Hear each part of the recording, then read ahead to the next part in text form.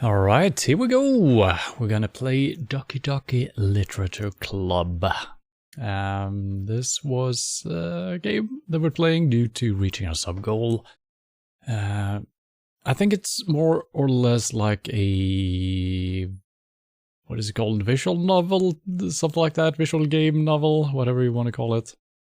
A lot of reading, and there's probably gonna be stuff happening that we're not expecting. I've never seen any gameplay really from it, but it seems like a cute game on the surface, but I think there's more stuff behind the scenes. And it's also tagged as a horror game on Twitch, so we'll see.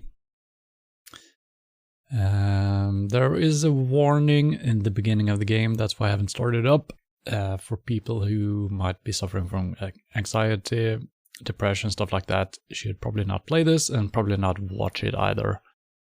So fair warning, if you're easily affected by things, maybe don't watch the stream, I guess, or play the game for that matter. It's going to be a warning hopefully when we start it up. I don't know if it's just the first time that I started the game up. I just started up, see so everything worked. But yeah. Other than that, let's just go, I guess.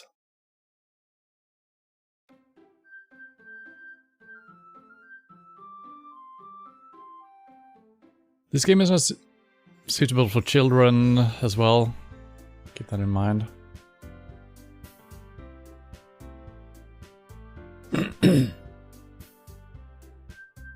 Well, it's very cute so far, you know. I'm gonna turn the music volume up a little bit.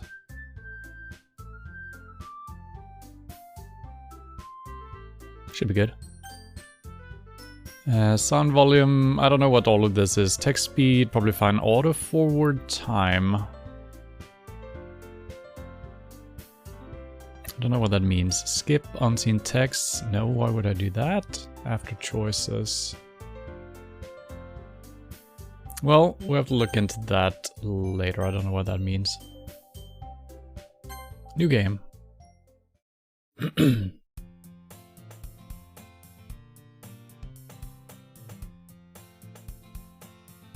didn't get to name myself. Maybe we will do that later. When I started up before, I think I got to name myself. Maybe it's just gonna be question marks all through the game. We'll see.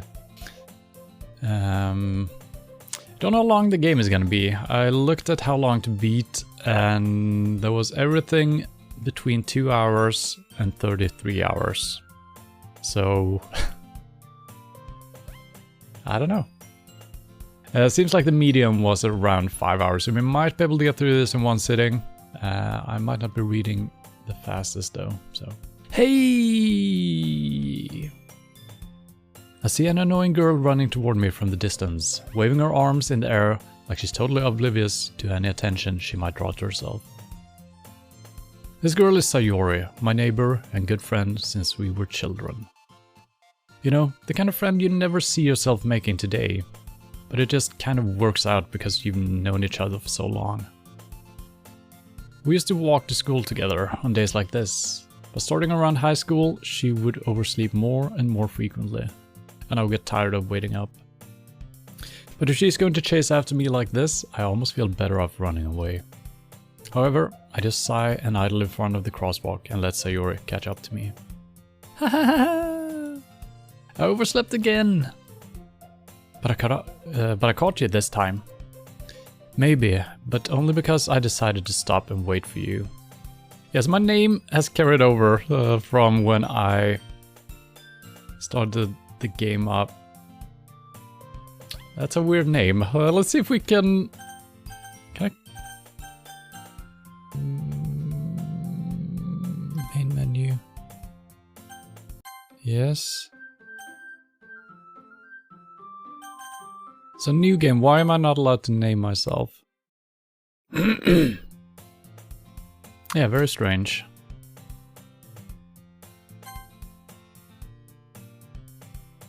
Well, I guess we will just be called Rare. It's very strange that that wouldn't reset when you click new game. I haven't even made a save. Maybe that's the problem. It could be, actually. So let's just do an empty slot somewhere. Is that saved now?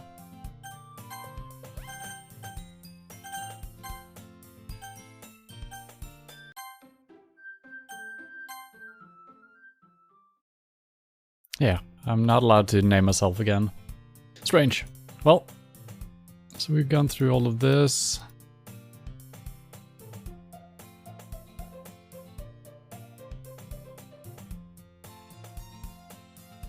You say that like you were thinking about ignoring me. That's mean, Rare. Well, if people stare at you for acting weird, and then I don't want them to think we're a couple or something. Fine, fine. But you did wait for me after all. I guess you don't have it in you to be mean, even if you want to. Whatever you say, Sayori. Hello, level 1. Thank you for hosting. You went from a killer to a schoolgirl. I've always been a schoolgirl, even in PUBG.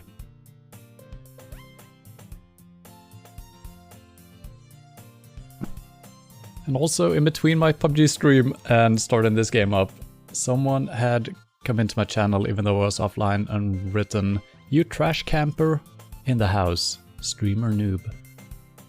So that's nice, coming back to my stream to that. I don't know which guy that might have been. Hopefully it's named the same thing in the game. I can figure out who that was. We cross the street together and make our way to school. As we draw near, the streets become increasingly speckled with other students making their daily commute. By the way, Rare, have you decided on a club to join yet? A club? I told you already, I'm really not interested in joining any clubs. I haven't been looking either. That's not true. You told me you would join a club this year. Did I? I'm sure it's possible that I did, in one of our many conversations where I dismissively go along with whatever she's going on about. Sayori likes to worry a little bit too much about me, when I'm perfectly content just sitting by, getting by on the average while spending my free time on games and anime, like so many other. Usually I come back me saying laters when you go offline when I'm downstairs. Also, is this the free version or plus? I have no idea. I have absolutely no idea.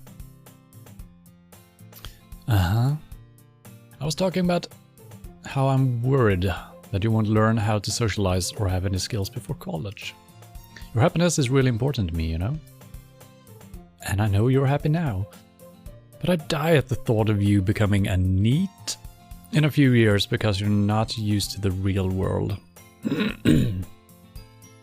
What is a NEET?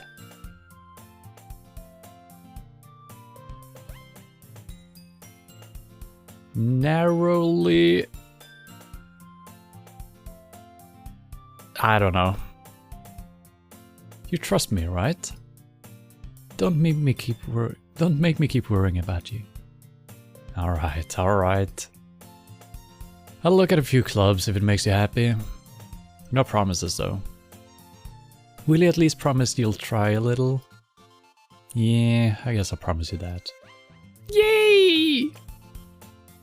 Why did I let myself get lectured by such a carefree girl? Okay. It's kind of interesting because of me realizing that the game was named or tagged horror game in the Twitch genres. And I've heard that there are some twists and turns. When our character said that this girl just kept oversleeping and oversleeping, I thought she had a depression. But she's just carefree. She doesn't care about anything, so she probably doesn't even care about school, but she seems to care about us getting into a club, because that's important for some reason. NEET, an acronym for Not in Education, Employment or Training. Really? Refers to a person who is unemployed or not receiving an education or location. I've never heard that expression. Well, good thing we can learn a couple of things. More than that, I'm surprised I even let myself relent to her.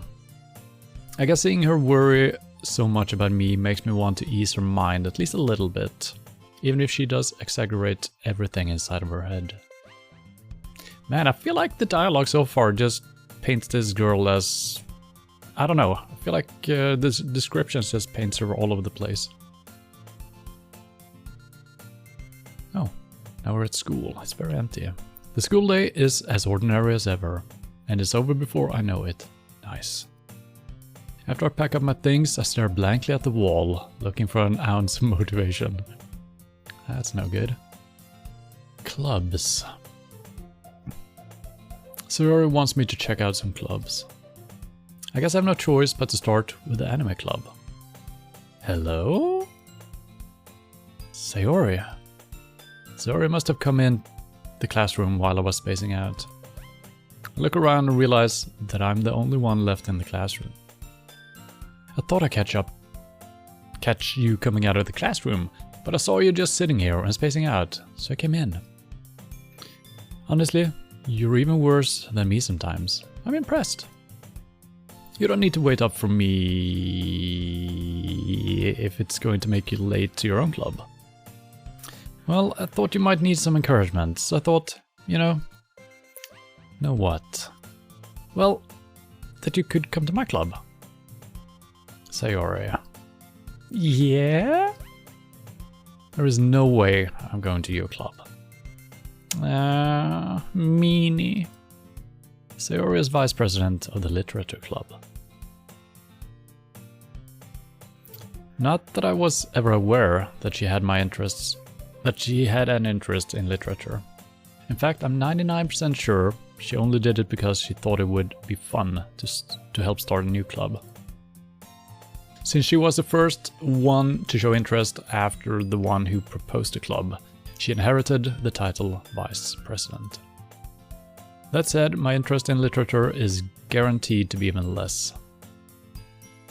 Yeah, I'm going to the anime club. Come on, please! Why do you care so much anyway? Well, I kind of told the club yesterday I would bring in a new member. And Natsuki made cupcakes and everything. Don't make promises you can't keep. She's trying to get you laid. What? What the heck?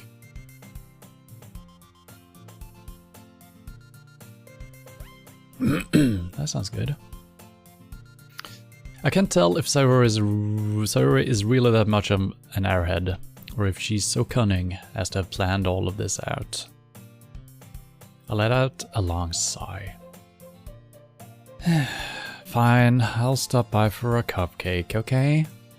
Yay, let's go! And thus, today marks the day I sold my soul for a cupcake.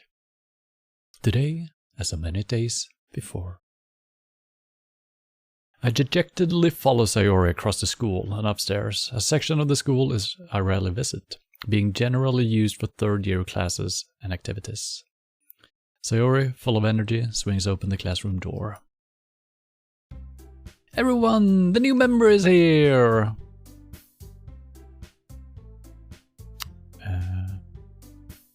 Hello? Anyone? I told you! Don't call me a new member. Oh yeah. I glance around the room. Oh, there are people. Girl 1. Welcome to the literature club. It's a pleasure meeting you. Sayori always says nice things about you. Girl 2. Seriously? You brought a boy? Oh, we're playing as a boy. I didn't know. I thought we were a girl as well. Oh, this could be interesting then. It could have been interesting the other way around as well, I guess. Way to kill the atmosphere. That's a rude attitude. Somehow I find my mouse cursor right there. I don't know why. Girl 3. Ah, Rare! What a nice surprise. I didn't mean to name myself Rare. I couldn't change the name after I just tried the game out for 2 seconds before. There was no naming once we started up again, so we're called a Rare. Ah, Rare, what a nice surprise. Welcome to the club. All words escape me in this situation. This club is full of incredibly cute girls. What are you looking at?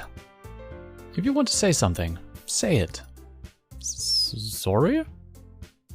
Natsuki. The girl with the sour attitude, whose name is apparently Natsuki, is one I don't recognize.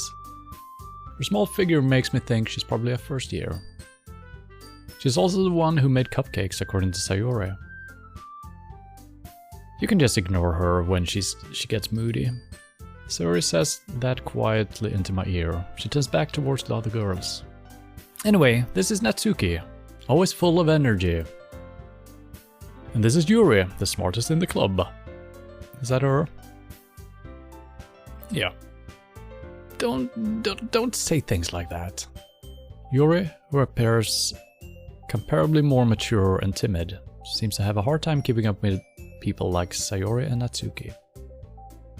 Ah, well, it's nice to meet both of you.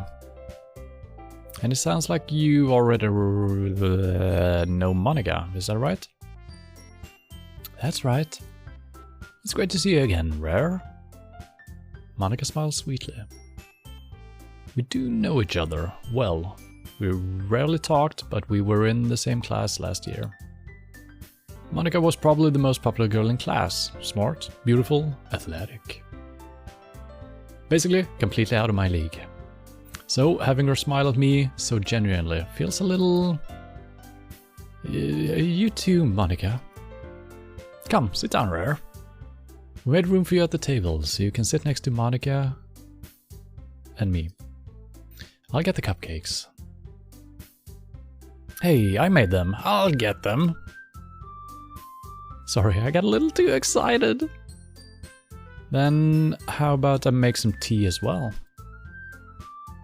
The girls have a few desks arranged to form a table.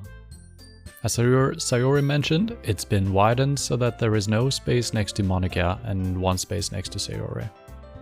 There is one space next to Monica and one space next to Sayori, I see. Natsuki and Yuri walk over to the corner of the room, where Natsuki grabs a wrapped tray and Yuri opens the closet. Still feeling awkward, I take a seat next to Sayori. Natsuki proudly marches back to the table, tray in hand. Okay, are you ready? Ta-da! Oh, wow! Natsuki lifts the foil of the tray to reveal a dozen white, fluffy cupcakes, decorated to look like little cats. The whiskers are drawn with icing, and little pieces of chocolate were used to make ears. So cute! I had no idea you were so good at baking, Natsuki. Well, you know. Just hurry and take one. Sayori grabs one first, then Monica. I follow. It's delicious! Sayori talks with a mouth full and has already managed to get icing on her face. I turn the cupcake around in my fingers, looking for the best angle to take a bite. Natsuki is quiet. I can't help but notice her sneaking glances in my direction. Is she waiting for me to take a bite? I finally bite down. The icing is sweet and full of flavor. I wonder if she made it herself. This is really good. Thank you, Natsuki. Why are you thanking me? It's not like I... Haven't I heard this somewhere else before?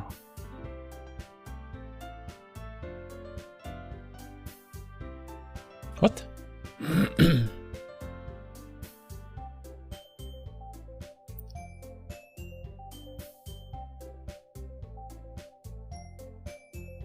Alright, gonna do an alien isolation with muted colors. Nice. I hopefully find a lot so both you and the stream have the same color scheme. Made them for you or anything? Did I miss something before? Has she said that before? Or has someone else said something maybe? Or are we just having a deja vu from a time before the game. I thought you technically did. Sayori said... Well, maybe. But not for, you know, you, dummy. Alright, alright. I gave up on Natsuki's weird logic and dismissed the conversation. Yuri returns to the table, carrying a tea set. She carefully places a teacup in front of each of us before setting down the teapot next to the cupcake tray. You keep a whole tea set in this classroom? Don't worry, the teachers gave us permission. After all, doesn't a hot cup of tea help you enjoy a good book? I guess. Don't let yourself get intimidated. Yuri's just trying to impress you. That's not... Insulted, Yuri looks away. I mean that, you know...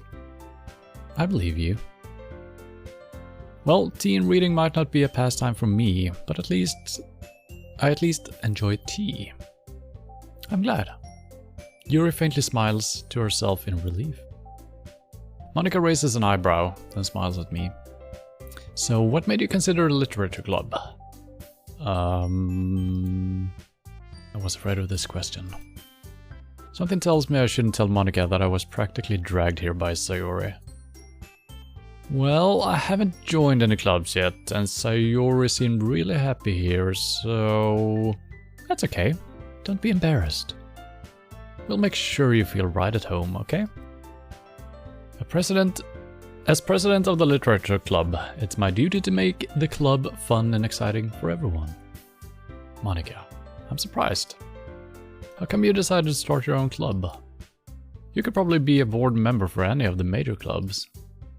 Weren't you a leader of the debate club last year? Aha, well, you know... To be honest, I can't stand all of the politics around the major clubs. It feels like nothing but arguing about the budget and publicity and how to prepare for events. I'd much rather take something I personally enjoy and make something special out of it. And if it encourages others to get into literature, then I'm fulfilling that dream. Monika really is a great leader. Yuri nods in agreement. Then I'm surprised there aren't more people in this club yet. It must be hard to start a new club. You could put it that way. Not many people are very interested in putting out all the effort to start something brand new. Especially when it's something that doesn't grab your attention, like literature. You have to work hard to convince people that you're both fun and worthwhile. You have to work hard to convince people that you're both fun and worthwhile.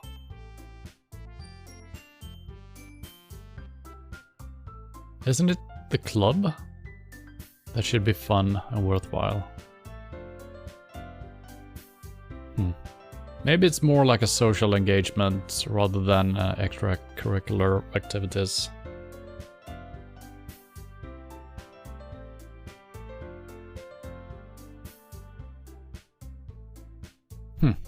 Well, but it makes school events like the festival that much more important. I'm confident that we can all really grow this club before we graduate. Right, everyone? Yeah! We'll do our best. You know it. Everyone enthusiastically agrees. Such different girls, all interested in the same goal. Monika must have worked really hard just to find these three. Maybe that's why they're all so delighted by the idea of a new member joining. Though I still don't really know if I can keep up with their level of enthusiasm about literature. So rare. What kinds of things do you like to read? Well, considering how little I've read these past few years, I don't really have a good way of answering that. Manga? I mutter quietly to myself, half joking. Natsuki's head suddenly perks up. It looks like she wants to say something, but she keeps quiet. Not much of a reader, I guess. Well, that can change. What am I saying? I spoke without thinking after seeing Yuri's sad smile. Anyway, what about you, Yuri? Well, let's see. Yuri traces the rim of her teacup with her finger. My favorites are usually novels that build deep and complex fantasy worlds. The level of creativity and craftsmanship behind them is amazing to me. And telling a good story in such a foreign world is equally impressive. Yuri goes on, clearly passionate about her reading. She seemed so reserved and timid since the moment I walked in, but it's obvious by the way her eyes light up that she finds comfort in the world of books, not people. But you know, I like a lot of things. Stories with deep psychological elements usually immerse me as well. Isn't it amazing how a writer can so deliberately take advantage of your own lack of imagination to completely throw you for a loop? Anyway, I've been reading a lot of horror lately. I read a horror book once. I desperately grasp something I can relate to at the minimal level. At this rate, Yuri might as well be having a conversation with a rock. Really? I wouldn't have expected that, Yuri. For someone as gentle as you, I guess you could say that. But if a story makes me think, or takes me to another world, then I really can't put it down. Surreal horror is often very successful at changing the way you look at the world, if only for a brief moment. Ugh, I hate horror. Oh, why is that? Well, Natsuki's eyes dart over to me for a split second. Never mind. That's right, you usually like to write about cute things, don't you, Natsuki? What? What gives you that idea? You left a piece of scrap paper behind last club meeting. It looked like you were working on a poem called "Don't Say It Out Loud." And give that back. Fine. Your cupcakes, your poems. Everything you do is just as cute as you are. Sayori sidles up behind Natsuki and puts her hands on her shoulders. I'm not cute! Natsuki, you write your own poems. Well, I guess sometimes. Why do you care? I think that's impressive. Why don't you share them sometime? No. Natsuki averts her eyes. You wouldn't like them. Not a very confident writer yet. I understand how Natsuki feels. Sharing that level of writing takes more than just confidence. The truest form of writing is writing to oneself. You must be willing to open up to your readers, exposing your vulnerabilities and showing even the deepest reaches of your heart. Do you have writing experience too, Yuri? Maybe if you share some of your work, you can set an example and help Natsuki feel comfortable enough to share hers. I guess it's the same for Yuri.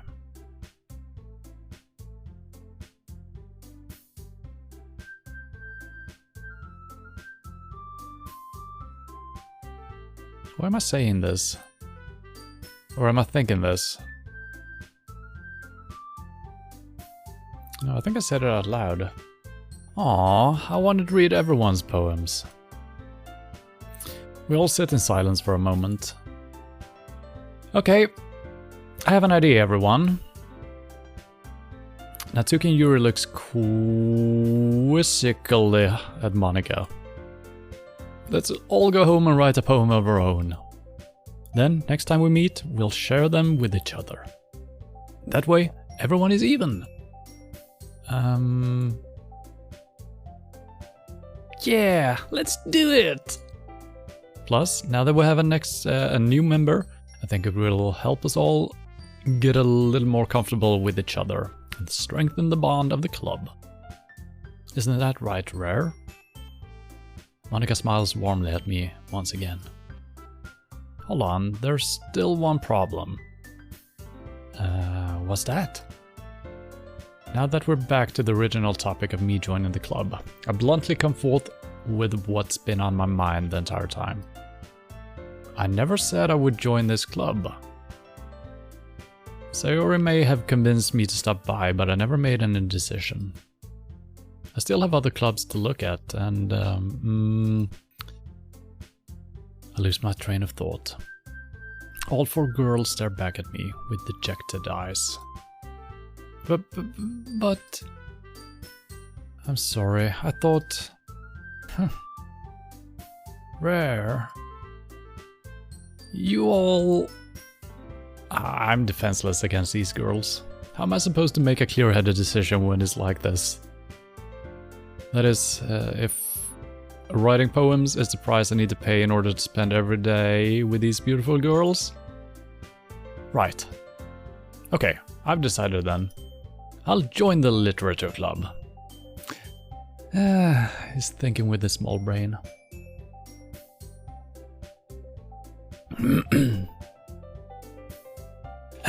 So which is your favorite waifu so far?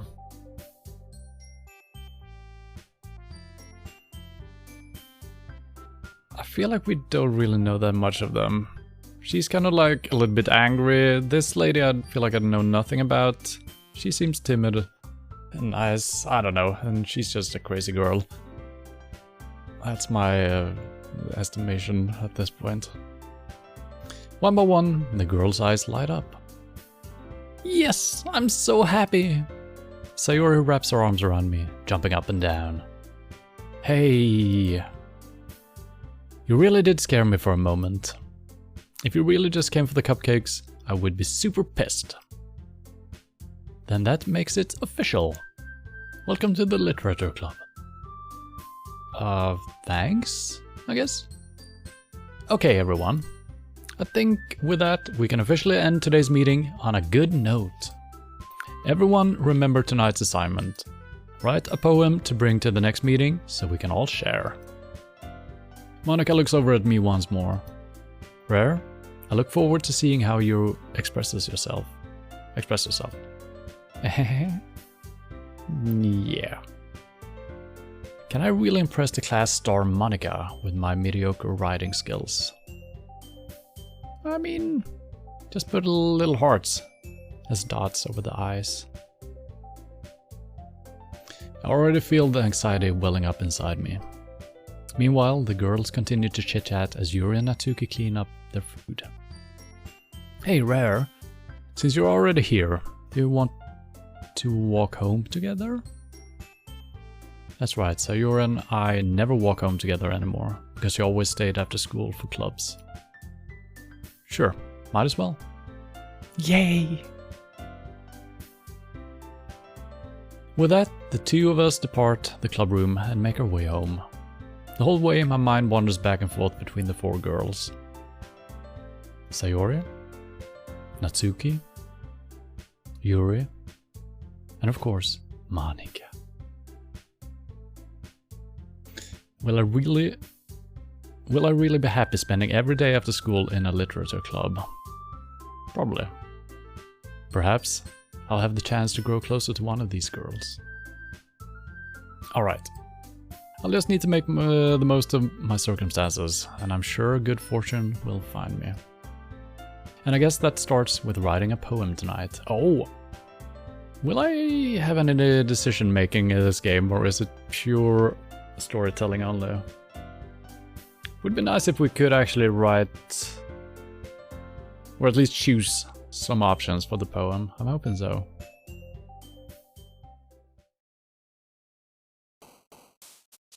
Okay, it's time to write a poem. Pick words you think your favorite club member will like.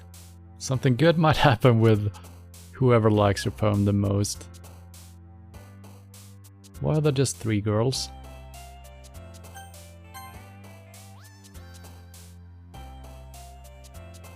Oh, the president is not here, is she? What was her name? Monica? So I wonder if this... we'll see.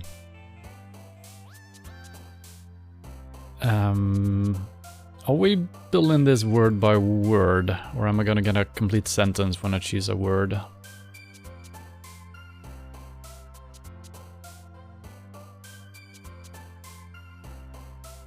I think we should not go too dark.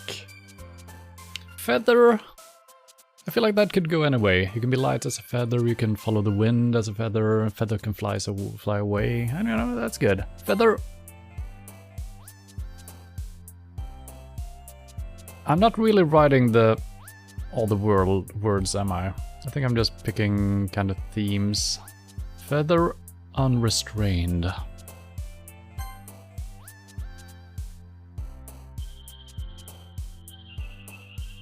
I'm trying to build a sentence here. I don't know if that's what I'm supposed to do. I don't think so. Feather unrestrained. Hope. I think we're just picking themes, right?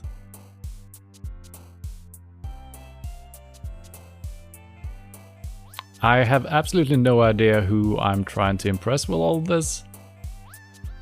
I guess...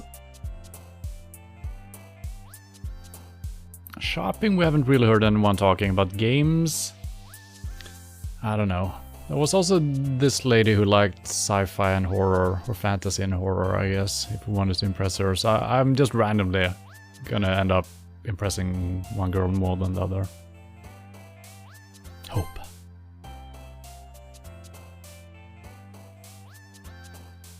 Melody.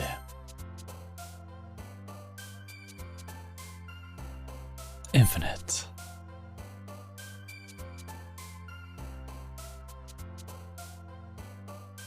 Essence.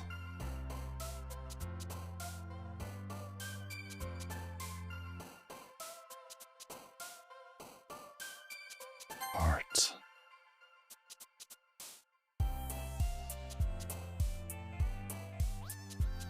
Bliss.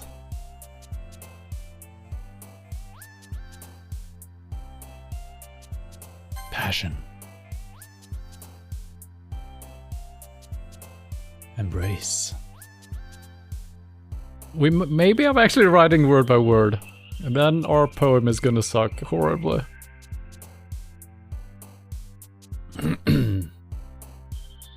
Vibrant. Sensation.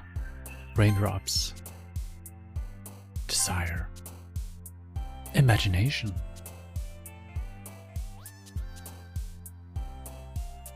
Warm. Waterfall. Clouds. Memories. Destiny.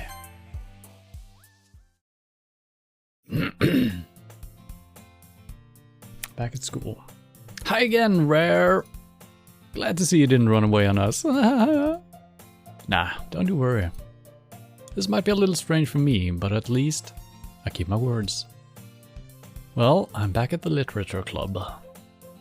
I was the last to come in, so everyone else is already hanging out. Thanks for keeping your promise, Rare. I hope this isn't too overwhelming of a commitment for you. Making you dive headfirst into literature when you're not accustomed to it. Aw, come on, like he deserves any slack. Sayori told me you didn't even want to join any clubs this year. And last year too. I don't know if you plan to just come here and hang out or what. But if you don't take us seriously, then you won't see the end of it. Natsuki, you certainly have a big mouth for someone who keeps her manga collection in the club room.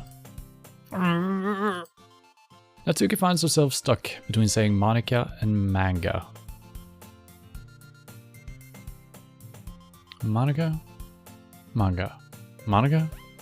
Yeah.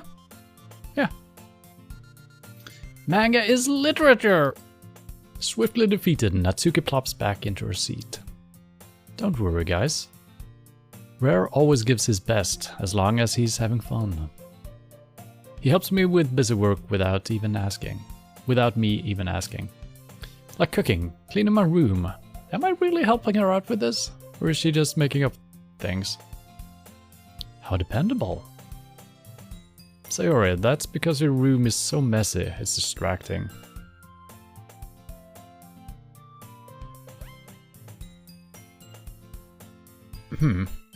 Once again, I feel like the information we're getting about this girl just goes all over the place, because it seemed like we didn't want to hang out with her and we didn't do that anymore, but sometimes we walked to school together because we were just friends once. But now it actually seems like we're hanging out, and I'm also, cleaning her freaking room. I guess the friendship is bigger than I interpreted it as. And you almost set your house on fire once. Is that so? You two are really good friends, aren't you? I might be a little jealous. How come? You and Rare can become good friends too. Sayori? Huh? As usual, Sayori seems oblivious to the weird situation she just put me into. Uh-oh, Yuri even brought you something today, you know? Wait, Sayori... me? Not really. Don't be shy. It's really nothing. What is it? Never mind. Sayori made it sound like a big deal when it's really not. What do I do? I'm sorry, Yuri, I wasn't thinking. I guess that means it's up to me to rescue the situation. Hey, don't worry about it. First of all, I wasn't expecting anything in the first place. So any nice gesture from you is a pleasant surprise. It'll make me happy no matter what.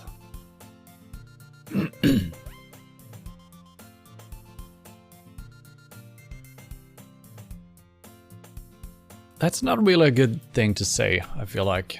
Because now, if she gives me something that I'm actually excited about and I just say, oh, that's really nice, she's gonna think I'm just playing nice because of the situation.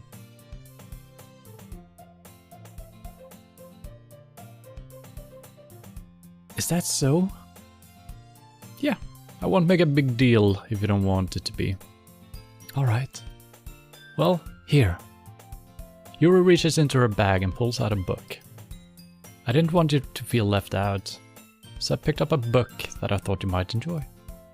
It's a short read, so it should keep your attention, even if you don't usually read. And we could, you know, discuss it if you wanted. This is... How is this girl accidentally being so cute? She even picked out a book she thinks I like, despite me not reading much. Yuri, thank you! I'll definitely read this. I enthusiastically take the book. Phew. Well, you can read it at your own pace. I look forward to hearing what you think. Now that everyone's settled in, I expected Monika to kick off some scheduled activities for the club. But that doesn't seem to be the case. Sayori and Monika are having a cheery conversation in the corner. Yuri's face is already buried in a book. I can't help but notice her intense expression, like she's waiting for this chance. Meanwhile, Natsuki is rummaging around in the closet. Man, it looks like no one wants to be bothered today. I slump down into the nearest desk. How am I supposed to occupy myself with something literature related by myself like this? I guess I could always read some of the books Yuri gave me. Read some of the book, I'm sorry. But I'm feeling a little bit too tired to read. I could probably fall asleep right now. I close my eyes, end up listening in on Sayori's conversation with Monika. We're probably gonna seem really lame compared to all the other clubs, though. Well, we can't give up. The festival is our chance to show everyone that literature is all about what literature is all about, I think it said. The problem is that the idea of a literature club sounds too dense and intellectual. But it's not like that at all, you know? We just need a way of showing that to everyone. Something that speaks to their creative minds. That doesn't solve the problem though. What do you mean? Even if we come up with the most fun thing ever, nobody will come in the first place if it's a literature event. So it's more important to figure out how to get people to show up in the first place, you know? And after they come, we can do the thing to speak to their creative minds. What's this? Sayori is taking this really seriously. It's rare to hear her deliberating like this. Huh, that's a good point. In that case, do you think food will do the trick? What kind? Well, I guess we could... Cupcakes! Aha, good thinking. Natsuki would love to do that. Ah, you're right. Natsuki makes the best cupcakes. That works out perfectly. That wasn't why you suggested it.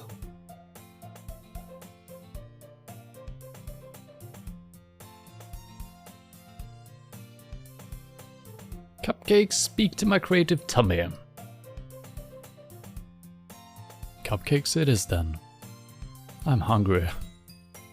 Anyway, we still need to work on the details of the event itself. I find myself smiling. In the end, Sayori is still her usual self. But therein lies the unexpected reason I admire her. Unlike me, who has trouble finding any motivation at all, Sayori can put her mind to things and make them come to life. I suppose that's why I end up letting her get on my case about things. I can't help but wonder what it would be like to see the world through her eyes. What? I open my eyes to find Sayori's face filling my vision. I nearly fall out of my chair. Sorry. Wait. Actually, I'm not sorry at all. It's your fault for sleeping like that. This isn't the napping club. Oh, I thought I joined the napping club.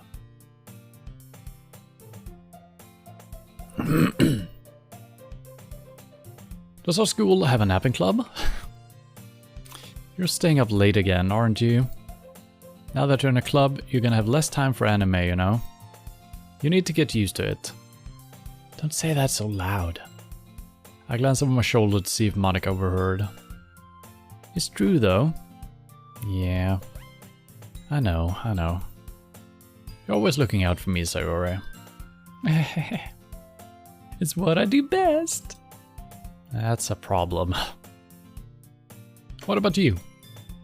You look out for me better than you look out for yourself. You're still oversleeping every day, aren't you? Not every day.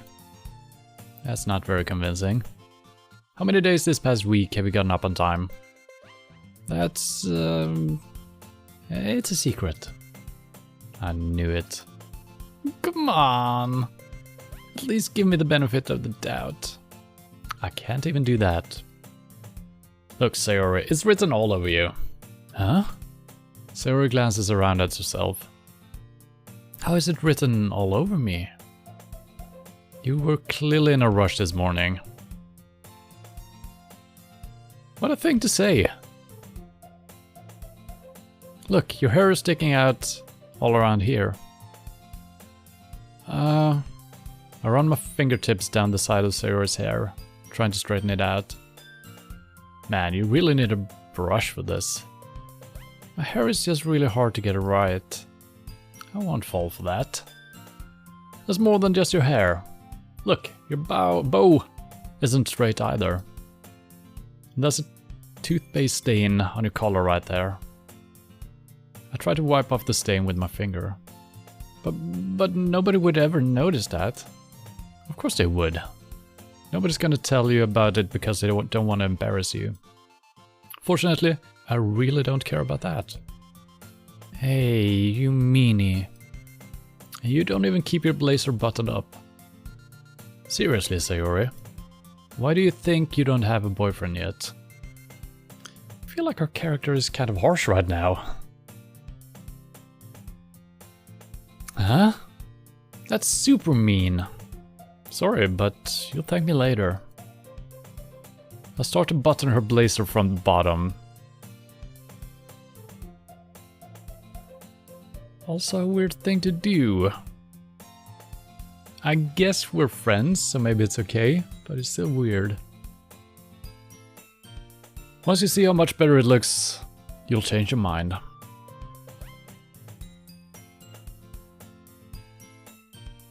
Okay. Well, that's a good picture for me to go grab some coffee. Be right back.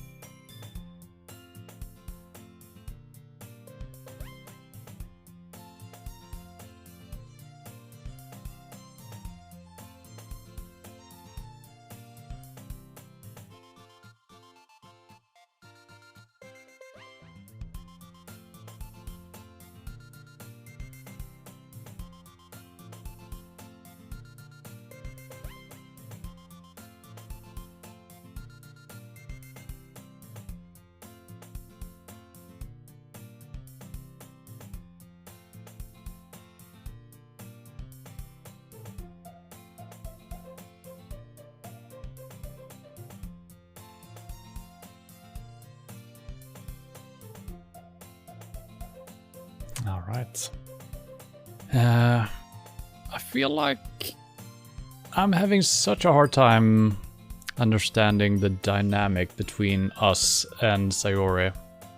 I feel like every single dialogue, every single thing we do just changes the way the relationship seemed to be. It's very strange. I feel like our character is just taking her for granted and he doesn't really want to hang out with her, but he does because of reasons, just to be above her or something. It's very strange. I might be reading too much into that, I don't know. This is so funny. What is? Well, I was just thinking about how weird it is to have a friend who does these kind of things. Don't say that. You'll make me feel weird about it, stupid. Yeah, you should. It's okay though. I'm happy we're like this. Aren't you? I guess. Hey, be careful. The button might come off. Why is this one so hard to close? Is it the top one? I struggle to fully close the button near her chest. Does this thing even fit you properly? It did when I bought it. If you ever buttoned it, you would have noticed sooner that it doesn't fit you anymore. What are you smiling about? It means my boobs got bigger again. Don't say that out loud. Anyway, you look much better now, so... Why does it feel strange to see Sayori's blazer button up like that? But it's so stuffy. Ugh.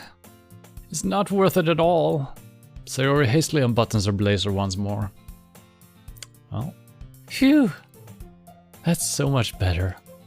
Sayori puts her arms out and twirls around. So if I keep it unbuttoned then, I won't get a boyfriend, right? What kind of logic is that? And why are you saying that like it's a good thing?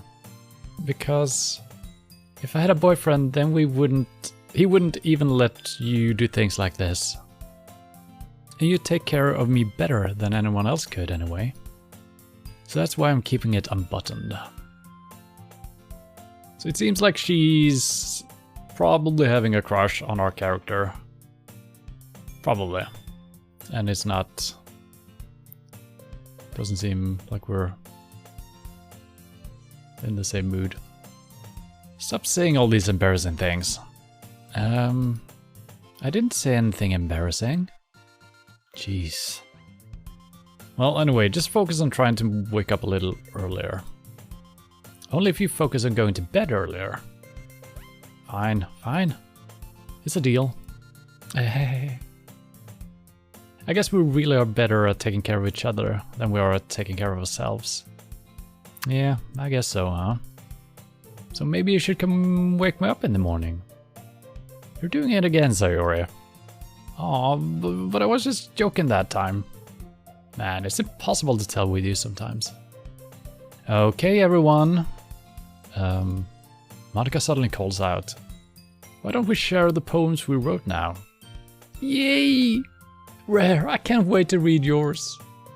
Yeah, same. I failed to sound enthusiastic, but Sayori still trots away to retrieve her poem. By the way, did you remember to write a poem last night? Yeah. My relaxation ends. I can't believe I agreed to do something so embarrassing. I couldn't really find much inspiration, since I never really done this before. Well, now that everyone's ready, why don't you find someone to share with? I can't wait. Sayori and Monica enthusiastically pull out their poems. Sayori's is on a wrinkled sheet of loose leaf torn from a spiral notebook. On the other hand, Monica wrote hers in a composition notebook. I can already see Monica's pristine handwriting from where I sit. Natsuki and Yuri reluctantly comply as well, reaching into their bags. I do the same myself. Alright, it's poem time. Who should I show my poem to first?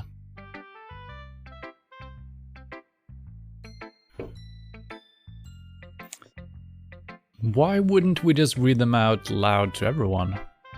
I guess we're just exchanging with someone. We read theirs, they read ours.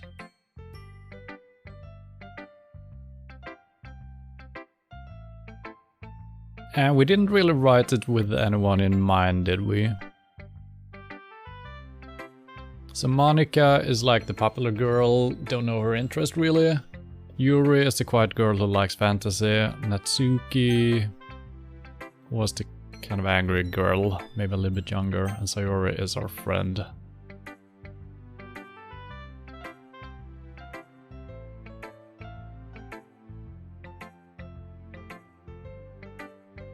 I mean, it makes sense if we would share it with Sayori first, since we are friends. But then we might be playing into her thinking more of it than it is, right? Don't know how much this matters, but let's go with Natsuki. I feel like we gotta break the ice here, so...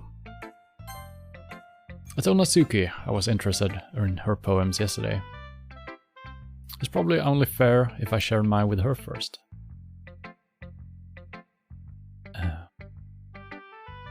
Yeah. Well, it's about what I expected from someone like you. That's a little blunt. Well, excuse me. It's not like I said it was bad. It just didn't evoke any emotions. So basically, it's not cute enough for your tastes. Do you want to get smacked? I'll pass. Well, anyway, I guess I need to show you mine. Not that you like it. Eagles can fly. Is that the title or is that just the first sentence? I don't know. Okay, it's the title. Monkeys can climb. Crickets can leap. Horses can race. Owls can seek. Cheetahs can run. Eagles can fly. People can try, but that's about it. Very fitting music.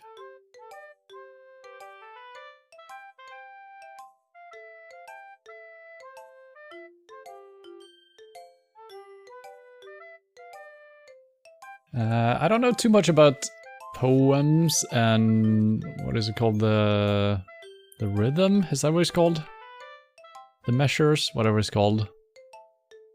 But how does this work?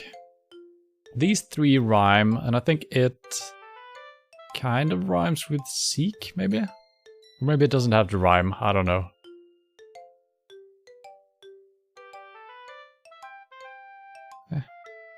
Wasn't very good, I gotta say. Yeah. I told you that you weren't gonna like it. I like it. What? Just be honest. I am. Why are you so convinced that I wouldn't like it? Well, because everyone in high school thinks that writing has to be all sophisticated and stuff. So people don't even take my writing seriously. But isn't the point of poems for people to express themselves? Your writing style wouldn't make your message any less valid. Yes, exactly. I like when it's easy to read, but it hits you hard. Like in this poem. Seeing everyone around you do great things can be really disheartening. So I decided to write about it. Yeah, I understand. Yeah. But the other nice thing about simple writing is that it puts more weight on the wordplay. Like I set up for a rhyme at the end, but then made it fall flat on purpose. Okay. It helps bring out the feeling in the last line. So you did. I guess more went into that than I realized. That's what it means to be a pro. I'm glad you learned something. Didn't expect that from the youngest one here, did you? Yeah, I guess not. I decided to humor her with that last comment. I don't really care how old everyone is, but if Natsuki is feeling proud, then I won't take that away from her. Alright, let's go with Sayori. We haven't seen our own poem yet, unless it actually became exactly what we picked in that order. Then it's just a word jumble, bumble, mumble thing. Oh my goodness. This is so good, Rare. I love it. I had no idea you were such a good writer. Sayori, you must be seriously overreacting. I'm not a good writer at all. I honestly have no idea what I'm doing. Well, maybe that's why. Because I have no idea what I like either. Haha. Jeez. I'm sure Yuri's opinion has to be a little more constructive than this. Are you sure you don't like it because I wrote it? Well, I'm sure that's part of it. I think I understand you better than a lot of other people, you know? So when I read your poem, it's not just a poem. It's a rare poem. And that makes it feel extra special. Like I can feel your feelings in it. Sayori hugs the sheet against her chest. You're so weird, Sayori. I'm really happy just that you wrote one. It just reminds me of how you're really a part of the club now. Not to mention the fact that I'm standing in front of you in the club room. Well, of course. I'm not really into it yet, but that doesn't mean I'll break my promise. See? It's like I said before, Rare. Deep down, you're not selfish at all, you know? Try new things like this for other people. That's something that only really good people do. Thank you, Sayori. I'm not sure if Sayori sees the full picture of my motive here. Then again, I can't deny that she's part of the reason I joined. Knowing how much this means to her and all. Yeah. And I'm gonna make sure you have lots of fun here, okay? That will be my way of thanking you. Alright, I'm going to hold you to that then. Yay! Now, you read my poem too, right? Don't worry, I'm really bad at this. We'll see about that. Dear Sunshine, the way you glow through my blinds in the morning, it makes me feel like you missed me.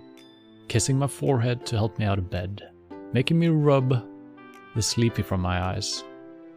Are you asking me to come out and play? Are you trusting me to wish away a rainy day? I look above, the sky is blue. It's a secret, but I trust you too. If it wasn't for you, I could sleep forever. But I'm not mad. I want breakfast. It started out kind of poetic and deep almost, and then it became a joke at the end.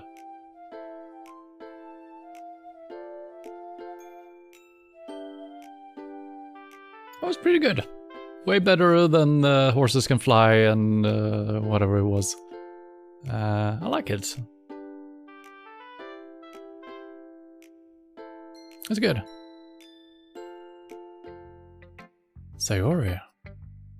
This is just a guess, but did you wait until this morning to write this? I'm also seeing almost as if we could be the sun in that poem. Maybe. No? Just a little bit. You can't answer just a little bit to a yes or no question. I forgot to do it last night. Well, at least that makes me feel a little better. At least that makes me feel a little better about myself. Don't be mean. Why didn't our character like the poem? It was good. I still tried my best. Yeah. I didn't mean to say that it was a bad poem. It came out nice, or how should I put it? It sounds just like you. Really? Yeah. Especially that last line. I made eggs and toast. Even though you were late to school, it's bad to skip breakfast. I get all cranky. Well, I guess there's no point in arguing. Anyway, thanks for showing me. Meh. It was so much fun. Monika's the best. Yeah. But next time, I won't forget. And I'm gonna write the best poem ever. Well, I guess I'll look forward to it. Alright, let's go with Monika. Hi, Rare. Having a good time so far? Oh yeah. Good, glad to hear it. By the way, since you're new and everything, if you ever have a suggestion for the club, like new activities or things we can do better, I'm always listening. Don't be afraid to bring it up, okay? Alright, I'll keep that in mind. Of course, I'll be afraid to bring things up. I'm much better off just going with the flow until I'm more settled in. Anyway, want to share a poem with me? It's kind of embarrassing, but I guess I have to. Don't worry, Rare. We're all a little bit embarrassed today, you know? But it's that sort of barrier that we'll all learn to get past soon. Yeah, that's true. I hand Monika my poem. I like this one. It makes me think of something Sayori would like. Is that so? You and Sayori are really good friends, right? I wouldn't be surprised if you had those sort of things in common. Well, we may be good friends, but Sayori and I are actually really different. Well, that may be the case. But maybe there are also some similarities that you wouldn't expect.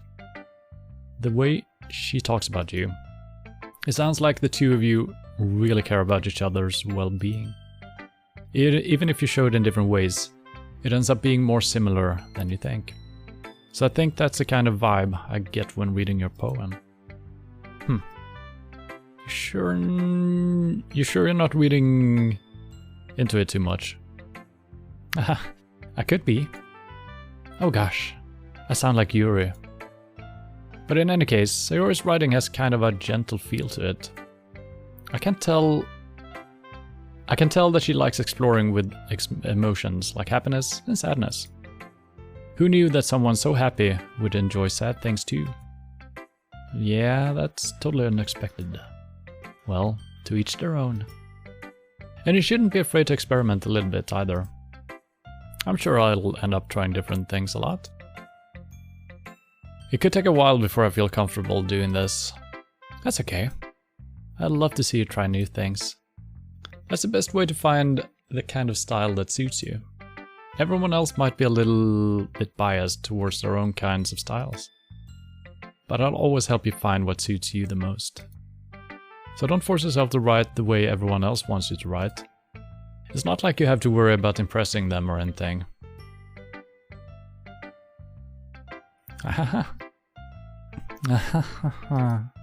Anyway, do you want to read my poem now?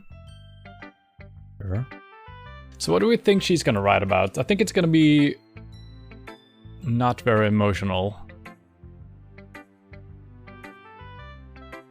Probably very flat and kind of trying to be very grown up-ish. Don't worry, I'm not very good. You sound pretty confident for someone who claims to not be very good. Well, that's because I have to sound confident. That doesn't mean I always feel that way, you know? I see. Well, let's read it. Hole in wall. It couldn't have been me. See, the directionless spackle protrudes. A noisy neighbor? An angry boyfriend? I'll never know. I wasn't home. I peer inside for a clue. No, I can't see. I reel, blind, like a film left out in the sun. But it's too late. My retinas, already scorched with a permanent copy of the meaningless image. It's just a little hole. It wasn't too bright. It was too deep. stretching forever into everything, a hole of infinite choices. I realize now that I wasn't looking in, I was looking out, and he, on the other side, was looking in.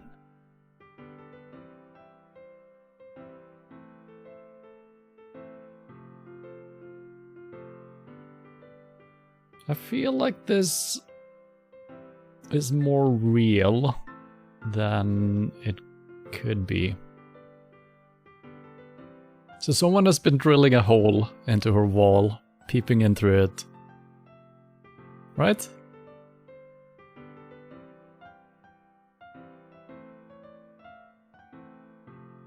Yeah. That's also pretty good. And like I expected, it wasn't too deep or too poetic, it's more very descriptive. But it also feels like she's really trying to tell something. That someone is spying on her. Is how I'm interpreting it.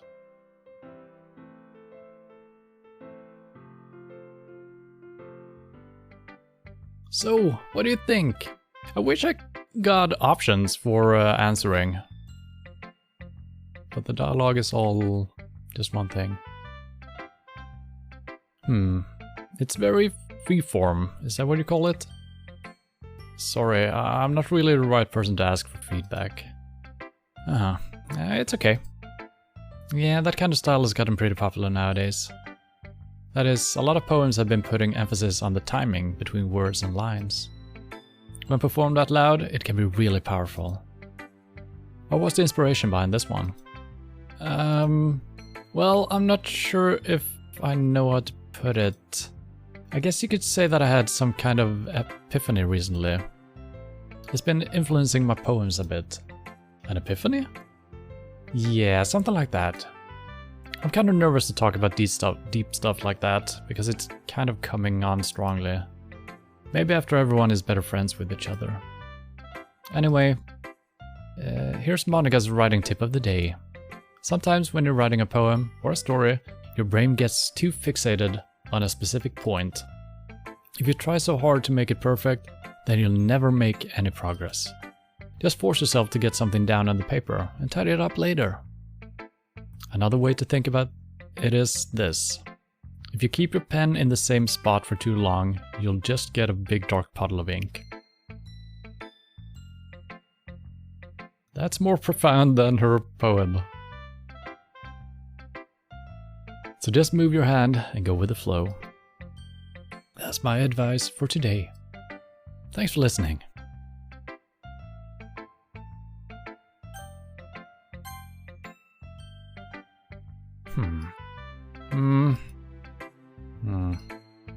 Yuri stares at the poem. A minute passes, more than enough time for her to finish reading. Oh. Sorry. I forgot to start speaking. It's fine. Don't force yourself. I'm not. I just need to put my thoughts into words. Hold on. Okay. This is your first time writing a poem, right? Yeah. Why do you ask?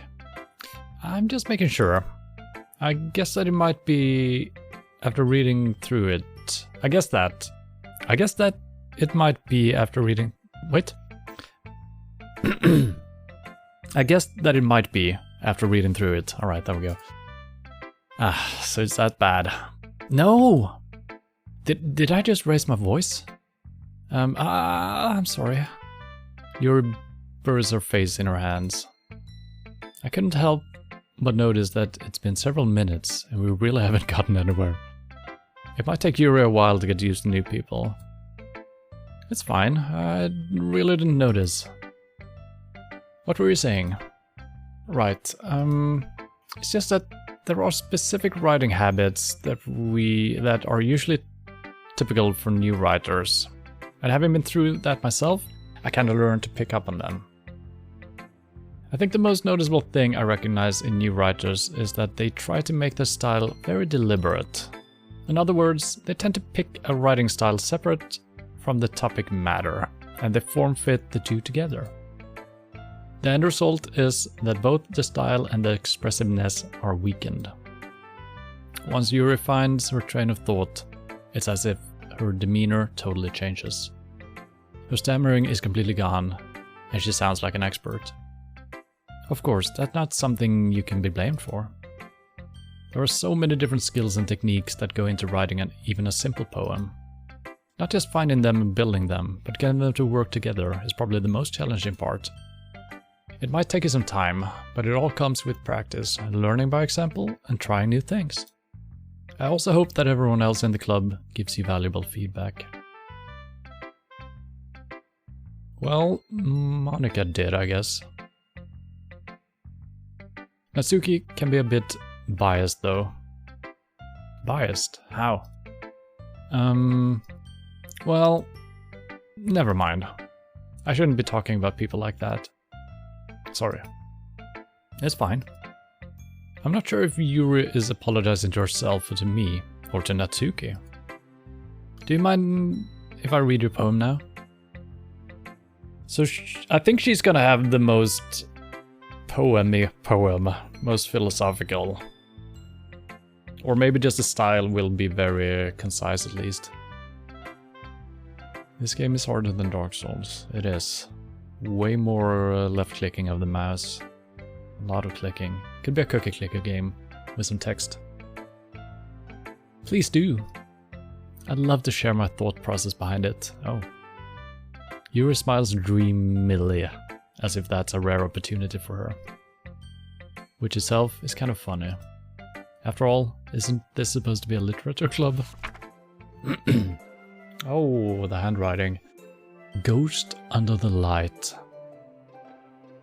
The tendrils of my hair illuminate beneath the amber glow. Bathing. Does it say bathing? Battling? Bathing? It must be this one. The last remaining streetlight to have withstood the test of time. The last yet to be replaced by the sickening blue-green hue of the future. I bathe. Calm breathing air of the present, but living in the past. The light flickers. I flicker back. Okay, I can press spacebar as well. Okay, I might try that. It's equally loud though. Left clicking and spacebar. They're the loudest keys around. Okay. I can kind of see this being her style. It wasn't as poetic as it's kind of philosophical, I guess. And it's kind of mysterious and almost fantastical somehow. At least, you know, thinking about present, future, and past, stuff like that. It's quite good. I feel like the poems have become better and better with each poem we read.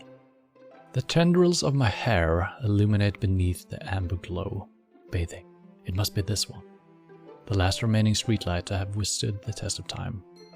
The last yet to be replaced by the sickening blue-green hue of the future. I bathe. Calm breathing air of the present, but living in the past. The light flickers, flicker back. Pretty good. I'm sorry I have such terrible handwriting. That was good. Kind of hard to read, but it was good. But then again, using mouse and keyboard hurts my hand. I'm surprised you didn't play with a controller, that one. That probably would work if I connect a controller, I think.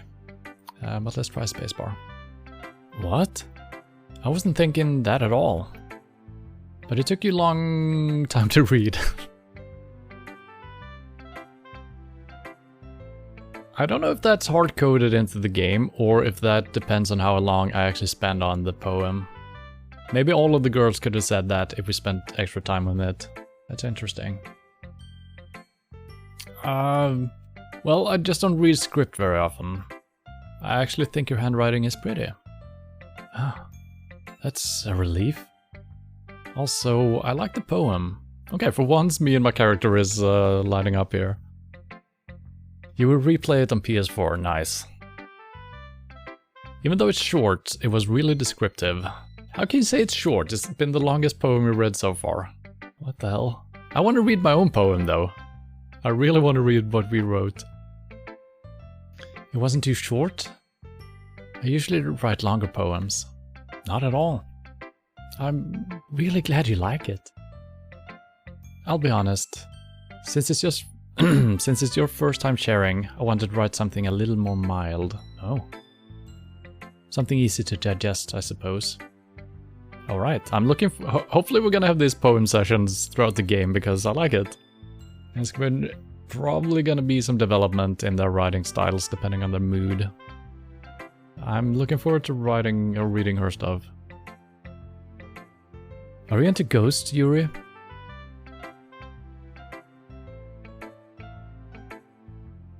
What type of question is that? Uh-huh. Actually, the story isn't about ghosts at all, Rare. Really? Okay, me and my character has just gone different ways. How did he read ghosts into that? I don't know. Really? I must have totally missed the point. Well, I suppose you did only glance over it after all. But remember that poets often express their own thoughts, feelings, and experiences in their work. They usually do more than tell a simple story or paint a picture. In this case, perhaps the subject of the poem is only being symbolically compared to a ghost. Lingering in her last remaining place of comfort, unable to let go of the past. And soon, to be left with nothing. That's a lot more solemn, putting it that way. I hadn't even thought of that. That's impressive. It's nothing, really. Well, it makes me happy you think that. Just remember that it won't be long before you pick up on these things too. Yeah, maybe you're right. I guess I have to keep trying. I'm counting on you. Whew. I guess that's everyone. I glanced around the room. That was a little more stressful than I anticipated. It's as if everyone is judging me for my mediocre writing abilities. Even if they're just being nice, there's no way my poem can stand up to theirs. This is a literature club after all. I sigh. I guess that's what I ended up getting myself into. Across the room, Sayori and Monika are happily chatting. My eyes land on Yuri and Natsuki. They gingerly exchange sheets of paper, sharing their respective poems. As they read in tandem, I watch each of their expressions change. Natsuki's eyebrows furrow in frustration. Meanwhile, Yuri smiles sadly. What's with this language? Did you say something? Oh, it's nothing. Natsuki dismissively returns the poem to the desk with one hand. I guess you could say it's fancy. Thanks. Yours is cute. Cute? Did you completely miss the symbolism or something? It's clearly about the feeling of giving up. How can that be cute? I know that. I just meant the language, I guess. I was trying to say something nice. You mean you have to try that hard to come up with something nice to say? Thanks, but it really didn't come out nice at all. Well, I do have a couple of suggestions. If I was looking for suggestions, I would have asked someone who actually liked it. That's not a good way of... That's not how feedback works.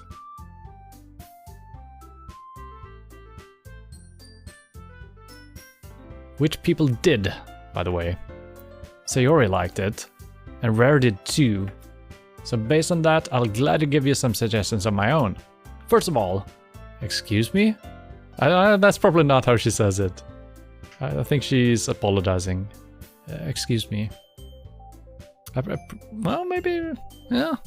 I don't know. I appreciate the offer, but I spent too long to establishing my writing style. I don't expect it to change anytime soon, unless of course I come across something particularly inspiring. Which I haven't yet. And Rare liked my poem too, you know. He even told me he was impressed by it. Natsuki suddenly stands up. The music disappeared. Is she gonna smack her in the face? Oh? I didn't realize you were so invested in trying to impress our new member, Yuri. Oh, music is back. Okay. Whew. That's not what I... You're just... Yuri stands up as well.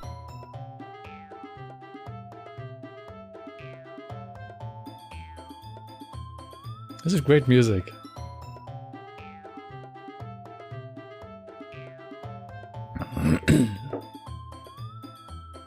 It was only a PC and Mac game until the re-release just came out. Xbox, Switch, and PlayStation. Yeah, good. Maybe you're just jealous that Rare appreciated my advice more than he appreciated yours. Ha! And how do you know he didn't appreciate my advice more? Are you that full of yourself? No. If I was full of myself, I would deliberately go out of my way to make everything I do overly cutesy. That's a remark. Is everyone okay? Well, you know what? I wasn't the one whose boobs magically grew a size bigger as soon as Rare started showing up.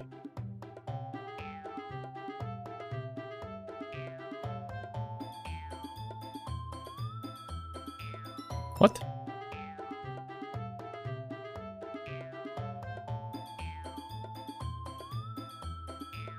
I don't know what they're getting at here. Is she just perking up, or is she actually putting stuff in her bra to make them look bigger or something? Or did she get a boob job? I don't know. Natsuki. Natsuki, that's a little... This doesn't involve you. I don't like fighting, guys. Suddenly both girls turn towards me, as if they just noticed I was standing there. Rare. She's just trying to make me look bad. That's not true. She started it. If she could get over herself and learn to appreciate the simple writing is more effective, then this wouldn't have happened in the first place. Why are they fighting? Push-up bra, yeah. Or padded bra. Yeah. I was mainly struggling with the sentence because she said magically. So I assumed it just happened like that, which was kind of confusing, but then I probably realized that it was for the... But this is the second meeting, isn't it? Yeah, I don't know. And maybe her boobs actually in the game did grow from the first couple of scenes, I don't know. But yeah, you're probably right. But why are they fighting? They're just giving critique on each other's poems. I guess maybe both of them. I'm just assuming that everyone is fighting over me, you know? That might not be the case. But it seems like we have potentially some choices to make, you know, so maybe it's everything is possible. Because it doesn't make any sense. Why not accept the feedback and try to use it to be constructive, you know? Then again, the critique wasn't bad. Then this wouldn't have happened in the first place. What's the point of making your poems all convoluted for no reason? The meaning should jump out at the reader, not force them to have to figure it out. I gotta be on Jura's side on this one. Help me explain that to her, Rur.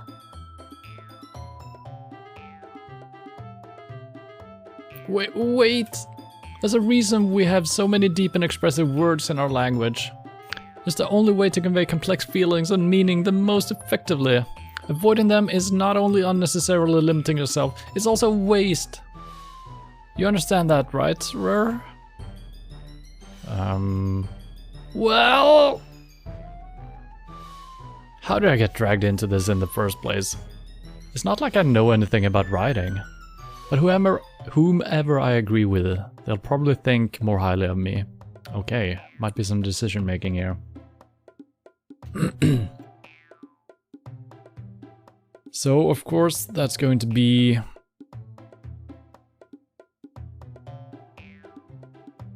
I mean, I actually agree with Yuri. I even said so before. Decisions. And hello, Galactic Jenga Blocks. That's a good name. I still don't understand why they're fighting, but I agree with Yuri, so... and I guess I could actually involve Sayori here again, but I'm gonna agree with Yuri.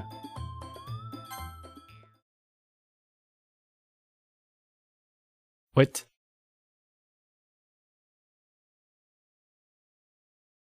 Didn't I click Yuri? Why does it... wait, what? Maybe we're just gonna talk to her.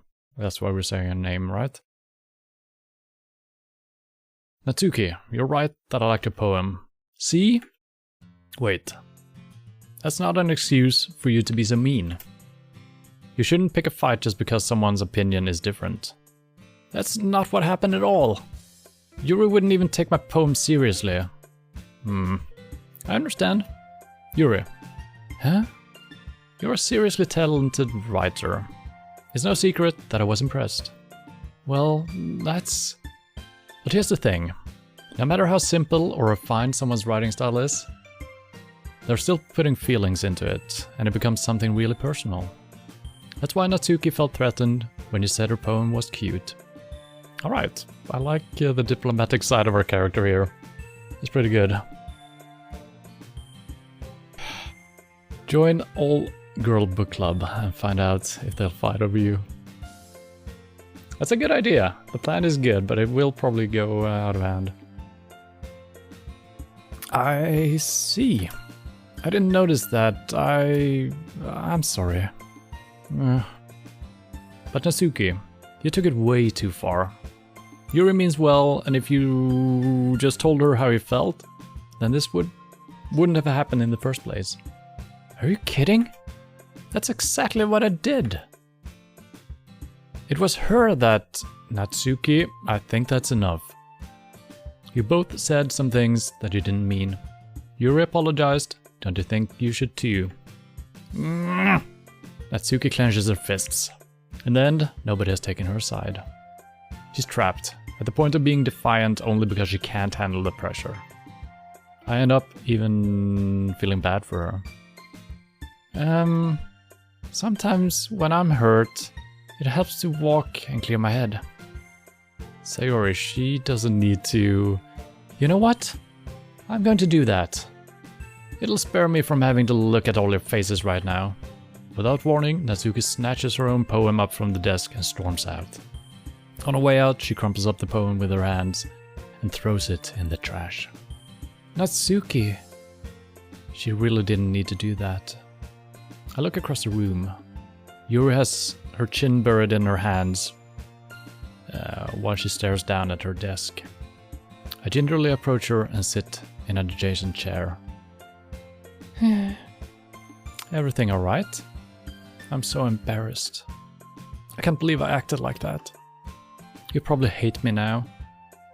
No, Yuri. How could anyone not have gotten frustrated after being treated like that? You handle it as well as anyone could. I don't think any less of you. Well, alright, I believe you. Thanks, Rare.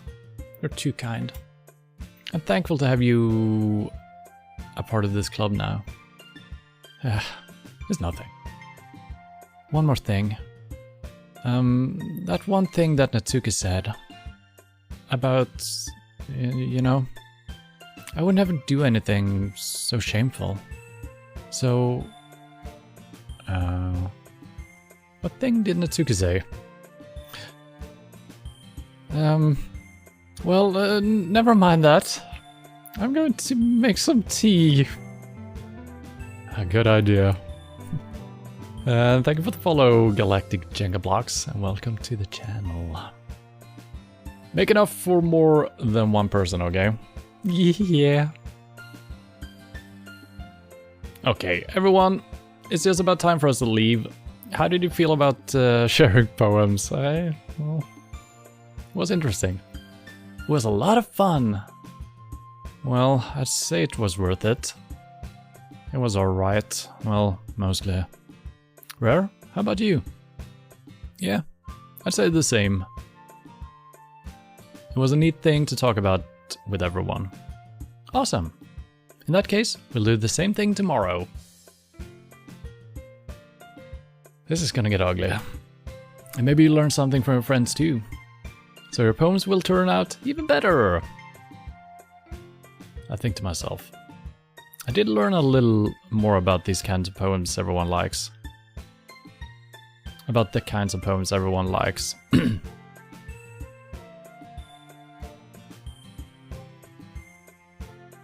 Yeah. So Natsuki, very childlike poems, very easy. But there was some kind of goal with them. She was actually being very literal. Well, whatever. Yuri, very philosophical, using words to describe something else. And Monica was also very... I feel like she's describing something real, even though she wouldn't admit it. She claimed it was very philosophical. I don't know about that. We're gonna have to wait and see for the next poem. And what's the last girl's name? Yeah. Hers was, according to the game, very rushed. I kind of liked it. And was a little surprising twist on the end, so that wasn't too bad either, actually. With any luck, that means I can at least do a better job impressing those I want to impress. I don't like that we have to do that. Why can't we just write a nice poem? And now to myself, with newfound determination. Rare? Sayori, that's the name. Ready to walk home? Sure, let's go. Sayori beams at me. It truly has been a while since Sayori and I have spent this much time together. I can't really say I'm not enjoying it either. Sayori, about what happened earlier. What do you mean? You know, between Yuri and Natsuki. Does that kind of thing happen often? No. That's really the first time I've seen them fight like that. I promise they're both wonderful people. You don't hate them, do you? No, I don't hate them. I just wanted your opinion, that's all. I can see why they'd make good friends with you. Phew. You know, Rare, it's nice that you get to spend time with...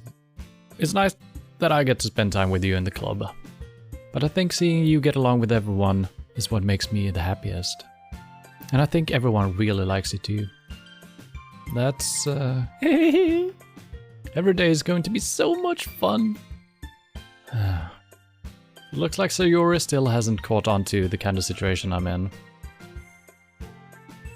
Sure, being friends with everyone is nice, but does it really need to stop there? Ooh la la. We'll just have to see what the future holds, Sayori. I pat Sayori on the shoulder. Oh no. I said that more to myself than to her, but it's easy to use Sayori as an internal monologue sometimes. Okay. Yeah. Let's do this.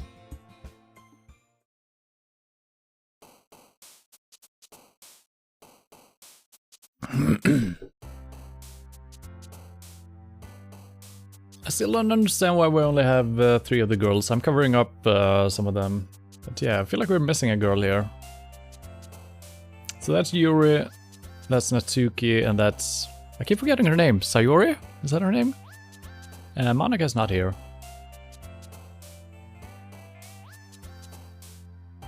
Okay, should we intentionally try to...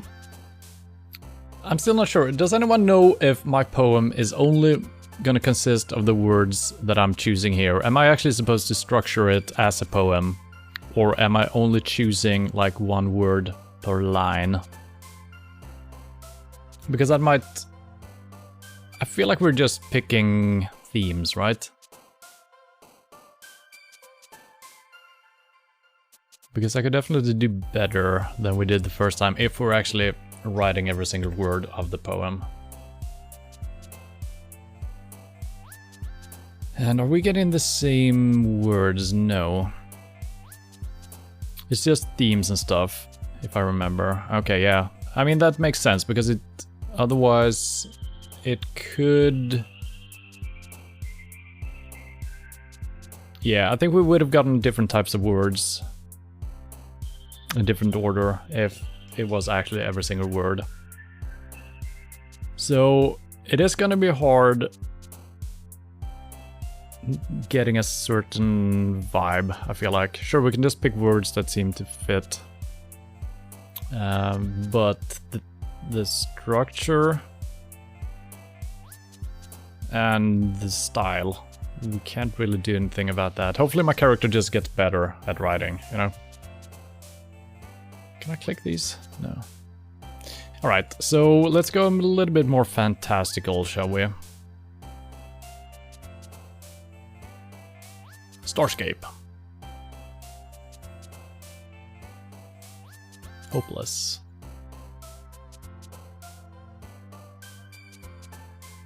Existence. Defeat. Sensation. Agonizing. We're going a little bit darker here, I feel like. I feel fantasy seems like a debate. It's too easy. But then we need to go a little bit lighter here again, I feel like. So passion, maybe. Doki Doki. What is Doki Doki? I have no idea. Name of the game, but I have no idea if that actually means something. Journey.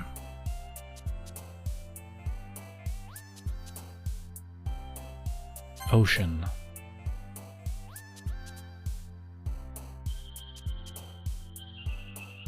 Whistle.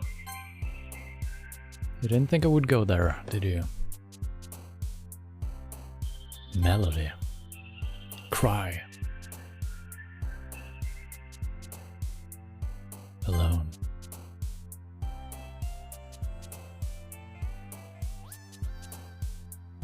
Portrait.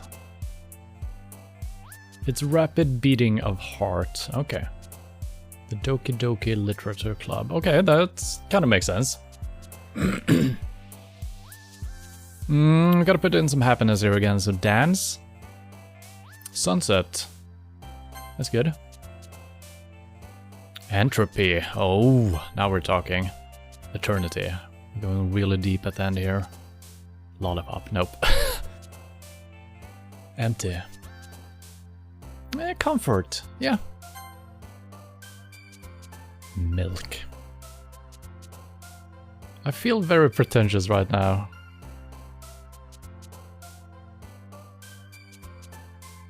I don't know what this means. Vivacious? Sounds cool though, but since I don't know what it is. Let's start with some hope here. Or stop with some hope, I mean.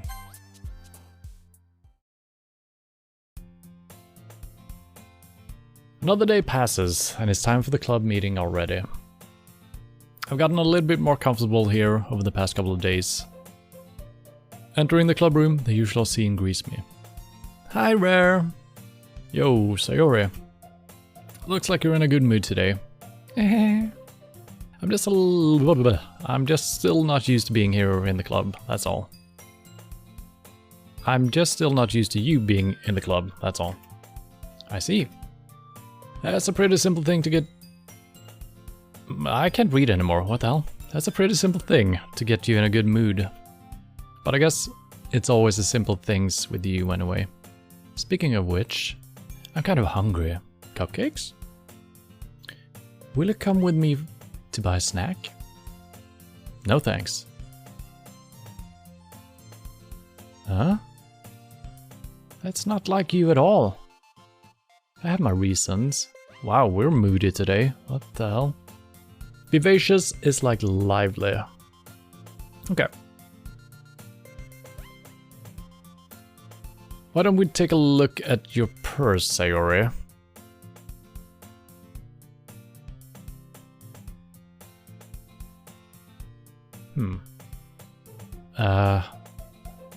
Why that all of a sudden? No reason really. I feel like an asshole right now. I just want to look at it. Sayori nervously retrieves her coin purse. She fumbles with the latch and gets it open.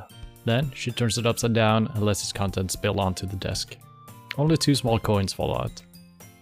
Aha! I knew it. I can see right through you, Sayori. Oh, she wanted me to pay, is that it? Okay. That's not fair. How did you even know? It's simple. If you had enough money in the first place, you would have bought a snack before coming to the club room. Okay. That was an explanation for our behavior. So either you're not hungry and want an excuse to take a walk, or you plan to conveniently forget that you spent all your money so that I would lend you some. But there's one more thing. You're always hungry. And so, that only leaves the one option. I give up. Don't make me feel guilty. If you feel guilty, that means you deserve to feel guilty. Yuri suddenly giggles. I didn't notice that she was listening in. Her face is in her book, as always. I wasn't listening or anything. It was just something in my book.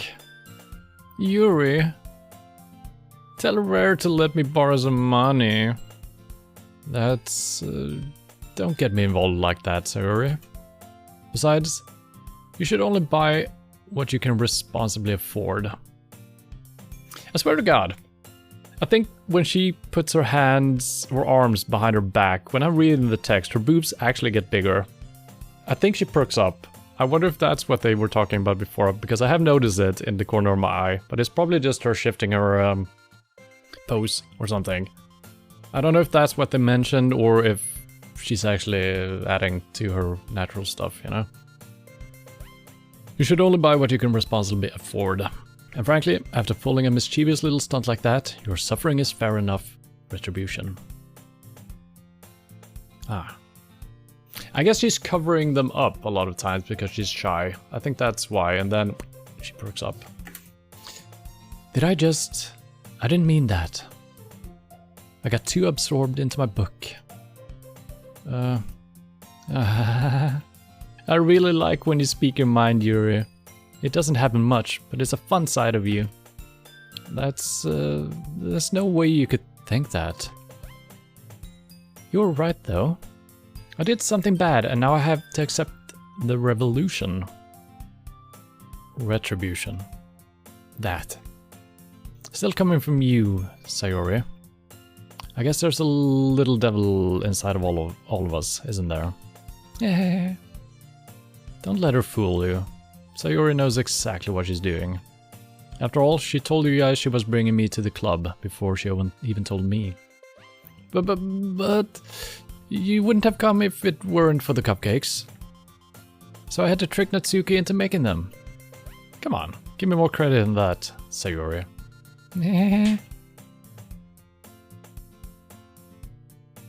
Whop? Yeah. Out of nowhere, something smacks Sayori in the face and tumbles onto the desk. Ow! What was... Huh? A cookie? Sure enough, it's a giant cookie wrapped in plastic. Sayori glances around. Is this a miracle? It's because I paid my restitution! Retribution. Actually, that one almost worked. I was just gonna give it to you, but then I heard you blab about cupcakes. It was totally worth seeing your reaction though.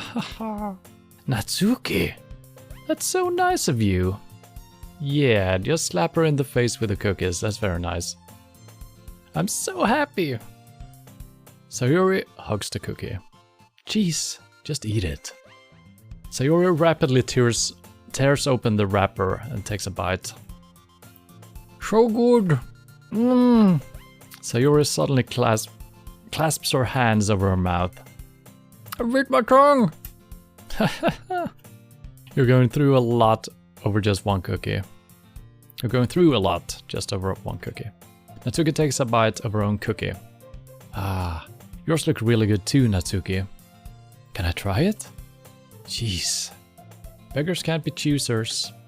But yours is chocolate. Yeah, why do you think I gave you that one? Fine. Still, I'm really happy that you shared this one with me. Eh. Sayori gets out of the seat and goes by Natsuki, then wraps her arms around her. Ah, jeez. I get it. Cookie still in hand, Natsuki reaches up to nudge Sayori off of her. Oh. Sayori suddenly leans down and takes a bite of Natsuki's cookie. Hey! Did you seriously just do that? Uh-huh. Mouthful, Sayori trots away to safety. Yuri and I laugh as well. Jeez, you're such a kid sometimes. Monika, can you tell Sayori... Natsuki glances around. Monika isn't in the club room. Where's Monika anyway? Good question. Have any of you heard anything about her being late today? Not me.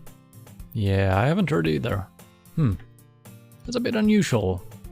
I hope she's okay. Of course she's okay. She's probably just had something... She probably just had something to do today. She's pretty popular after all. Huh? You don't think she has a... I wouldn't be surprised. She's probably more desirable than all of us combined. That's true. Excuse me? Suddenly, the door swings open. Sorry, I'm super sorry. Ah, there we are. I didn't mean to be late. I hope you guys weren't worried or anything. Monika chose the club over her boyfriend after all. You're so strong-willed. Boyfriend? What on earth are you talking about? Monika quizzically glances at me. Never mind that. What held you up anyway? Well, my last period today was study hall. To be honest, I kinda just lost track of time. That makes no sense though. You would have heard the bell ring at least. I must not have heard it since I was practicing piano. Piano? I wasn't aware you played in music as well, Monika. I don't really. I kinda just started recently. I always wanted to learn piano. That's so cool. You should play something for us, Monika. That's... Monika looks at me. Maybe once I get a little bit better, I will. Yay! That sounds cool. I'd also look forward to it. Is that so? In that case, I won't let you down, Rare. Monika smiles sweetly. Oh my god. I didn't mean any pressure or anything like that. Don't worry. I've been practicing a whole lot recently. Well, she changed her tune. And I really love the chance to share her once I'm ready. I see. In that case, best of luck. Thanks. So, I didn't miss anything, did I? Not really. I choose to leave out Sayori's mischievous escapade. I'm sure Natsuki will end up complaining to her anyway. It looks like everyone has already settled down. Sayori somehow already finished her entire cookie. Yuri is back to her book and Natsuki disappeared into the closet. Rare! Sayori suddenly comes up to me. I'm gonna go get some supplies from another classroom. Want to come with me? Supplies? What for? Well, you know how the festival's coming up? Me and Monika were gonna make some posters and stuff. So I need to find some crayons and markers and glue sticks. Ah, I see. Sure, I'll go with you. Yay! Okay, Monika, we'll be back soon. Are you going with Rare to get the supplies? There's no need to trouble yourself. I'd be happy to go with you. But I wanted to go. It's so much fun exploring empty classrooms and stuff. Okay. What's just a suggestion? See if we can find a poster paper too, okay? Okay. Ready, Rare? Yep, let's go. I'll be right back.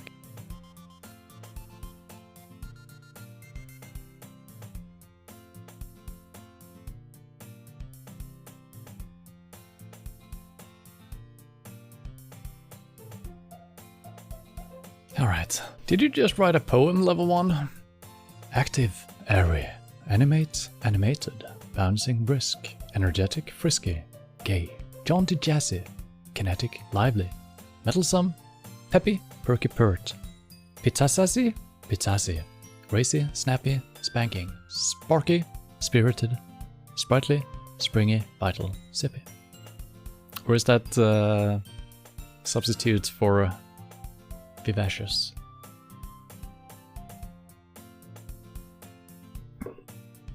Sayori and I exit the club room. I follow her behind as Sayori hums and skips around the hallway. Honestly, it feels like I'm taking a kid to a mall or something. Sayori finds pleasure in the simplest things sometimes. Hey, Sayori, what exactly are we doing for the festival anyway? I'm not sure how you would make an event out of literature. Me and Monica have it all planned out. Don't you worry. Is that so? Yep. We're gonna do a poetry performance.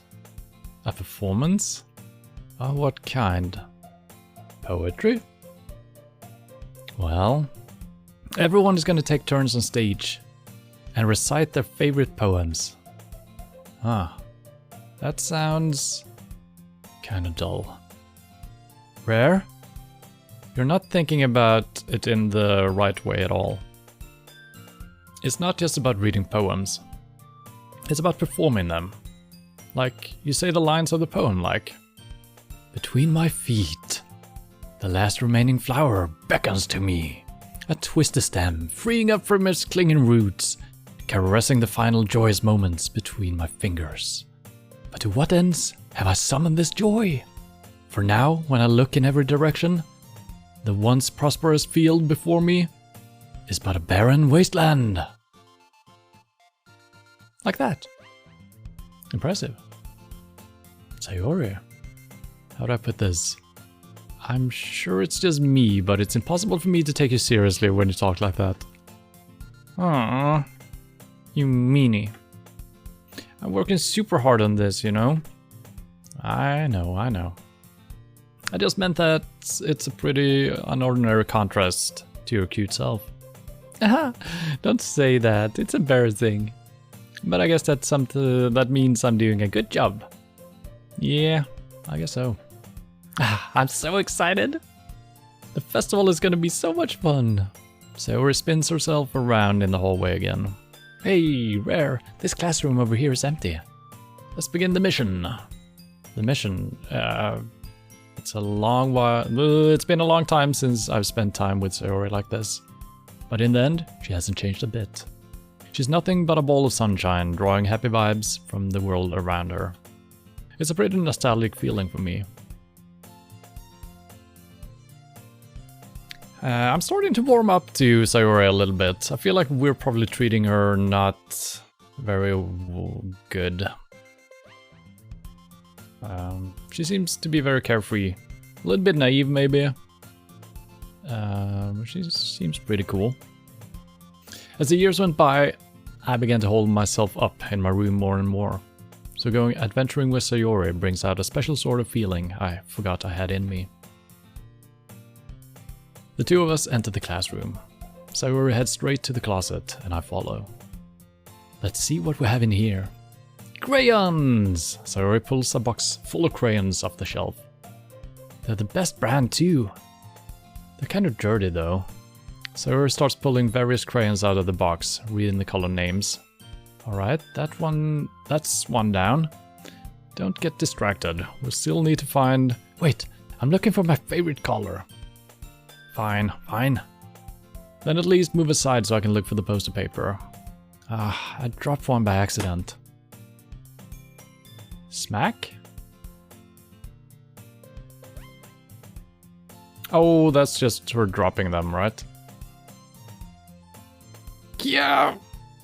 Sayori bends over and smacks her forehead right into the shelf. Okay, that's a smack. Makes more sense. She falls to the floor and the crayons spill all over her lap. Ow, ow, ow, ow, ow, ow, ow, ow. You okay? My forehead! Sayori clutches her forehead. Jeez, Sayori. It's just like you, isn't it? Come on, let me see. Since Sayori is sitting on the floor, I grab her by the waist and pull her out of the closet. You have to move your hands, Sayori. But it hurts! Just do it for a second. Sayori slowly releases her hand from the forehead. I gently brush her bangs to the side. Ow. Sorry. There's a huge red mark on the center of her forehead. A bump is starting to form as well. Man, that's gonna swell up. I should find some ice. Rare? Where would I even find ice around this time? I guess a cold drink would do. You don't have to... I'm fine with looking like a unicorn. Even wincing from the pain, Sayori makes a silly joke. What are you saying? I'll be right back, okay? Okay. I pat Sayori on the shoulder and run out into the hallway. I locate the nearest vending machine. What should I get? It doesn't really matter, since it will be used as an ice pack rather than to drink. But I know Sayori likes apple juice, so I purchase that one. In just a moment, I'm already returning to the classroom where I left Sayori. She has one palm on her forehead and is using the other hand to clumsily scoop crayons back into the box. At least they were already in the wrong spots before I spilled them. Sayori, here. I hand Sayori the bottle of apple juice. It's nice and cold. Sayori opens the cap and starts drinking from it. Sayori, what are you doing? It's for your forehead, idiot. Sorry, I forgot. How hard did you hit your head? Sayori places the bottle against the bump on her head. It stings. Just bear with it. It'll feel better soon. Looks like you cleaned up most of your crayons, so that's good. Hey, Rare. This kinda reminds me of growing up, doesn't it? What do you mean? You know how we used to play outside all the time? I would always try to keep up with you. You were kind of oblivious in some ways. Like I usually fell behind or had trouble climbing on the things you did. But sometimes when I tried to do things I couldn't, I would hurt myself. I would get myself hurt. I'd fall and scrape myself, or get a bump. And I would start crying really hard. And you would rush over as quick as you could. You would try really hard to get me stop crying. It was almost like you blamed yourself and were afraid of getting in trouble if someone found out. Even though it really wasn't your fault at all, you know? Did I really do that? Yeah. You don't remember? Come to think of it, maybe I do remember a bit. I guess I was always so focused on my games that I didn't pay enough attention to you. So in a way, it was my fault. Kind of like this time too. If I wasn't rushing you out of the closet, you probably wouldn't have hit your head. Rare. I don't think you realize it, but you're always thinking about other people. Even after all these years. You're rushing to help me, even though I'm just being clumsy. You're really a sweetheart. Oh, don't call me that. And I don't really do this kind of thing all the time. I guess when it comes to you, it just feels natural. Before I even know it, I'm treating you like that. I guess that's what happens when you've been friends for too long. Really? Maybe you're right. Rare, I'm so glad that nothing's changed between us. Okay. Do you think it'd be like this forever? Forever? If I'm honest myself, there's no telling where we'll each end up for college or after that. So it wouldn't be fair for me to make any promises. But, well, I hope so. It's been this long already, right? I can't imagine you ever changing, so my hopes are up. I'm so happy. Sayori has a whimsical expression in her eyes. We remain silent for a moment. She's so silly and clumsy on the outside that when I see her deep in thought like this, it makes me not want to disturb her. I guess we should go back. I don't want to worry Monica, you know? Good luck with that. She's gonna see your forehead either way. Not if I hide it under my bangs. True. Sayori hops to her feet. Ah! She clutches her forehead again. Don't stand up so fast after hurting yourself. Ugh. Well, I guess it's too late now. Anyway, let's go. I follow Sayori out of the classroom. Sayori plays with the bangs to try to hide the bump, but without much success. In a moment, we make it back to the club room. Ah, you're back. Good timing. I was just ready to start with sharing our poems. Sayori, your forehead. She's fine. Don't worry about... I was playing with the crayons and stuck my forehead into the shelf.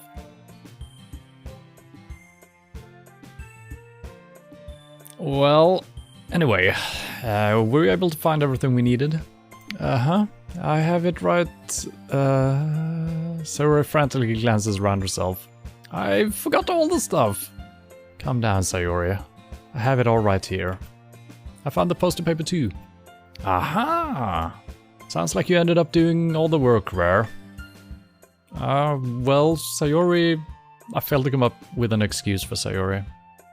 I made it an adventure. Yeah, that. Aha, okay. In any case, good work. I'll start working on the posters tonight. Me too. Okay, everyone. Are you ready to share your poems? Guess I should grab mine. After making sure the crayon box is closed tightly, I'll return to my seat. Alright, it's poem time again. Hooray.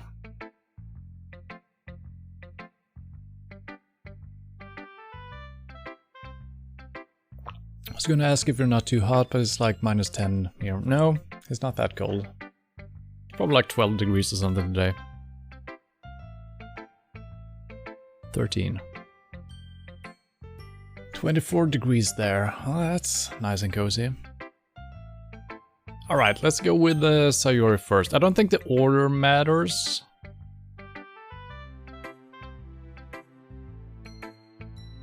Let's go with her. Rare, I really love your poems. I can't believe you've been hiding these from me. I'm not hiding anything. But your poems are so good. Yesterday's, and this one too. You can't tell me you haven't done this before. I mean... You're really the only one who feels that way, so... Huh? No way! Not even Natsuki? Well, I guess Natsuki is the least likely to admit how much she likes something. But I don't think it's that. What do you mean?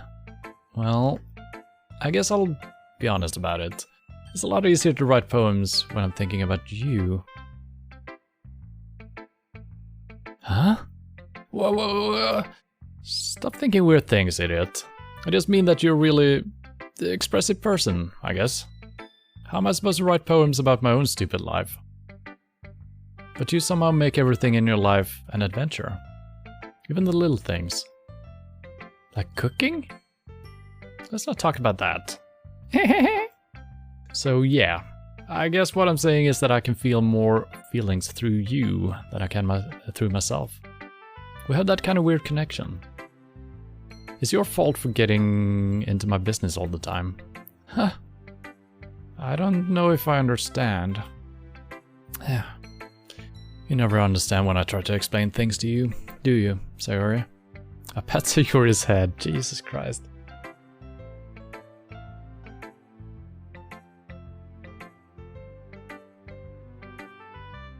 That's what you think, that the order doesn't matter. Maybe it does. And yeah, maybe it does, because now when we chose her first, we kind of were very... I don't know, it's a mix of being very kind to her and not being kind, so I don't know. And also, I would... If I were to be in this situation for real, I would save the best for last, right? I always do that if I eat candy or food or something like that. The last bite needs to be the best, right? To finish with something good. But that might not be how the game sees it, so we'll see. Maybe it is, we'll see. Hey! I'm not a kid, you know. Are you sure about that? Maybe... Sayori starts fiddling with her pencil between her hands. Hey, Rare, will you give me a poem? I kind of want to keep it. Why? Because... well... it's the first time you've written something for me.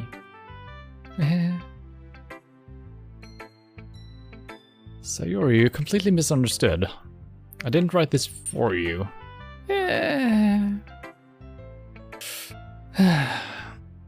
Are you even listening anymore? Well, whatever. I'll give it to you when we go home. Really? Snap again. What is happening? Ah! Oh, the forehead probably. No, I broke my pencil! Sayori hastily bends down to pick up the piece she dropped. But being inattentive of her surroundings, she bumps right into me. Sorry. It's fine, it's fine. I'll get it for you. I bend down and pick up the broken pencil. Sayori clutches the desk beside her to support herself, knees shaking. I'm a little clumsy today. Let's sit down, Sayori. Yeah. I grab Sayori's arm and help her sit at the desk. Anyway, I still haven't read your poem. Oh, sorry, I forgot about that. But it's not as good as yours. Jeez, don't worry. I'm sure I like it. Oh, wow. Wow. Wow. You eat food like that, people always find it odd. I mean, that's just what you do, right? I know that some people would do it differently. They would start with the favorite kinds, and I can see... I mean, if you got a bowl of candy, and you start eating candy, you might get tired of eating candy after a while, and you might not get to the good pieces. So, starting with the good pieces could be smart. And also, if you're eating candy in a group, maybe the good pieces will disappear from other people taking them, so, you know, strategy to eating. Bottles. I pop off my scalp like the kid, like the lid of a cookie jar. It's the secret place where I keep all my dreams. Okay, I see. Little balls of sunshine, all rubbing together like a bundle of kittens. I reach inside with my thumb and forefinger and pluck one out. It's warm and tingly. But there's no time to waste. I put it in a bottle to keep it safe. What, the kitten? And I put the bottle on the shelf with all the other bottles. Happy thoughts, happy thoughts, happy thoughts in a bottle. All in a row. Okay, it's just like a kitten. It's actually not kittens she's pulling out of her head, I see. My collection makes me lots of friends. Each bottle a starlight to make amends. Sometimes my friends feels a certain way. Down comes a bottle to save the day. Night after night, more dreams. Friends after friend, more bottles. Deeper and deeper my fingers go, like exploring a dark cave, discovering the secret hiding in the nooks and crannies. Digging and digging. Scraping and scraping. I blow dust off my bottle caps. It doesn't feel like time elapsed. My empty shelf could use some more. My friends look through my locked front door. Finally, all done. I open up, and in comes my friends. In they come in such a hurry. Do they want my bottles that much? I frantically pull them from the shelf, one after the other, holding them out to each and every friend, each and every bottle. But every time I let one go, it shatters against the tile between my feet. Happy thoughts, happy thoughts, happy thoughts in shards, all over the floor. They were supposed to be for my friends who aren't smiling. They're all shouting, pleading, something. But all I hear is echo, echo, echo, echo, echo, inside my head. It's not bad.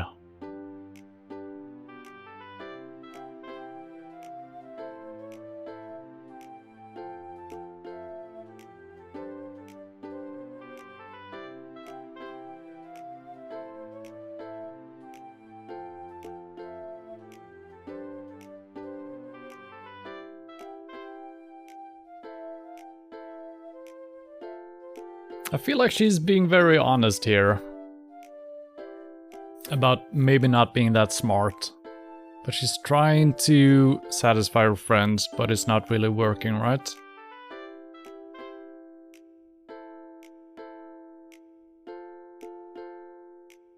And she's being conceived as being an empty head, right? Or maybe that's just her feelings, that she's empty inside. Could be both. Yeah, not too bad.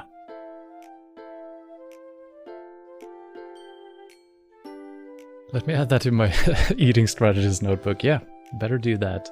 It's important stuff. Okay. It's interesting. It started off, I thought it was gonna take a dark turn, and it kinda did, but in a more realistic way. But I pop off my scalp like the lid of a cookie jar. It's a secret place where I keep all my dreams. Yeah, once again we're kind of seeing very... yeah, her first poem was kind of good as well. And was kind of describing her everyday life in a way. Just getting up in the morning. And this kind of is a little bit deeper. More of her situation in life itself, right? Pretty good. Especially coming from her, I wouldn't expect... It's kind of deep. Maybe not deep, but I don't know. It's emotional, at least. Holy crap. Sayori, did you really write this? Of course I did. Didn't I tell you yesterday I was gonna write the best poem ever? Yeah, but... I mean, I didn't expect something like this coming from you. Exactly. Monica taught me a whole lot. Has she been cheating? I'm gonna try to notice the handwriting. Maybe she's getting someone else to write her poems. But the sentiment works with her character somehow. And I've been really in touch with my feelings recently. I see that. It's almost kind of creepy. Creepy? Well, not exactly... Maybe because I'm so used to you being cheerful. Well, never mind. I'm thinking too hard about it. The point is, it came out good. So you should be proud of it. Thanks. I feel like I was meant to express myself this way. It even helps me understand my own feelings a little bit better. Writing is like magic. You gotten pretty passionate about this, huh? I hope you keep it up. Yeah, writing is the best. I'm gonna keep writing until I die. Don't get ahead of yourself. Sayori's always had a habit of getting obsessed with something before dropping it no more than a week later. I wonder if this is one of those times. But seeing the passion in her eyes makes it hard for me to be pessimistic. Okay.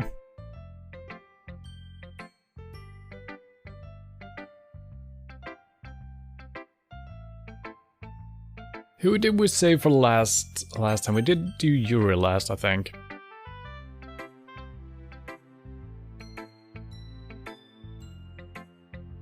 Let's go with her now. She'd let you grade the poems like a teacher. Yeah, I mean, that's kind of what I'm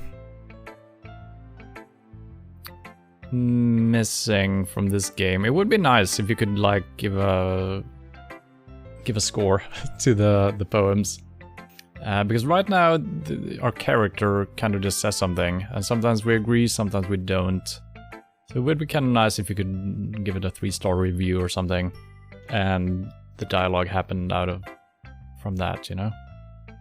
It probably doesn't matter. Let's go with Yuri. Let's see what you've written for today. Well done, Rare. Your skills are already improving. Well, we kind of tried to suit her needs, right? Really? Thanks, Yuri. Coming for you, that means a lot. It's nothing. I'm just happy to help inspire fellow writers. I know you're new to this, so don't worry so much if it seems like you can't get your poem to feel perfect. You don't need to be afraid to be a little more daring. Metaphors can go a long way. Yeah, that's true. We're kind of just... Sorry. We're kind of just going with kind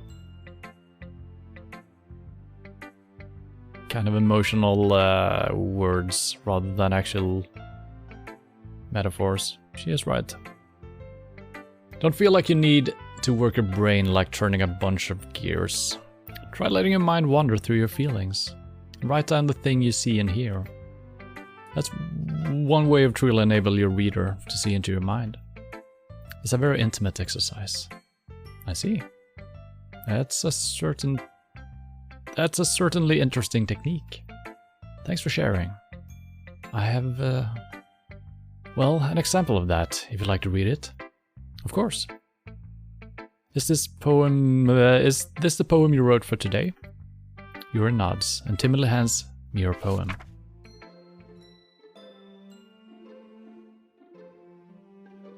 The Raccoon. It happened in the dead of night, while I was slicing bread for a guilty snack. My attention was caught by the scuttering of a raccoon outside my window. That was, I believe, the first time I noticed my strange tendencies as an ordinary human. I gave the raccoon a piece of bread, my subconscious well aware of the consequences, well aware that a raccoon that is fed will always come back for more. The enticing beauty of my cutting knife was the symptom. The bread, my hungry curiosity. The raccoon, an urge.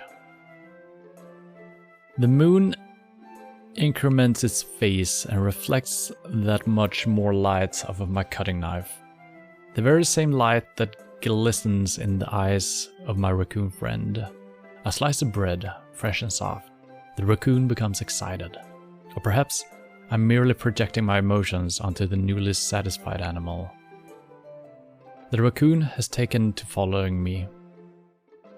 You could say that we've gotten quite used to each other. The raccoon becomes hungry more and more frequently, so my bread is always handy.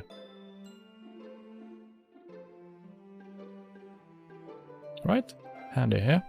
Every time I brandish my cutting knife, the raccoon shows me its excitement. A rush of blood. Classic Pavlovian conditioning. A slice of bread, and I feed myself again.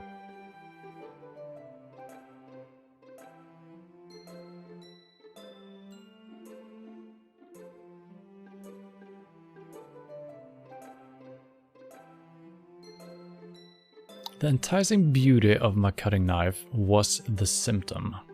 The bread, my hungry curiosity. The raccoon, an urge.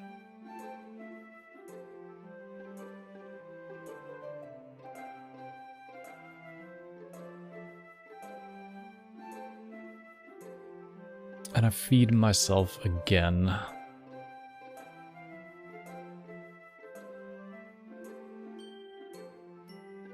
So she's satisfying an urge with curiosity, right? That's probably good.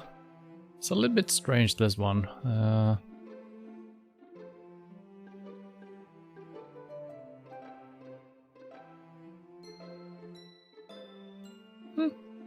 It's not bad.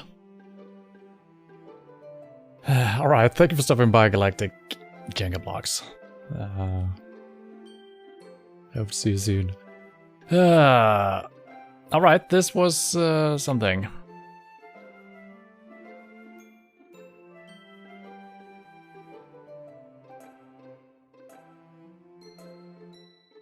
Yeah. I think you can read a couple of things into this. It's, I think it's not as deep as you might think. It's kind of... She is spilling everything out. There might be more levels to interpret this, I guess. Maybe I'm just reading on the surface what she's actually writing, so I might not be reading between the lines here. But she seems quite literal with her expression. Now I'm staying too long on this again. She's gonna complain about me not being able to read her handwriting. I think we did a good job. So.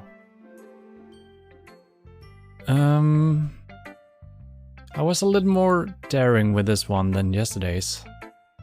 I can see that. It's a lot more metaphorical. I would say the opposite. Well, it was, but she also explained what all the metaphors were, so... Oh, that was me saying that, wasn't it? Oh, shit. I don't know if that's my fault, but I can't begin to imagine what this poem is about. I guess I misunderstood the poem completely then, because I thought it was kind of straightforward. That's right. It's a bit closer to my preferred writing style. Using the poem as a canvas to express vivid imagery, and conveying emotions through them.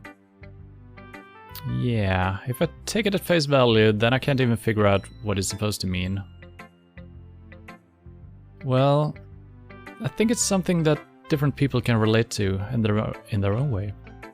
I wanted to express the way it feels for me to indulge in more unusual hobbies. Yeah.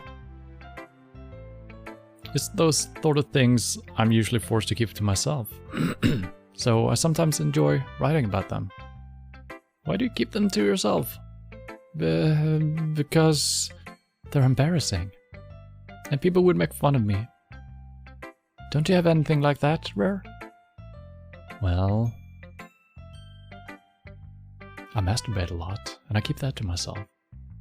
Yeah, I guess I do. I feel like everyone has a little something like that. The best we can do is respect each other and our individualities. Even if it's difficult sometimes, and some things make us uncomfortable. After all, if I hadn't learned to embrace my own weirdness, I would probably hate myself. I might be ranting a little bit now, but I'm glad that you're a good listener. Okay.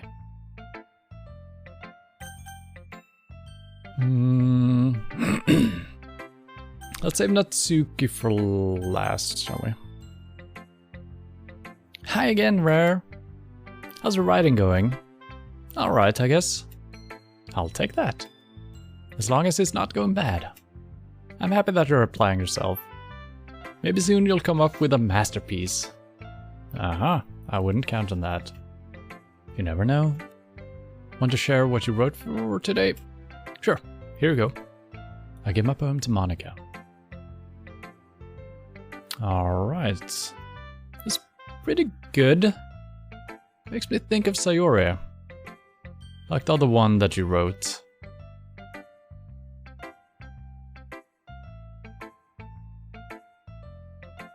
It's interesting that she would remark on that on both her poems. We weren't really going for that.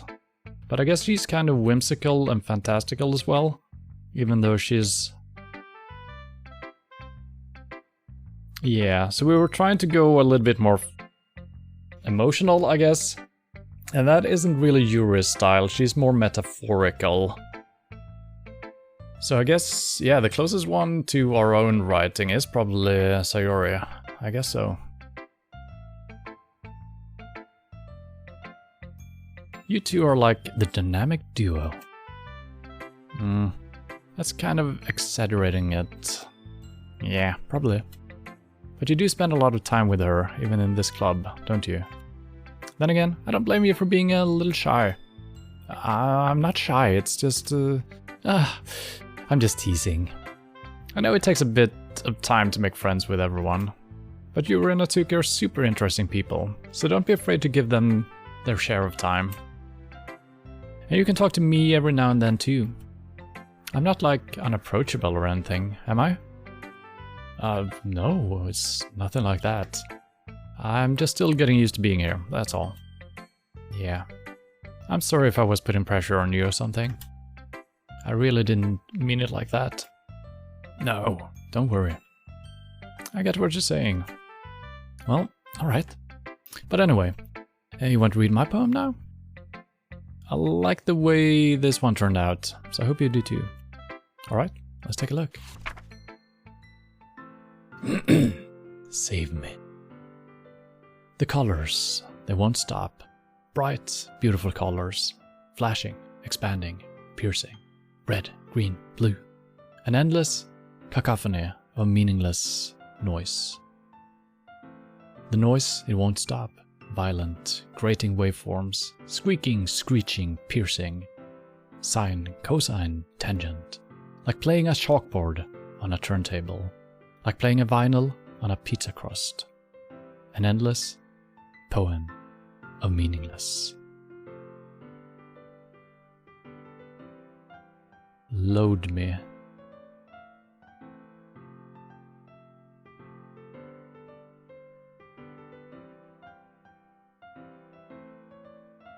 What?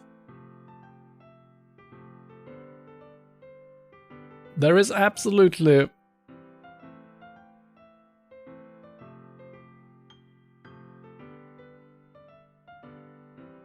Okay, I can see some...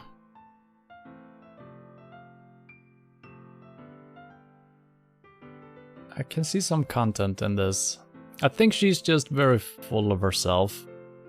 And whatever other people say is just noise to her. That's how I'm interpreting this.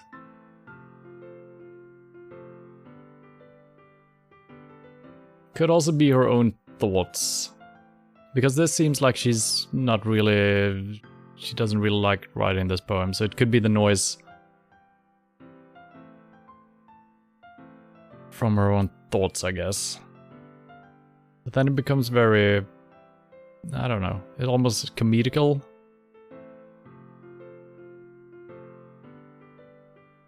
And also, what is this about? Load me.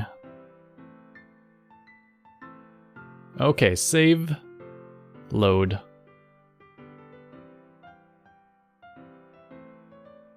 Is the game trying to tell me to save and load the game? Is this the thing we can do? I cannot save. Well, I can.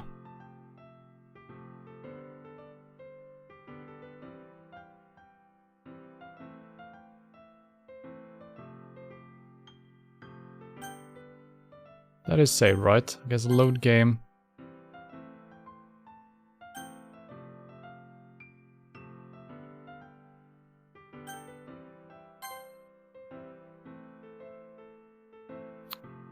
Okay, that was nothing. Could have been. Hello, Dudlovsky. What is this game? It's, it is something.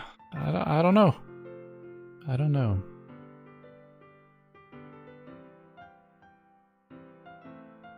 It's Doki Doki Literature Club. We're writing and reading poems. We're one guy in a group of 4 girls, and we're exchanging poems. And there might be some love triangles happening. And this is confusing. Save me, load me. Maybe that's just a joke on game mechanics.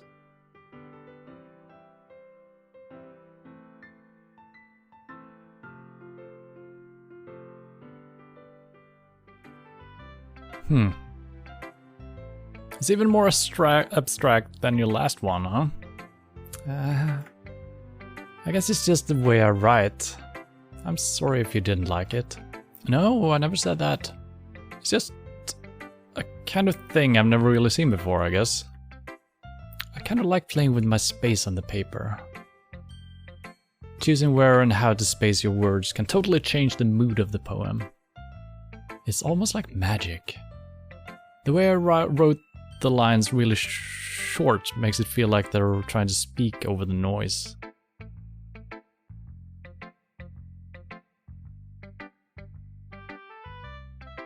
I see. It's still hard for me to tell what it's about, though. Aha. Sometimes asking what a poem is about isn't the right question. A poem can be as abstract as physical expressions of a feeling, or a conversation with the reader. So putting it that way, not every poem is about something. Anyway, here's Monica's writing tip of the day. Sometimes you find yourself facing a difficult decision. When that happens, don't forget to save your game.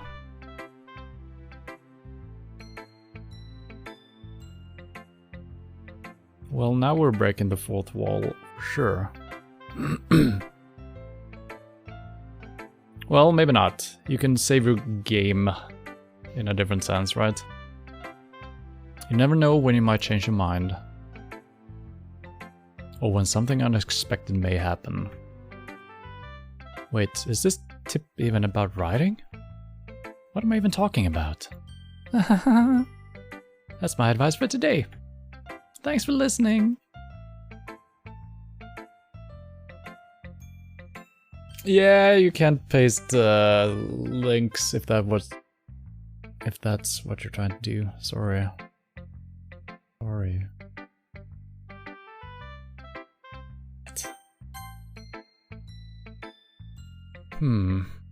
Well, it's not really any worse than your last one. Alright, she already read it, I guess. But I can't really say it's any better either. Huh. Phew, what?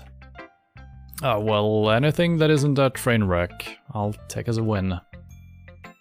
And I get the feeling you're probably the most critical. Hey, what makes you... Wait, maybe that was a compliment. Glad to see someone recognizes my experience. Well then, keep practicing and maybe you'll be as good as me someday. That's, something tells me Natsuki completely missed the point. Come to think of it, this kinda reminds me of Sayori's poem from yesterday. Oh. You think so? Yeah. Well, I guess if you've been friends with her for so long, you might be on the same wavelength. But you never really struck me as her type. Sayori has a type, all of a sudden? Well, I don't know, but honestly, how can someone so fluffy spend so much time with someone like you? It's like she's dragging around a dead weight. That was a little unnecessary. But think of it this way. If it weren't for me, she would probably just fly away, like letting go of a balloon. You could say we each take care of each other in our own way. Whatever it is, I don't get it. Oh yeah, I guess I'm supposed to show you my poem. Here.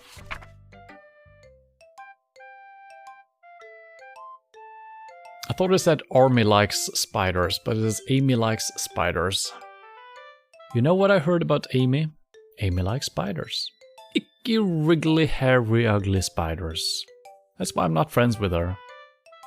Amy has a cute singing voice. I heard her singing my favorite love song. Every time she sang the chorus, my heart would pound to the rhythm of the words. But she likes spiders. That's why I'm not friends with her. One time, I hurt my leg really bad. Amy helped me up and took me to the nurse. I try not to let her touch me. She likes spiders, so her hands are probably gross. That's why I'm not friends with her. Amy has a lot of friends. I always see her talking to people. She probably talks about spiders. What if her friends start to like spiders too? That's why I'm not friends with her. It doesn't matter if she has other hobbies. It doesn't matter if she keeps it private.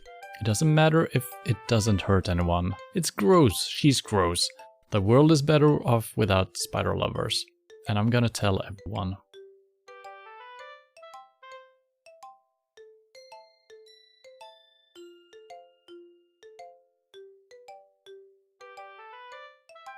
That's pretty bad.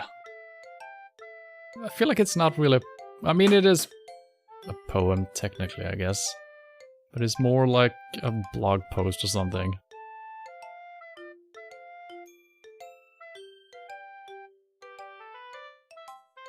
I agree with the content, though. I do. Not bad, right? It's quite a bit longer than yesterday's. Yesterday's was way too short. I was just warming up. I hope you didn't think that was the best I could do. No, of course not. Anyway, the message is pretty straightforward in this poem. I doubt I have to explain it. Sometimes you can explain complicated issues with much simpler analogies. Oh, so there was more to it then. Is that so? And it helps people realize how stupid they're being. Like, anyone would agree that the subject of this poem is an ignorant jerk. Okay, I did not see that, but okay. Do you know people like that? Of course, it's all about how everyone thinks my... That doesn't matter. It can be about anything. I wrote it to be easy to relate to. Everyone has some kind of weird hobby, or a guilty pleasure.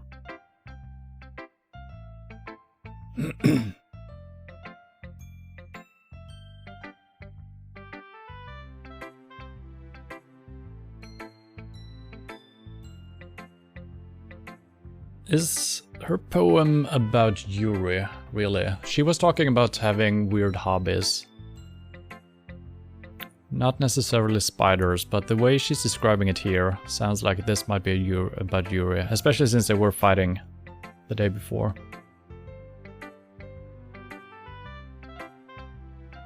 Something that you're something that you're afraid if people find out, they'd make fun of you or think less of you. But that just makes people stupid. Who cares what someone likes, as long as they're not hurting anyone, and it makes them happy? I think people really need to learn to respect others for liking weird things. Wait, now she's of the opposite mind. What the hell?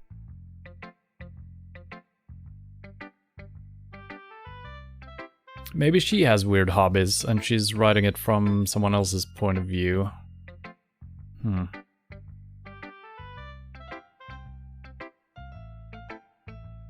Huh, that's funny. Yuri wrote about something similar today. Huh? Did you say Yuri? Yeah. She said her poem was about unusual hobbies of her. I didn't really get it, but she said something similar to you. That people shouldn't make each other feel insecure about those things. Really? Well, I mean, Yuri's pretty weird, so I wouldn't doubt that she has some weird hobbies. Not that there's anything wrong with that. It's not like I would judge her or anything. Natsuki has trouble finding words. I guess I should try not to be so mean to her. If she feels insecure about her weird behaviors and stuff. I mean, I always hate people who make me feel insecure. And Yuri made me feel insecure yesterday. But the way you put it, it sounds like she's learned her lesson. Well, I would say so. Even if her writing style is really different, I'm sure she'll appreciate the message in your poem. It's what I do best, after all. I don't like writing unless there's a good message to take away from it. Like, conveying emotions is important. But I want to make people think, not just feel. Remember that. I'm gonna write a good one for tomorrow, too, so look forward to that. Okay, everyone. We're all done reading each other's poems, right? I have something extra planned today, so if everyone could come sit at the front of the room. Is this about the festival? Well, sort of. Ugh. Do we really have to do something for the festival? It's not like we can put together anything good in just a few days. We'll just end up embarrassing ourselves instead of getting any new members. That's a concern of mine as well. I don't really do well with last-minute preparations. Don't worry so much. We're going to keep it simple, okay? We won't need much more than a few decorations. Sayori has been working on posters and I've designed some pamphlets we can give out during the event. Okay, that's great and all, but that doesn't tell us what we're actually going to be doing for the event. Ah, sorry, I thought you heard about it already. We're going to be performing! Spanking festival? Oh my god, that would draw in some new people. Performing? Hanukkah?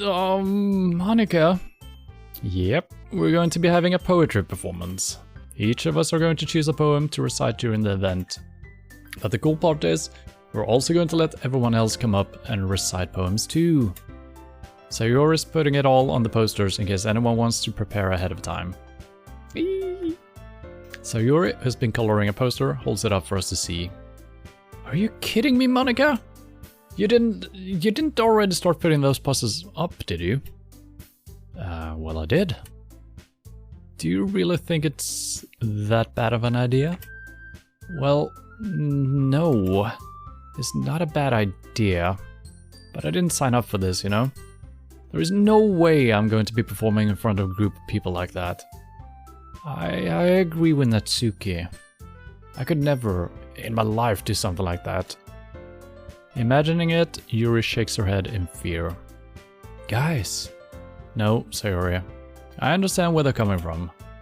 Remember that Natsuki and Yuri have never shared their poems with anyone until just a couple of days ago.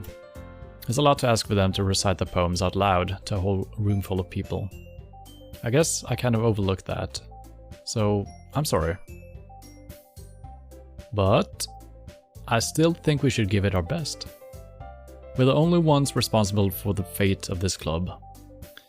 If we start the event and each put on a good performance, then it will inspire others to do the same.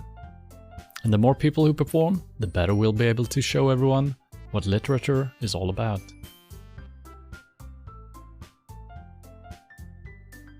I gotta say, I feel like this is more of a poetry club than a literature club. So they're not really, selling the point of the club by reading poems. I guess poetry is a form of literature, right? So, yeah. It's about expressing your feelings, being intimate with yourself, finding new horizons, and having fun. That's right. And it's those reasons that we're all in this club today. Don't you want to share that with others? To inspire them to find the same feeling that brought you here in the first place? I know you do. I know we all do. And if all it takes is standing in front of the room for 2 minutes and reciting a poem, then I know you can do it. Natsuki and Yuri remain silent. Sayori looks worried. I guess that leaves me no choice. I agree. I don't think it's too much to ask. I think that Sayori and Monica have been trying really hard to get new members. The least we can do is help them out a little bit. Well, maybe, but it looks like Natsuki doesn't have any arguments left. Okay, fine. I guess I'll just have to get it over with. Alright! Phew! Thanks, Natsuki. What about you, Yuri? Yuri dejectedly glances around at everyone else's expectant faces. I guess I don't really have a choice. Aha! That's everyone! You're the best, Yuri. This club is seriously going to be the death of me. Oh gosh. You'll be fine, Yuri. But anyway, let's move on to the main event. I want each of you to choose a poem of yours. We're going to practice reciting them in front of each other. No way! Monica! This is too sudden. Well, if you can't recite your poem in front of the club, how do you expect to do it in front of the strangers? Oh no. Don't worry. I'll start off to help everyone feel a little more comfortable. Can I go next? Ah, of course. Now, let's see. Monica flips through her notebook to the specific poem she has in mind for herself. She then stands behind the podium. The title of this poem is The Way They Fly. Monica begins reciting her poem. Her clear, confident voice fills the room. More than that, her inflection is pristine. She knows exactly how to apply emotion behind each line she recites, bringing the words to life. So she seems more to be... She's more about the form than the content. It seems like. And she's probably doing a really good job reading it with the, the correct emphasis and all that.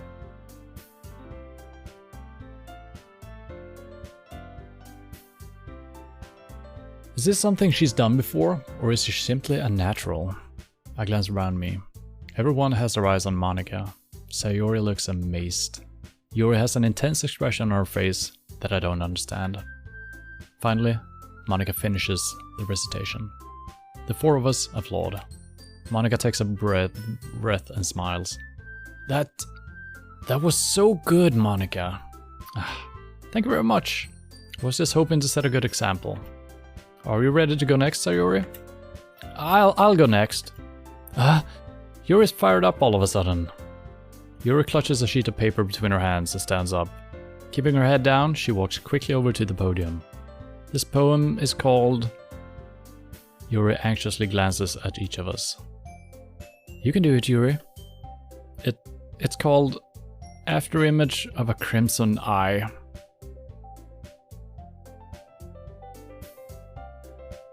Alright. Yuri's voice shakes as she starts reading the poem. Just a moment ago, she practically refused to do this. Why is she suddenly putting in so much effort? As Yuri gets past the first couple of lines, her voice changes. It's almost like what happens when Yuri gets absorbed into her books. Her quivering words transform into the sharp syllables of a fierce and confident woman. The poem is full of twists and turns, and the structure that she... of twists and turns in its structure that she enunciates with perfect timing. This must be a rare glimpse into the whirling fire Yuri keeps concealed inside her head. Suddenly, she's finished. Everyone is stunned. Yuri snaps back into reality and glances around her, as if she bewildered even herself. It's up to me to save the situation. I'm the first to start applauding. Everyone joins me afterwards, and we give Yuri the recognition she deserves. It's not that we didn't want to applaud for her, but we were caught so off guard that we must have gotten. As we applaud, Yuri holds the poem to her chest and rushes back into her seat. Yuri, that was really good. Thank you for sharing. Looks like Yuri is down for the count. Okay, I guess I'm next then. Sayori hops out of her chair and cheerfully walks to the podium. This one's called My Meadow. Sorry, I giggled. Sayori, it's a lot harder than I thought. How did you guys do it so easily? Try not to think of it like you're reciting to other people. Imagine you're reciting it to yourself, like in front of a mirror, or in your own head. It's your poem, so it'll come out the best that way. I see. Okay then. Sayori begins her poem. Somehow it feels like her soft voice was made as a perfect match. The poem isn't aimlessly cheery like Sayori is. It is serene and bittersweet. If I were to read this on paper, I probably wouldn't think much of it. But hearing it come from Sayori's voice almost gives it a whole new meaning. Maybe this is what Sayori meant when she said she likes my poems. It is kind of interesting because even if Sayori has been chipper, kind of carefree,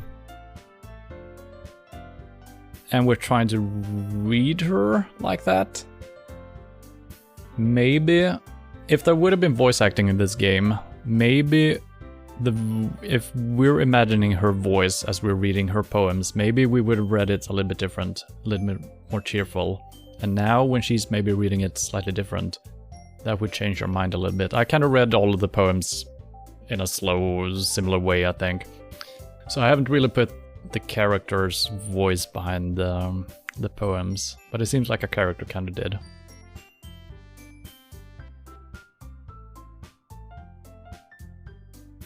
It's like I get to reach more deeply into someone I thought I knew through and through. Sayori finishes, and we applaud. I did it!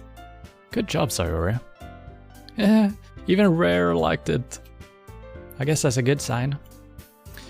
What does that even mean? It came out nicely, Sayori. The atmosphere of the poem fits you really nicely. But it might be that other poems wouldn't work quite as well with that kind of delivery. I don't really understand. In other words, I've seen poems of yours where that sort of gentle delivery wouldn't work as well. They might need a little more force behind them, depending on what you're reading. Oh, I know what you mean. That's... well, I've been practicing that kind of thing. It's just embarrassing to do it in front of everyone. The next time, I'm going to make you pick a poem that challenges you a little bit more. We don't have much time before the festival, you know? Okay. Now, who's next? Natsuki? Don't make me go for a rare. It's not like I can compare to you guys anyway. Might as well let rare lower everyone's standards a little bit before I have to do it. That's nice. Natsuki. It's fine, it's fine. I might as well get over with it. But it's not like I have much of a selection of what to read. I'll just have to go with what I wrote for today. I stand up and step in front of the podium. Everyone has their eyes on me, making me feel terribly awkward. I recite my poem. Since I'm not exactly confident in my own writing, it's hard to put energy into it. Despite that, once I finish, I receive applause anyway. Sorry, I'm not really as good as everyone else. Don't worry about it so much. I think it's less about your abilities and more about your lack of confidence in your writing. Seems true. That's something that'll improve over time. Yeah, maybe. Alright then. That just leaves you, Natsuki. Yeah. I'm going. Natsuki begrudgingly gets out of her seat and makes her way to the podium. The poem is called... Why are you all looking at me? Because you're presenting. Ugh. Anyway, the poem is called Jump. Natsuki takes a breath. Once she starts reciting the poem, her sour attitude disappears a little. While she's still a little enthused, her poem has a rhythm and rhyme to it. It's Natsuki's trademark style, and it works surprisingly well when spoken aloud. The words feel like they bounce up and down, as if giving life to the poem. Natsuki finishes, and everyone applauds. She huffs back to her seat. That wasn't so bad, was it? Easy for you to say. You better not make me do that again. Well. Do you at least feel prepared enough to recite a poem in front of other people? I mean, doing it in front of other people will be way easier. I can put on whatever face I want for other people. But when it's just my friends, it's just embarrassing. That's a surprise, Natsuki. I think it would be the other way around for me. Well, that's just how it is, so... Well, I guess in that case, you won't have much trouble about You won't have much to worry about for the festival. That said, I want to thank everyone for coming through. It might be hard, but I hope that you all have an idea of what it's like now. Make sure you pick a poem and get enough practice before the festival, okay? I'll be making pamphlets, so let me know ahead of time what you will be reciting. Jeez, I should probably find some other poem to recite instead. That's fine too. It doesn't have to be your own. I'm already pleasantly surprised that you're putting in all this effort for the club. It makes me really happy. Yeah, sure, no problem. Okay, everyone. I think that's about it for today. I know the festival is coming up, but let's try to write poems for tomorrow as well. It's been working out really nicely so far, so I'd like to continue that. As for the festival, we'll finish planning tomorrow, and then we'll have the weekend to prepare. Monday's the big day. I can't wait. I can do this. Alright. I stand up. There's no way I'll be able to find the same enthusiasm as Sayori and Monica, but I'll do my best to get through it. If it's for the sake of the club. And impressing Monica. Then I'll have to do my best. Ready to go, Sayori? Yep.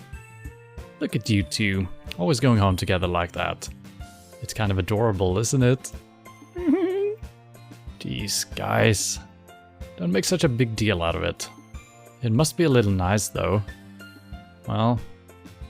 how am I supposed to respond to that? It's okay, Rare. You don't have to say it. Whatever, let's go already. Alright, I'm just gonna go grab some water and I will be right back.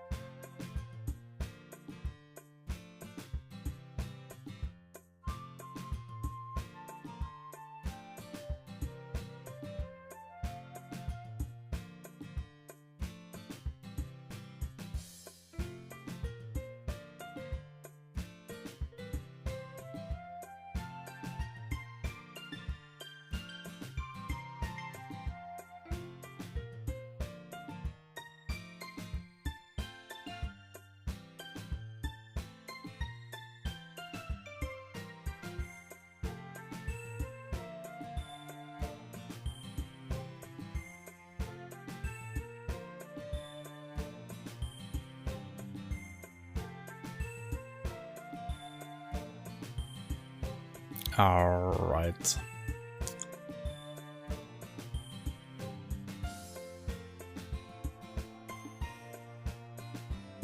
It's interesting how the game told me to save all of a sudden in the middle of all that. I feel like we haven't had too many decisions to make, other than the order in which to read the poems and writing our own poem, I guess. And why would I go back and change anything? Things has got to be going out of hand soon. I don't know. I guess I should save just in case we crash or something like that.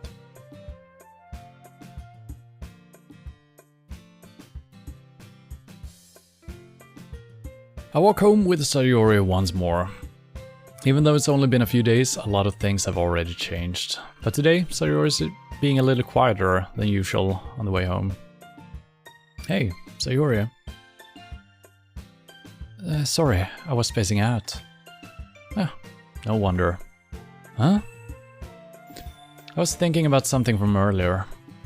I like how we get to... I mean... Sayori fumbles with her words. So let's just say that one day Yuri asked to walk home with you. Huh? What would you do?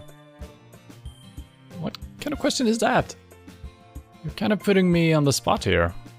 Meh. Well, okay, now we got some decisions to make.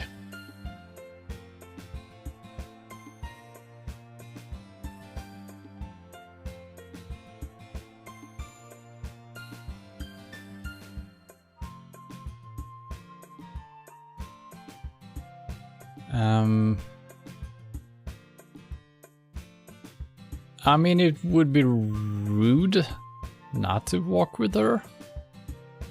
I mean, we don't dislike her. But it's also strange if it seems like Sayori and me, we're living kind of close. We're neighbors almost, I'm assuming. So we're walking the same way anyway, right? Should we just walk with Yuri and have Sayori walk like 2 steps behind? Or are we walking all 3? Or is it something else? I guess we're following Yuri home. This shouldn't be this hard. I mean, of course we could walk with her home, but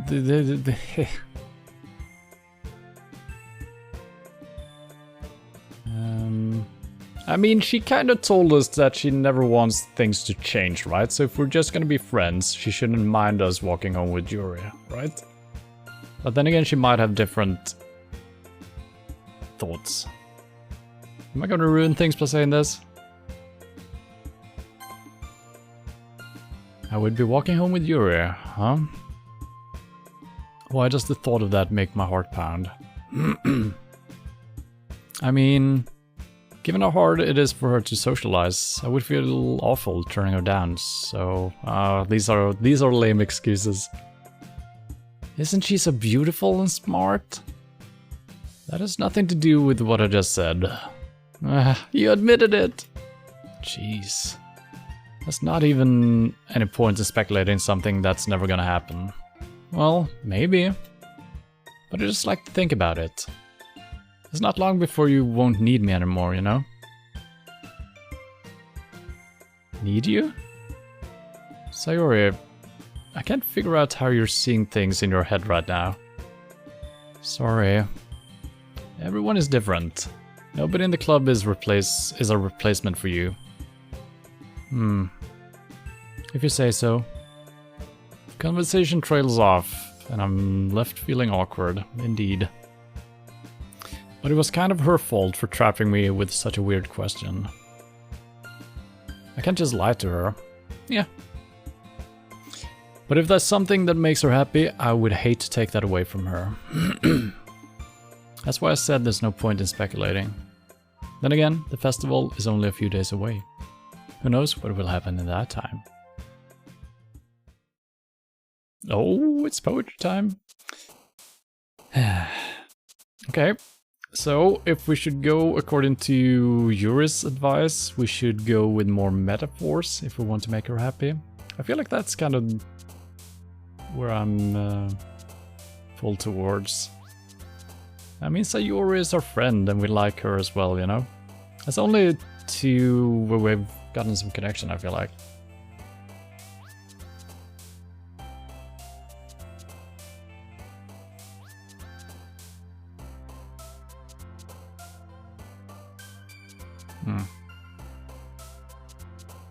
Dance.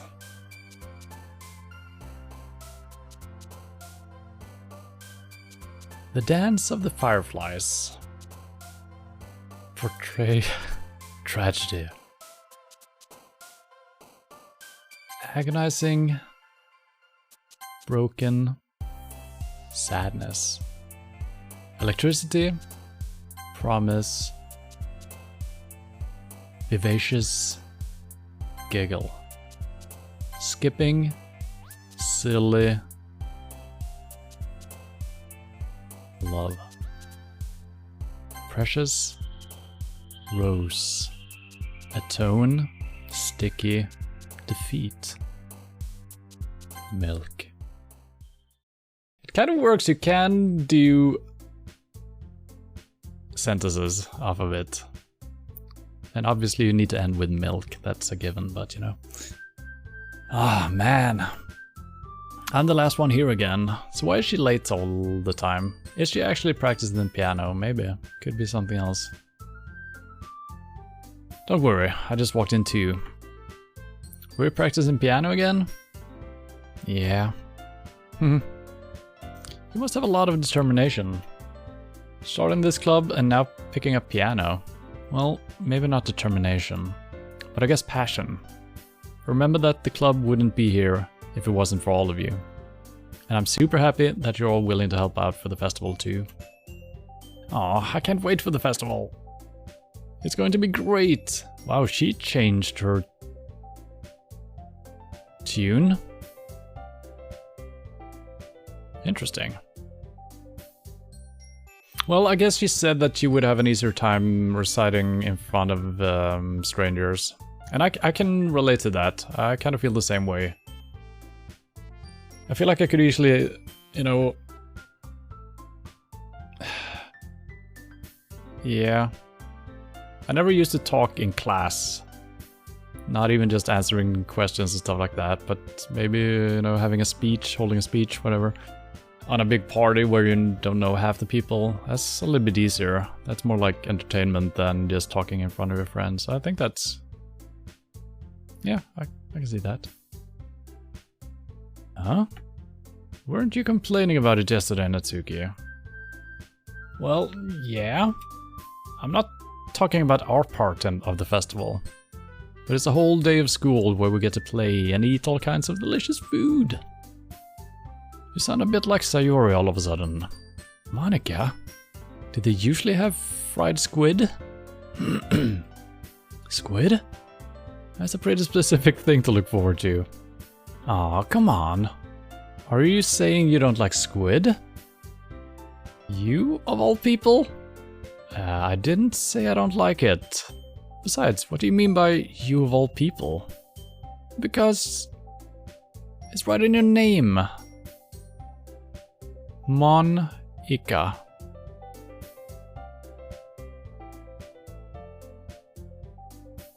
What? Is that Japanese for something? Maybe. Or am I just not seeing something?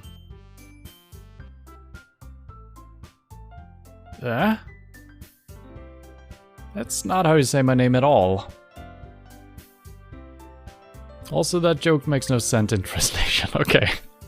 Okay, thank you for breaking the fourth wall. Huh?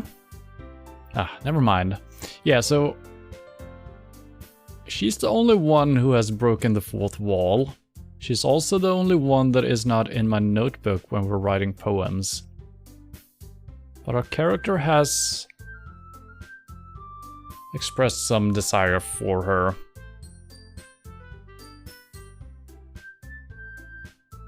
Yeah, and she also had the save and load things in her poem.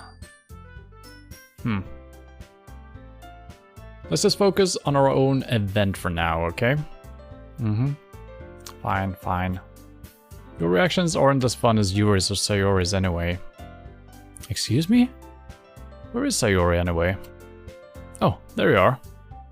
Sayori is sitting at a desk in the corner of the room, looking down at nothing. I walk over to her. Hey, Sayori. I wave my hand in front of her face. You're spacing out again. Sorry. Don't mind me.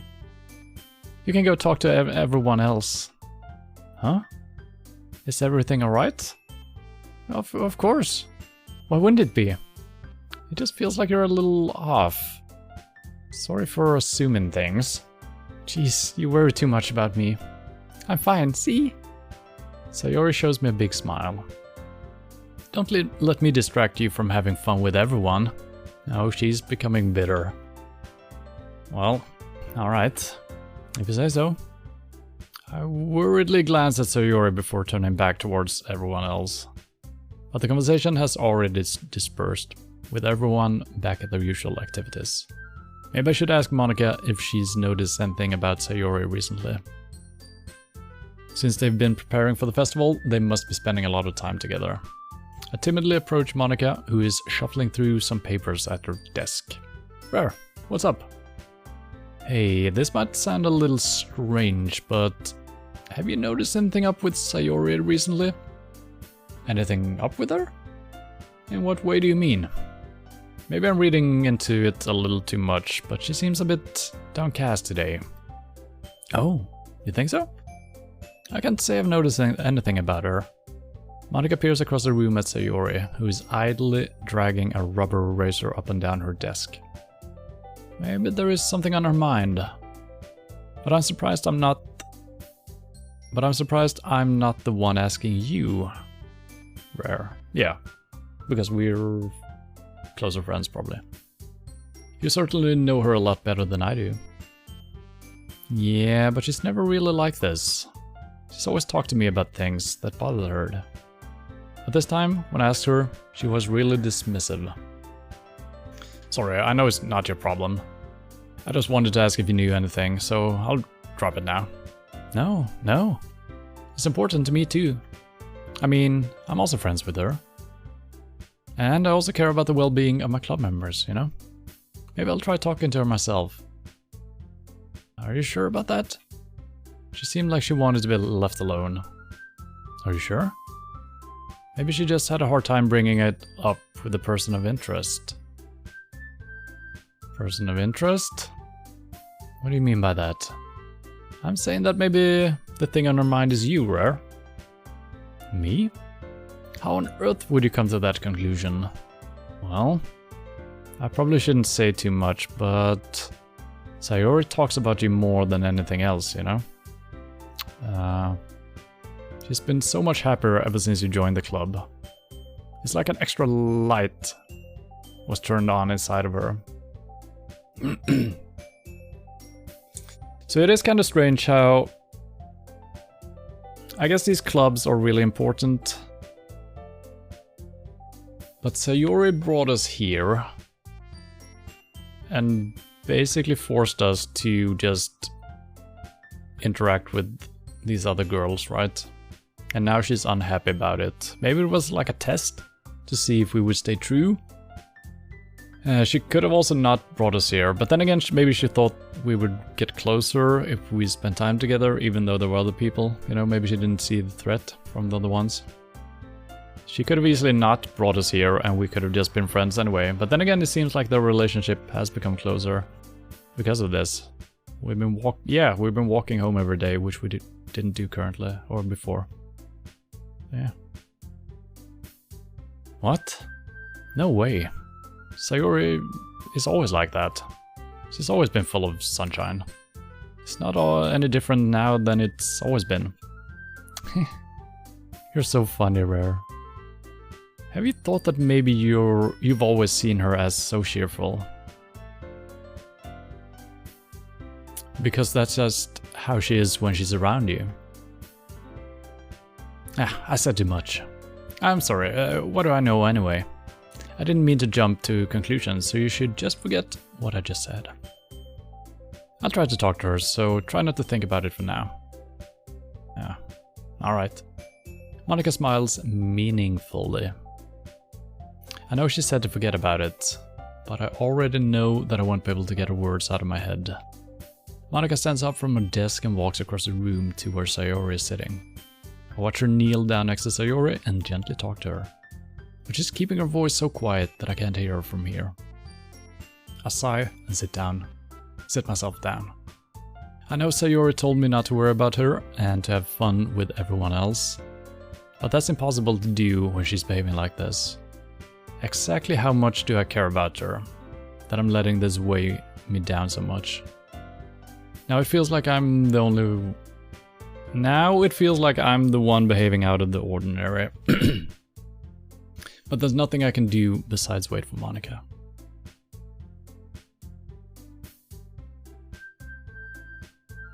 Okay, everyone. After some time passes, Monika calls out to the club room. Why don't we share our poems now? Before I know it, everything is back to normal. Everyone goes to retrieve their poems, and I do the same. I make eye contact with Monika, and she smiles at me. I wonder what she was talking about with Sayori. Who should I show my poem to first?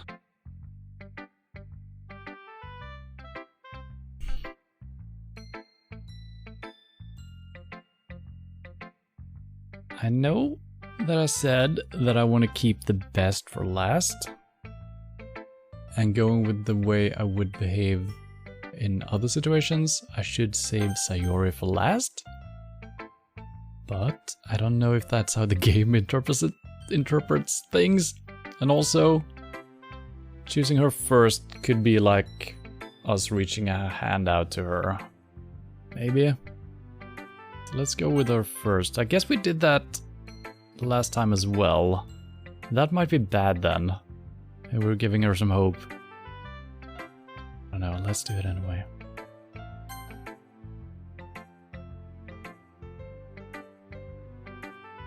This is your best one so far.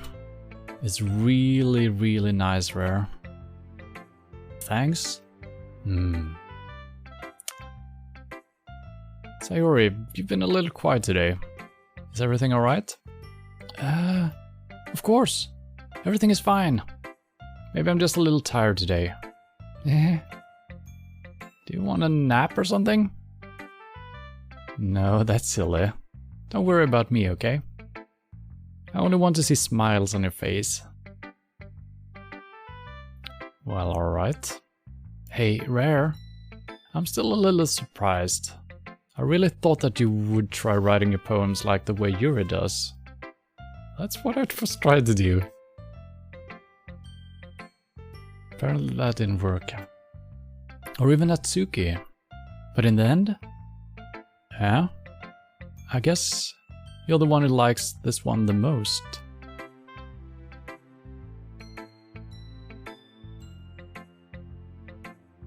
Oh, I'm saying that. Wait. Oh god. Can I go back? I don't know what history means. Well, so I'm saying, I guess you're the one who likes this the most. I think I was one saying those previous statements as well. Why? You don't want to get closer with everyone else? Wait, of course I do. But that doesn't mean I need to try so hard to impress them. I still understand you the most, Sayori. I know you have to sometimes put up with me, and I have to sometimes put up with you. But we have a wavelength or something. And this is how the poem came out.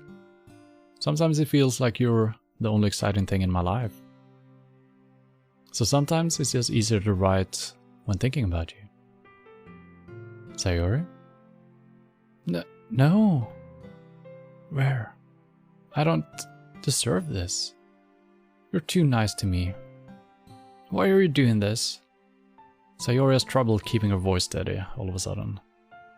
If you had fun with everyone else instead, this would be so much easier.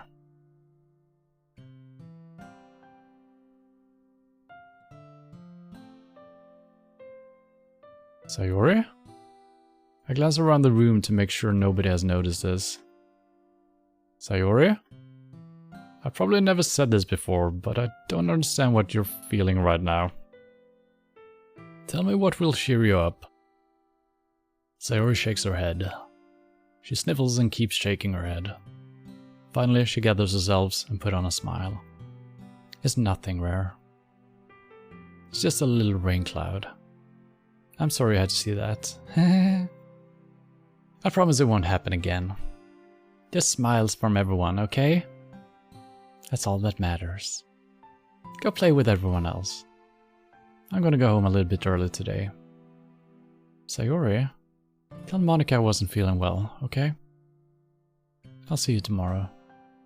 Before I can say anything else, Sayori cheerfully walks out of the classroom, humming to herself.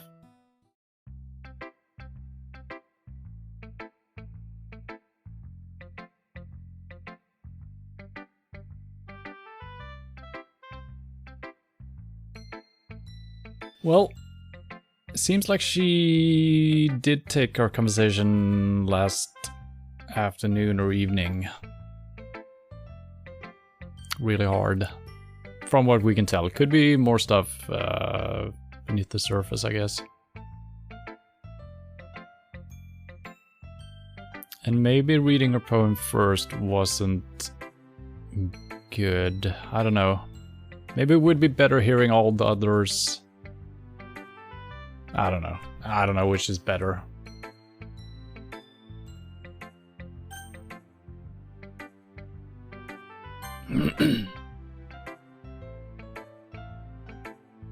This one's alright.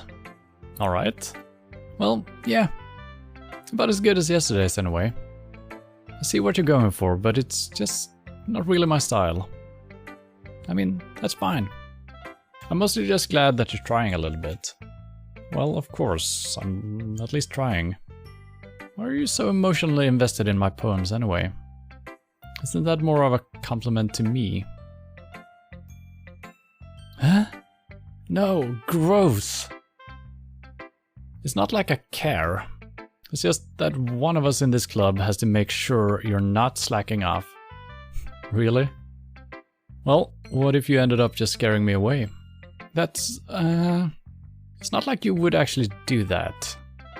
Yeah, you're right. It's kind of fun to hang out here, even if I have to put up with you. Gah! Natsuki elbow connects with my stomach. Oh? Maybe I won't mind scaring you after all. I was just joking. Oh, I know. Don't worry, I was too. Ah. How the hell did you call that a joke? That seriously hurt. Well, maybe it was funny to her. I guess that's kind of the point. I should really just watch my mouth around Natsuki. Anyway, Natsuki holds her poem out to me like nothing ever happened. I'll be your biatch. Your mind is so full of troubles and fears that diminished your wonder over the years. But today I have a special place, a beach for us to go. A shore reaching beyond your sight, a sea that sparkles with brilliant light. The walls in your mind will melt away before this sunny glow. I'll be the beach that washes your worries away. I'll be the beach that you daydream about each day. I'll be the beach that makes your heart leap in a way that you thought had left you long ago. Let's bury your heavy thoughts in a pile of sand, bathe in sunbeams and hold my hand. Wash your insecurities in the salty sea and let me see your shine. Let's leave your memories in a footprint trail, set you free in my windy sail. And remember the reasons you're wonderful when you press your lips to mine. I'll be the beach that washes your worries away. I'll be the beach that you daydream about each day. I'll be the beach that makes your heart leap in a way you thought had left you long ago. But if you let me by your side, your own beach, your own escape, you'll learn to love yourself again.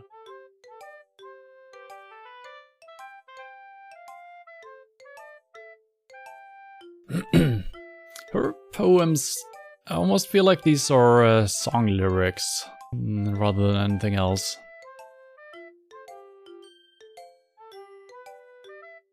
With a chorus and everything.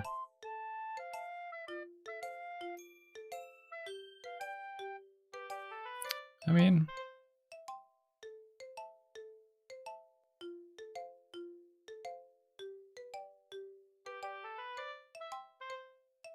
I wonder if I'm probably reading too much into this. Is she writing this specifically to me? Probably not. It could be.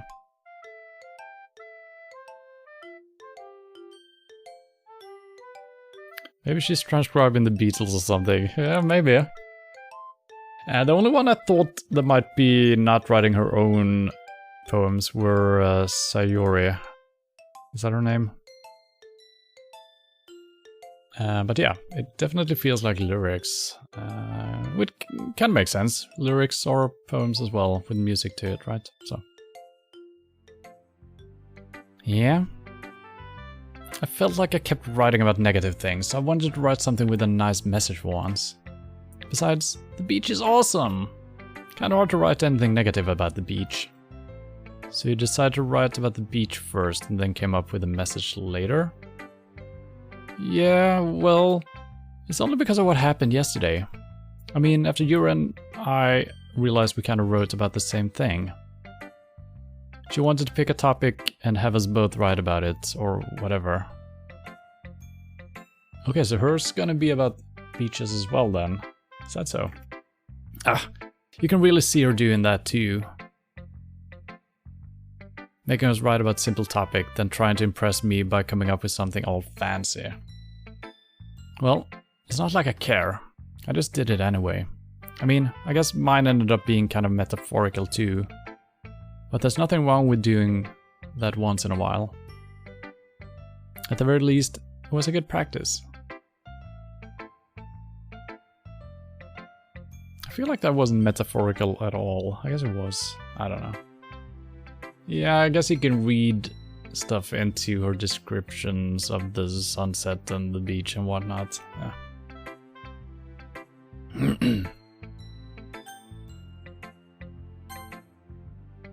Let's see if there's gonna be more beaches here. Well done, Rare. You've definitely improved your writing over the course of these few days. Okay, she liked my slightly more sporadic word choosing. Has my advice been helpful to you? Yeah, apparently. Yeah, definitely. I'm glad. Sharing or writing like this is a lot more fun and rewarding than I anticipated. I need to remember to thank Monica. I think we all felt a little awkward at first, but now it seems like everyone is enjoying sharing their writing and seeing what others think. I guess I can't really disagree. I was afraid this whole thing would be a chore, but it's a great way for me to spend more personal time with all the girls in the club. But it's been fun getting to know everyone and their writing. And I guess doing some writing myself. Well, have you learned anything about yourself, Rare? Well, you know I like to say that writing is a very personal way to get in touch with yourself. In the end, it doesn't matter if you're a good writer or a bad writer. And even my opinions are just opinions, you know? As always, I believe that what's I believe what's most important is exploring and discovering yourself. That's comforting. I'm kind of afraid of disappointing you in some way or another. Why me? Well, you're always sophisticated with your writing and have all the most advice to share. Is that so? Yuri thinks for a good minute. That must be terrible. Huh? For me to have become someone whose opinion is fearsome. How unlikable of me. Yuri, it's not as bad as you're making it sound in your head. I just meant that I respect your opinion. I see. I'm sorry that I always overthink and come to those sorts of conclusions. I'm just a little too used to it. Overthinking? Being disliked. Yuri. What am I saying? I'm sorry, I didn't mean to bring that up. Let's move on. Alright. Do you want to share your poem now? Okay. Here. Biatch.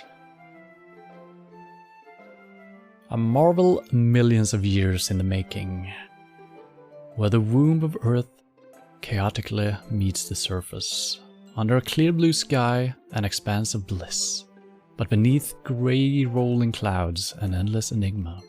The easiest world to get lost in is one where everything can be found. One can only build a sandcastle where the sand is wet, but where sand is wet, the tide comes. Will it gently lick at your foundations until you give in? Or will a sudden wave send you crashing down in the blink of an eye? Either way, the outcome is the same. Yet, we still build sandcastles. I stand where the foam wraps around my ankles, where my toes squish into the sand. The salty air is therapeutic. The breeze is gentle, yet powerful. I sink my toes into the ultimate boundary line, tempted by the foamy tendrils. Turn back, and I abandon my peace to a road at the shore. Drift forward, and I return to Earth forevermore.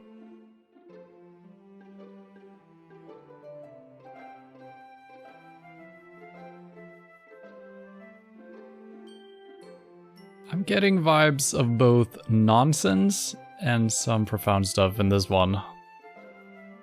I like the metaphor with water is used to create sandcastles, but it can also, a gentle wave can just erode it away as well.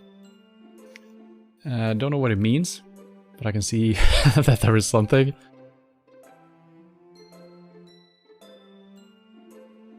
Turn back and I abandon my peace to a road at the shore.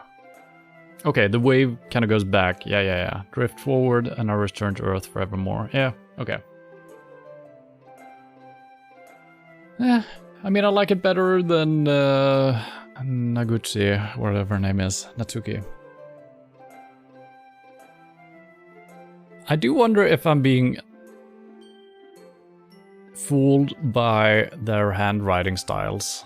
Since this is a, you know, it looks like old-fashioned writing and it looks professional in some sense, while Natsuki's is kind of just regular writing.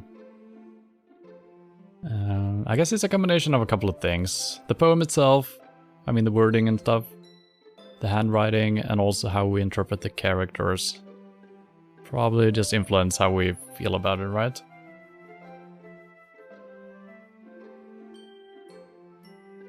But yeah, I don't know, I like her writing the best.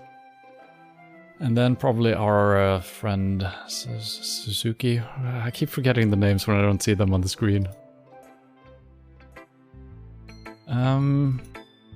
I'm aware that the beach is kind of an inane thing to write about.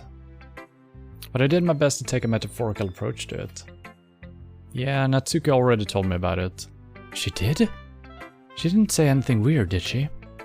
She just wanted us to write about the same topic again. I suppose to better compare the differences in our writing styles, or thought process. Anyway, it was her idea. Knowing her, it's no surprise that she wanted to do something like that. She probably just wants to show off. It's not like I have a particular interest in her writing style. I just went with a request. But, well, I suppose it's not bad to write about something simple on occasion. It can be refreshing, you know? It's good for me to calm my thoughts once in a while. Yeah, I think I agree. Thanks for sharing.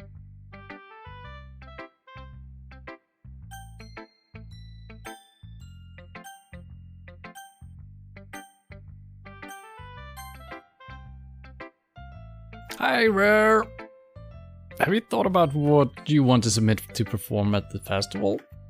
Well, being in this club is one thing, but performing in front of a bunch of people, I'll have to give it some more thought.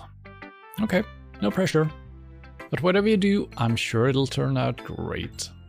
It would also make me happy to see.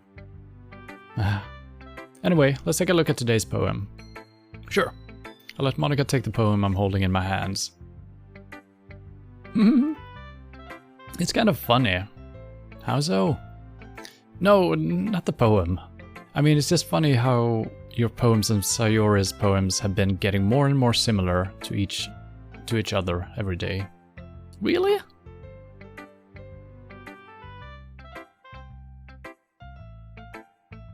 I feel like she's the only one seeing that and saying that.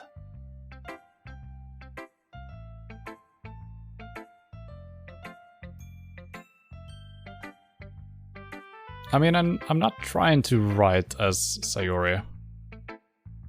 But maybe that's what just ends up happening, and that's why she's saying it. I feel like she's like our guardian angel or something, trying to keep us together.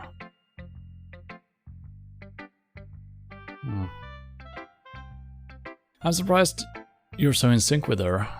Why would you be surprised? You just told before that we were hanging out each day and stuff like that. Huh. Then again, you've been spending a lot of time together lately, haven't you? I guess you could say that. Although we kind of grew up as best friends, I haven't been seeing as much of her this past year. But since I joined the club, we've been spending a lot of time together again.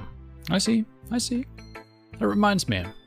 About how Sayori's been a little bit off today. Yeah? Did she tell you something? Well, Rare, you haven't been flirting with her, have you?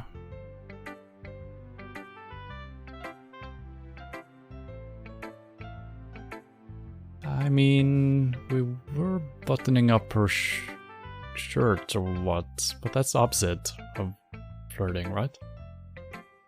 Of course not. I've been treating her like I always do.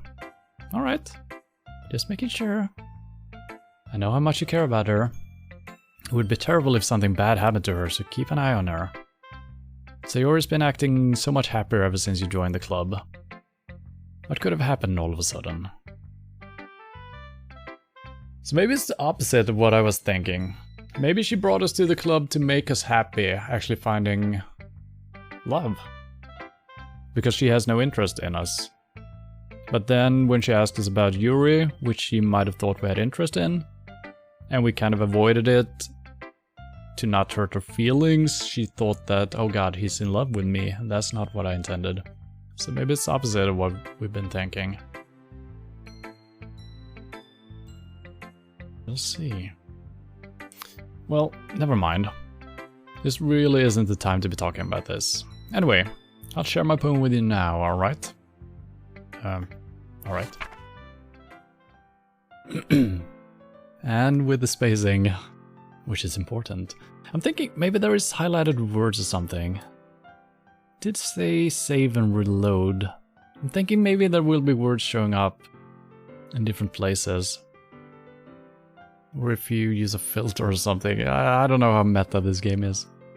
The lady who knows everything seems to be Monica, right? An old tale tells of a lady who wanders Earth. The lady who knows everything. A beautiful lady who has found every answer. All meaning, all purpose. And all that was ever sought. And here I am. Feather. Lost adrift the sky, victim of the currents of the wind. Day after day I search. I search with little hope, knowing legends don't exist. But when all else has failed me, when all other have turned away, The legend is all that remains. The last dim star glimmering in the twilight sky. Until one day the wind ceases to blow. I fall. And I fall and fall. And fall even more. Gentle as a feather. A dry quill. Expressionless. But a hand catches me between the thumb and the forefinger. The hand of a beautiful lady. I look at her eyes and find no end to her gaze. The lady who knows everything knows what I'm thinking. Before I can speak, she responds in a hollow voice. I have found every answer, all of which amount to nothing. There is no meaning, there is no purpose, and we seek only the impossible. I am not your legend does not exist. And with a breath, she blows me back afloat, and I pick up a gust of wind.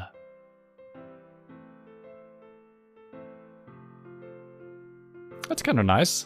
I think it's her best writing so far. And she was the one who started off writing about potentially a guy drilling a hole in her bedroom wall and peeking at her, right? I might have read something else into that one, but that's what it sounded like. I think that was her. And I think her poems have become better and better. This is decent. I like the spacing of this one, makes sense as well. The feather just being suspended in midair. It's kind of interesting.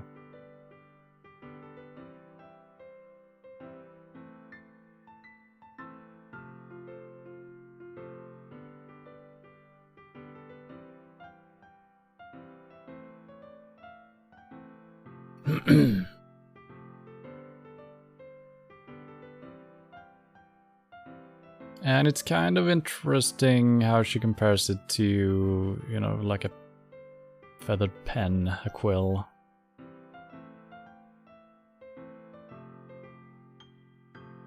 It kind of brings you out of the rest of the the poem, I think, because it becomes very on the nose. This one sentence, I would remove that if I were an editor, or make that something else. But then again, she catches the feather between the thumb and the forefinger, which is kind of like a writing grip, right? There might be some symbolic stuff there. That's good. You know, I feel like learning and looking for answers are the sort of things that give life meaning.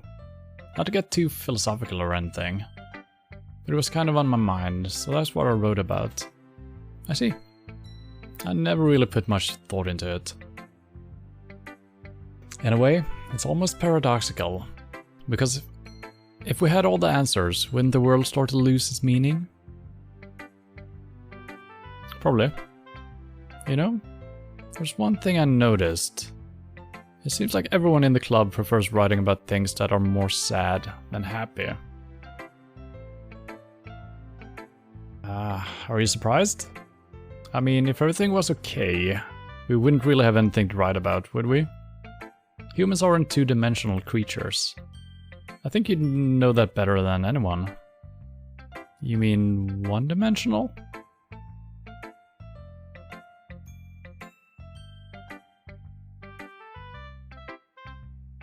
Yeah, that. Anyway, here's Monica's writing tip of the day. Are you ever too shy to share your writing because you're afraid it's not that good? It can be really disheartening to get a lukewarm response to something you put so much into. But if you find other people who enjoy writing, then sharing becomes a lot easier. Because instead of just telling you that your writing is good, or okay, or bad, they'll want to focus more on everything that went into it, and the things you can work on. It's much more encouraging that way, and it will make you want to continue improving. It's almost like having your own little literature club, don't you think? That's my advice for the day. Thanks for listening. Beep!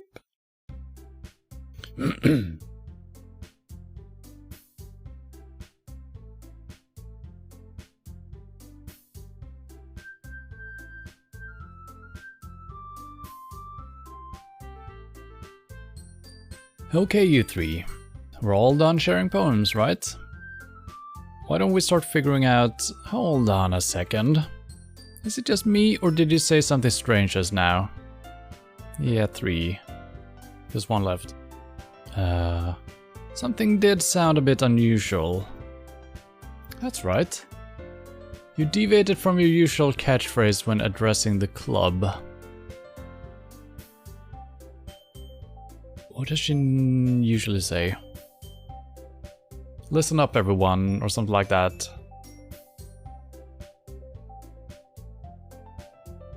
Why would that be so important? Catchphrase? I don't have a catchphrase. Jeez. Why is the mood so weird today? Look, even Yuri isn't immune to it. Stagnating air is common foreshadowing that something terrible is about to happen. Stagnating air. What? In your books, maybe. Look, the only thing different is that Sayori isn't here. It seems you're right. Sayori always helps lighten the mood a little bit, doesn't she? It's almost like everyone's balance is thrown off a little when she's not around. Where the heck did she run off to anyway? I thought she just went to pee. Natsuki, please show some decency. Ah, come on. She actually wasn't feeling too well and went home early. Is that so? I hope she's alright. Seriously? Of all the times to not go home with her, you picked the time she's not feeling well? So much for you two being all lovey-dovey. No. First of all, stop misunderstanding my friendship with Sayori. And second, she's kind of been avoiding me today, so I didn't want to force it. Huh? That curious expression coming from Yuri, of all people. That's a thought, right? Usually when we're thinking things, there's not... So I don't know if I'm saying this quietly. Usually when it's... I don't know. That curious expression coming from Yuri, of all people. Calm down, guys.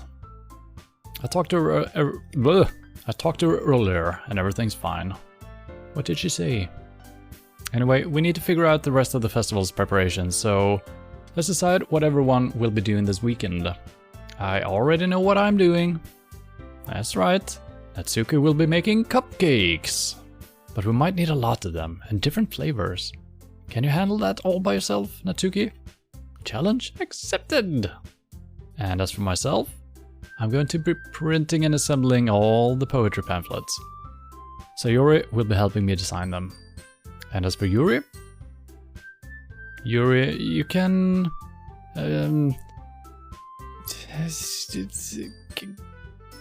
Guys, can you help me come up with something for Yuri? I'm useless. No. That's not it at all. You're the most talented person here, you know? Now Natsuki's pouting too. Jeez, even I can't tell now. I guess I never gave Sayuri enough credit, but I can tell things are even harder on you when she's not around. That may be the case. But if I can't also be the leader on my own, then I won't grow as a person. So Yuri, you have beautiful handwriting, you know? So you should make some banners and decorations to help set the atmosphere. Atmosphere? About that. I love atmosphere. Yuri's expression suddenly changes as she stares at the desk in focus and starts nodding to herself.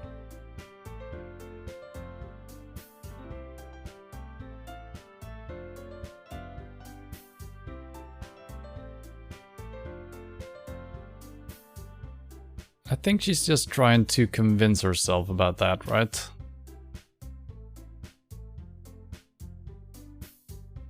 Your mind is already racing, I see. Well, maybe she's actually just thinking. That's great. You'll be a wonderful help, Yuri. But anyway, that just leaves you, Rare. The one who is truly useless. Don't say that. In fact, But Natsuki and Yuri have some pretty heavy tasks to handle. It would probably go a long way to give the one of them a hand. You could always help me out as well. I would be really appreciative of that. Is Monica suggesting I spend the weekend with one of my club members? How on earth are they going to respond to a suggestion like that? I suppose I wouldn't mind a bit of help. Well, even if you don't know how to bake, there's always some dirty work I could give to you. It's not like Monica's going to give me a choice, and you shouldn't be sitting on your butt anyway. Natsuki tries to mumble a bunch of excuses like that. If I recall, Natsuki, you mentioned that you would like to handle the baking on your own. Rare may not like to be around if you only make him out to be a nuisance. So therefore, he may be more suited to assisting with the decorations. Hold on, I never said that. How hard could it be to make a few decorations anyway? Sounds more like you're just making an excuse for Rare to... What are you saying? It'll be extremely meticulous work, and baking isn't? Just what do you think? Guys, let's settle down for a moment. In the end, I think it's up to Rare to decide how he'd like to contribute. Besides, he hasn't really gotten the chance to spend any time with me yet, you know? So I'm sure he's interested in... He literally just said, I'm surprised as well. Sorry. I was just saying though. Jeez. Can we just settle this already? Yeah. Rare, you're okay with this, right? And then, it's up to you. I don't know if I need to save if there is a fail that could happen, but let's make a save anyway. I mean, the point of this is just living with the consequences, right? And I think when I looked at how long to beat, and like I said, we saw times from 2 hours to 33 hours. So I guess if you go back and pick every single choice, 100%ing it, then it's gonna be 33 hours, right? Because there's a lot of dialogue to get through. And there might be different dialogue as well, depending on what you do, I guess. But...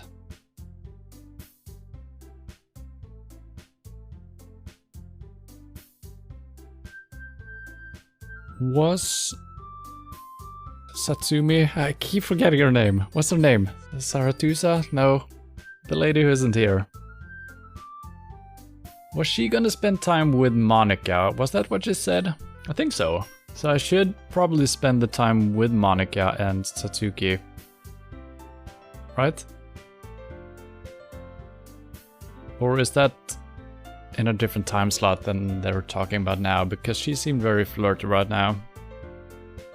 I do want to spend some time with the... I keep forgetting names. Yumi? Uni? Yuki? 2 hours and skipping dialogue. You're reading and thinking about it, so I predict like 13 to 15 for you. Oh, okay.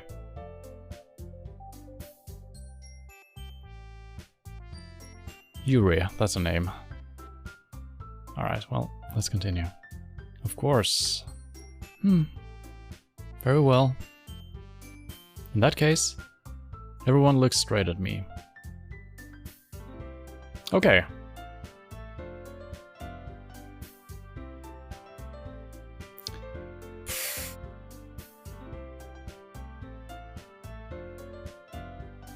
I mean, we still don't know if Sayori is actually sad about us potentially flirting or even thinking about Yuri or potentially anyone of the else.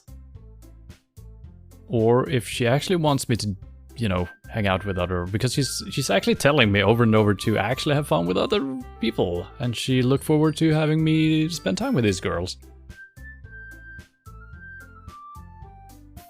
It's really hard to tell. So if I just decide to spend time with her, she might be even more pissed, thinking, oh god, he's desperately in love with me now. That might just make things worse.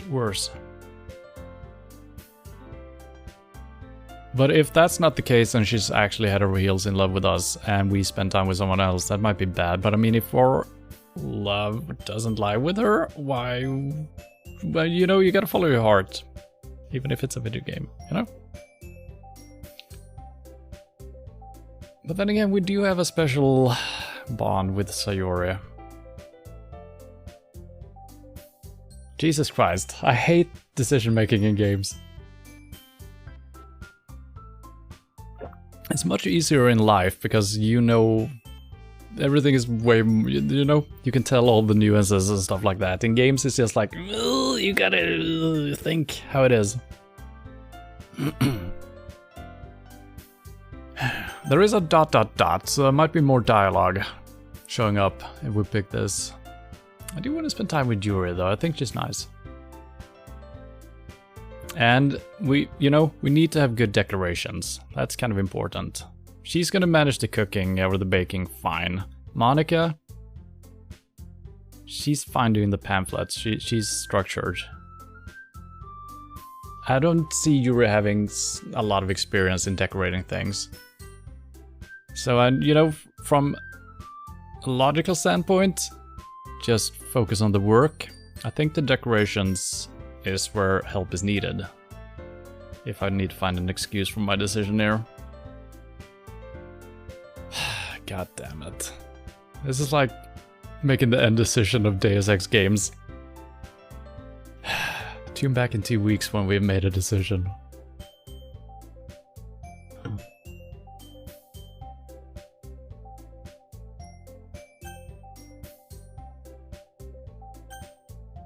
I mean, it's between Yuri and Sayori. Is it just a coincidence that her name ends with Yuri? I just noticed Sayori, Yuri.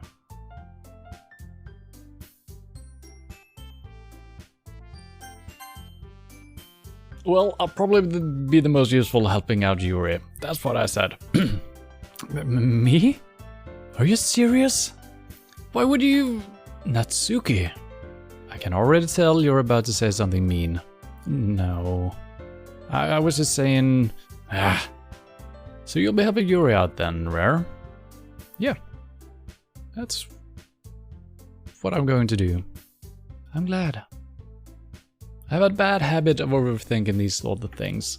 So I think your assistance will be very useful. See? That's great to hear. Natsuki, will you be able to handle the baking yourself? I mean, yeah. I already said I would be fine. Okay.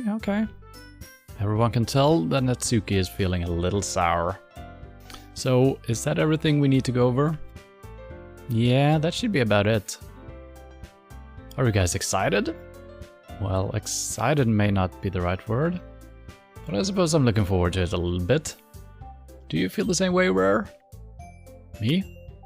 I guess you could say I'm interested to see how it all turned out. It's good enough for me. What about you, Natsuki? Natsuki? What? Why is everyone yelling at me? I didn't even do anything. No, that's not what I meant at all. Yuri anxiously glances between everyone in the room. I'm sorry for this. I don't really know why Rare picked me. And also, your cupcakes are the best cupcakes I've ever had. They go really well with my tea. And nothing that I do for the event will compare to that, so I get it. I'm kind of surprised though. Why? Well, I'm the one acting immature. I already know that. But you're trying to cheer me up all of a sudden. I know I'm not very good at it. I'm sorry if I said something bad. Natsuki isn't the only one surprised. Monica and I are also taken aback by Yuri's words. When she already has trouble with words, trying to cheer someone up cheering up must be far out of her comfort zone. Oh, good. Development. But I begin to understand. Yuri was trying to sound like Sayori. Oh. Even if it didn't work perfectly, I can tell that she tried to say something Sayori would say at a time like this. Because Sayori always helps everyone smile and feel good about themselves. No, I kind of appreciated it. I'm sorry for making a big deal out of nothing. But I'm going to say this. You better bet that my cupcakes are going to be the best part of the whole event. I believe you. Yeah. I hope to see everyone do their best. But with that, there's nothing more for today. So I guess it's time for us to head out. Alright, let's get out of there, then. Everyone packs up the things. I start to follow Monika and Natsuki out the door as they chat between each other. I turn around. Sorry, I realized that I don't have any way of contacting you this weekend. Oh, you're right. I can't believe that slipped my mind. Should I give you my phone number? I think that would be the best way, yes. Alright then. You and I exchange phone numbers. Okay. Then I'll be stopping by your house on Sunday. My house? Is that a problem? No, not at all. I just thought that I would be the one going to your house since I'm the one helping you. I suppose that makes sense. But if you don't mind, I think I would prefer going to your house. Alright. In that case, it won't be a problem. I decide not to press Yuri for a reason. It's not like it should matter much either way, so I'll just need to make sure my room is clean. I hope I managed to make myself useful in some way. I'm not nearly as creative as you are. Don't underestimate yourself, Rare. I think that we will make a very productive team. Even if you only chose me because you felt bad or something. Oh my god, she's just ups and downs, ups and downs. Wait, you don't actually think that, do you? I don't know. It's difficult to come up with any other reason you may have chosen me. You're forgetting the one reason with the most common sense. I chose to help you because that's what I want to do. But Yuri thinks to herself with an extremely tense expression. Yuri, you're overthinking this. You wanted me to point out when you're overthinking, right? I didn't realize. I'm telling you, I want to. That's all there is to it. Do you believe me? Yuri thinks really hard again. She looks straight into my eyes for a long while. I believe you. As if it took her tremendous effort, Yuri finally says that and relaxes her expression. And I'm really looking forward to Sunday. Yeah, I am too. After that exchange, I make my way out of the door and Yuri follows. Are we following her home, kind of like Yuri said before? I can't believe this. Yuri's going to be coming to my house on Sunday. My anxiety shoots through the roof. Even though I've gotten pretty used to handling her at this point, there's no telling what might end up happening when we're outside of school. More than that, she told me that she was looking forward to it. Is this a chance I have to make something happen between us? Or is it too early for that? Only time will tell. But until then, I won't be able to take my mind off of it. I seriously can't wait. Oh, he's excited at least. It's already Sunday. I feel like they're not making the most of the weekend here.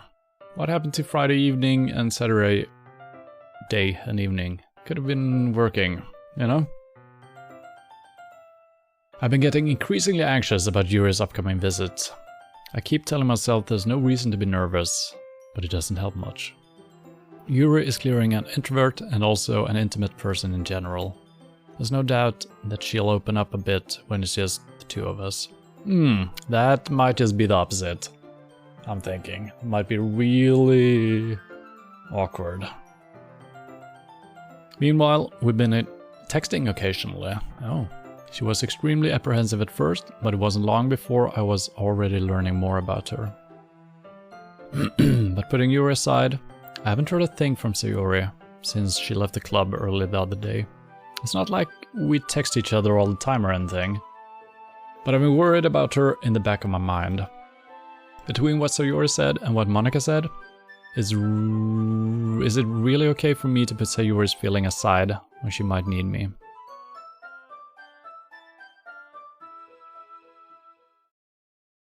I decide to visit Sayori before Yuri comes over. Rather than asking, I simply tell her, I'm coming over, much like we've done in the past. Once I reach Sayori's house, I knock on the door before entering it myself.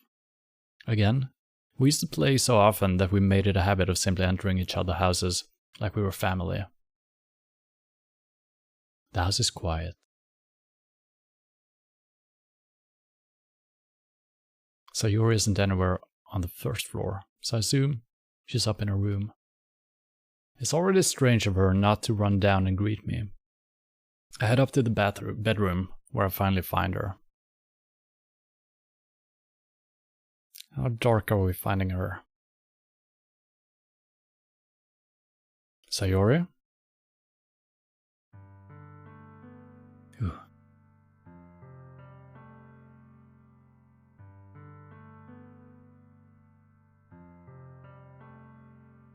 I was a little bit worried. Hi, Rare. I sit down in her room. Sayori forces a smile, but it's easy to tell that she's different. There's a minute of silence between us. You haven't come over like this in a long time, have you? I guess you're right. It has been a long time. Not much has really changed, has it? Sayori's room is as messy as it always been. I also recognize the same stuffed animals and wall decorations that she had for years now. If you came over more often, it wouldn't be such a mess. That's because I end up cleaning it for you. Oh, I do, yes. How come you suddenly wanted to come over today? Aren't you supposed to see Yuri today? Yeah, but... Wait, how do you know that? Sayori had already left by the time we decided that last meeting. Monica told me. It's only natural for her to keep me informed about the festival preparations, right? Yeah, makes sense. Ah, that's true. Well, what about you? Aren't you going to be helping Monica today? Of course. But I'm just helping her online. We didn't plan to meet up or anything. Ah, so it's just me and Yuri then. Yep. There's more silence between us. Sayori stares in a random direction. Everything about her behavior is really uncharacteristic. I finally get to the point. I just want to see how you were doing after you left on Friday. When something's wrong, you can't hide it from me. I know you too well. So, Sayori smiles, shaking her head. That's no good, Rare.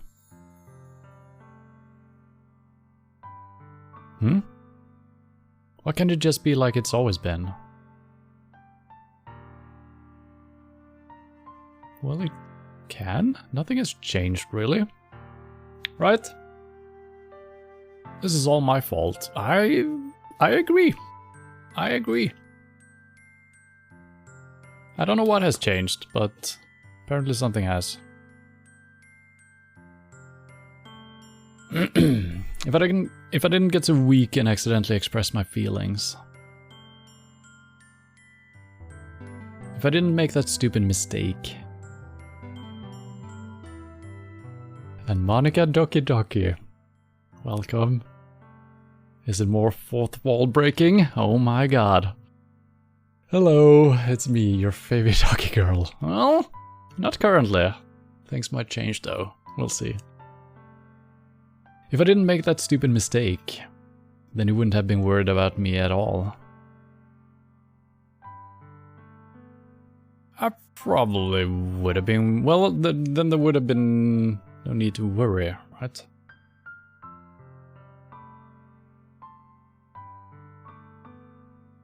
You wouldn't have come here. Probably not. But then everything would be as normal, which you just asked for. So... what do you mean? You wouldn't even been thinking about me right now.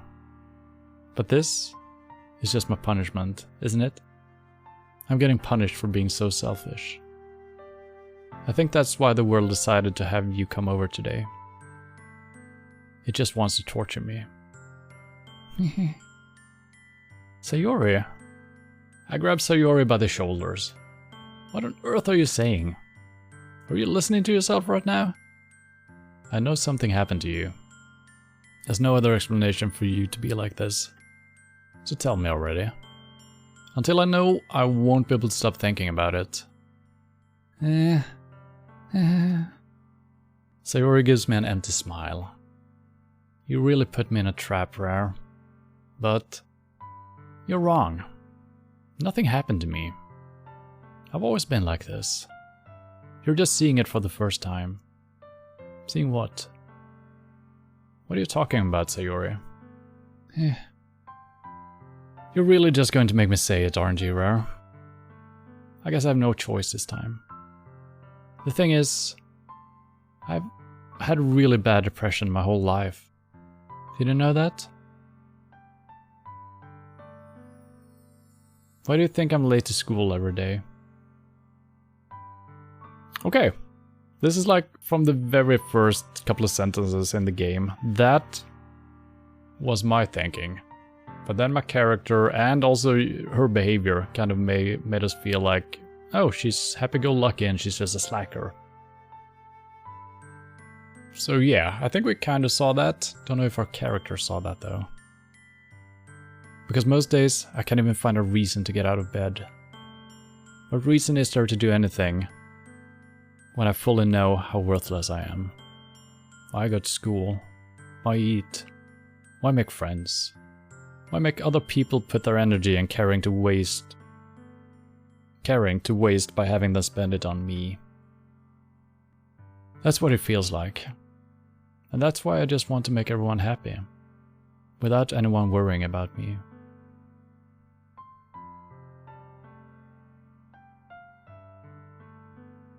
I'm in shock. I can't even figure out how to respond. How is it possible that Sayori kept this from me the entire time that I've known her? Well, she kind of just explained it. Did she really want so badly for me to just not think about her?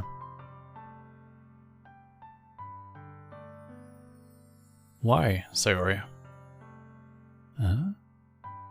Why is it that you never told me about this? It almost feels like I've been betrayed as your close friend. What is that? That's not that thing you say. Come on. Jesus. Because if I knew, I would have done everything I could to support you. Even if there was only so much I could do. I would have tried a little bit harder to make every day a little better for you.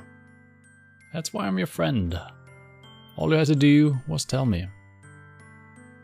You don't understand at all, Rare. Why do you think I didn't tell you? Because if I told you, then you would have to waste effort caring about me instead of doing important things. I don't want to be cared about. It's bittersweet when people try to care about me. It feels nice sometimes. But it also feels like a bat being swung against my head. Yeah. That's why I wanted so badly for you to make friends with everyone else. Helping everyone be happy together is the best thing for me. But then, I discovered something else too. Seeing you make friends and get closer with everyone in the club feels like a spear going through my heart. So, that's why. That's why I decided the world just wants to torture me. Every path leads to nothing but hurt. You're right that I don't understand. I don't understand your feelings at all, Sayori. But I don't need to understand. Whatever it takes for me to help you stop hurting. That's what I'll do. No, Rare. There's nothing. Nothing at all. The only thing that could have helped is if everything could be like it always was.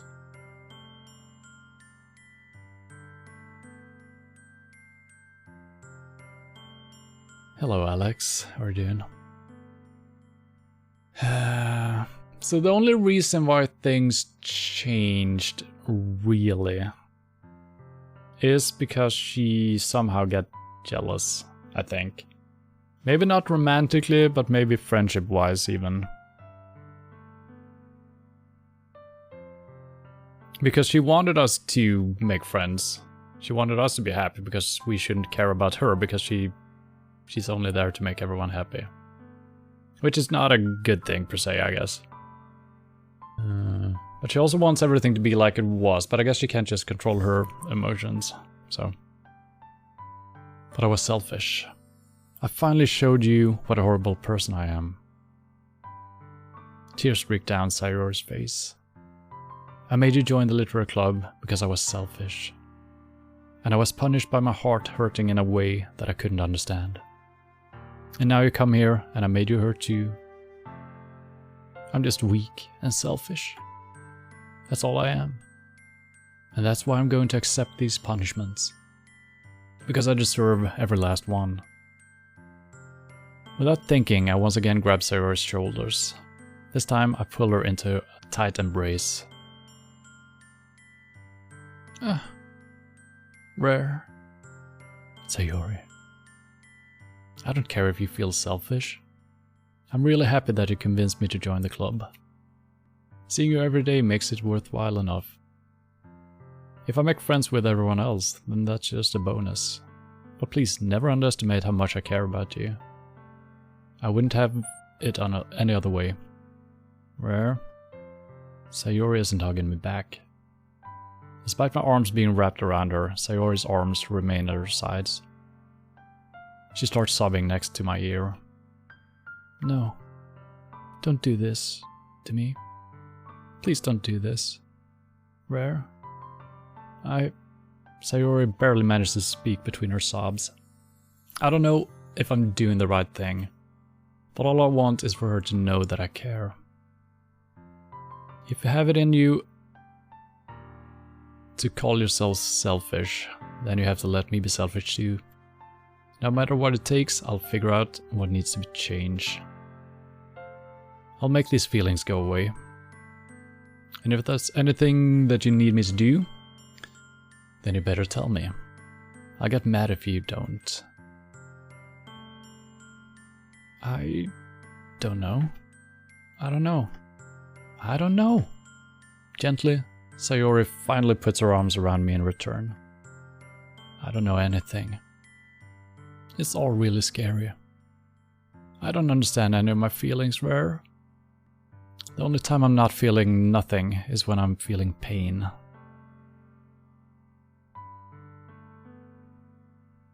That doesn't make sense. Okay. Oh, it does. Okay. I thought she said the only time I'm feeling something is... Well, the only time I'm not feeling... Okay, it's a double negative, I guess, so it makes sense. The only feel I'm not feeling nothing is when I'm feeling pain. Okay. Well, that's no good. But her hugs are so warm. And that's really scary too. Sayori lets me go.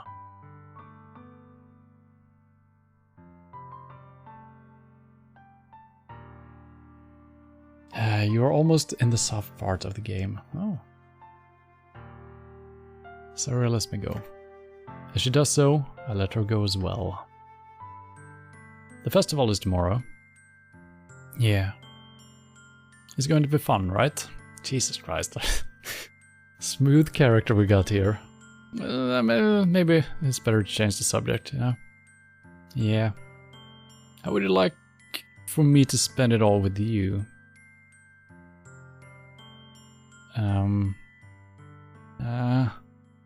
It's what I want, we're saying. I promise. It sounds false. I think that would be nice then. Yeah.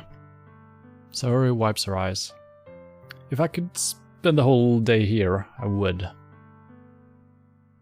all days, this has to be the one where I have other plans.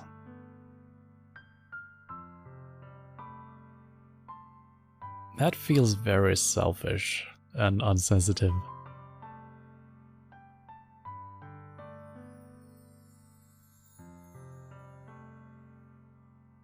Maybe I should cancel. Okay, he's actually thinking about it. Good. No, don't. Please don't. If you did that, then I really wouldn't forgive you. But it's almost time for Yuri to meet me at my house. At the very least, do you want to come along and help out? It would be fun. To my surprise, Sayori shakes her head. I'm sorry. I don't know if that would be very good for me today. You understand, right? It's kind of hard for me to fully understand. I'm trying my hardest. It's okay. Don't worry too much about it. I'll see you tomorrow, okay? Alright. I look forward to it.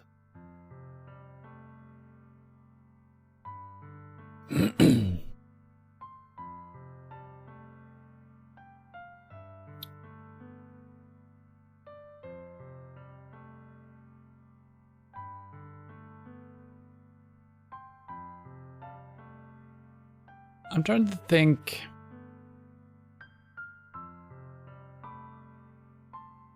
Why she's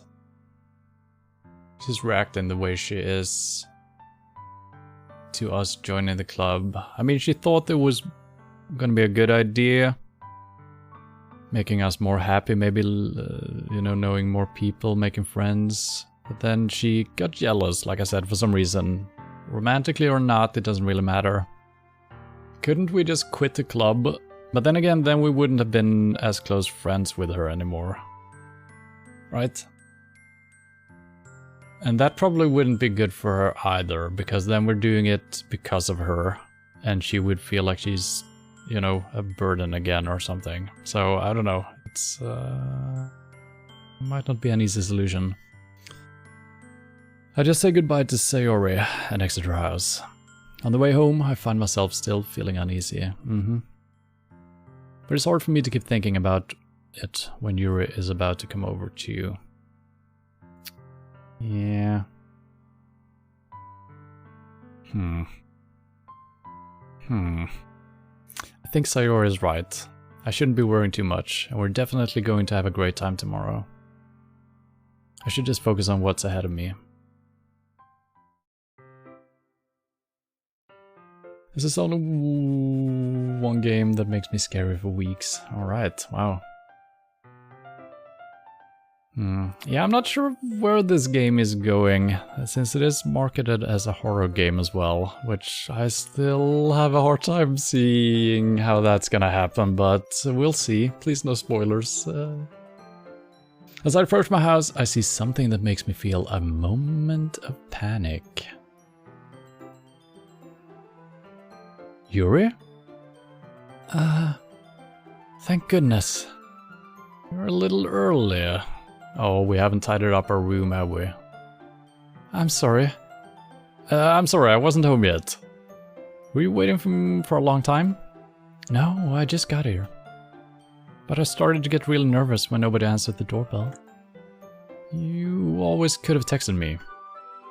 If I'd known, I would have reassured you and heard more on my way home. I suppose that's true. I didn't think of that for some reason. It should be common sense to do that, but I decided to ignore it. That makes her seem sinister. For some reason. She could just be, you know, not thinking of it. It also seems like she... I don't know. Let's not analyze that too much. Anyway, let's go inside. I see you brought a lot of stuff with you. That's right. And did you manage to find everything I asked you to buy as well? Yeah, pretty much. At least I hope I got everything right. I'm sure it will be fine. I take Yuri to my room. It's pretty decent in here. The first thing she does is glance around curiously, which makes me feel anxious. It's so clean. I cleaned it before you came over, so That's very considerate of you to do.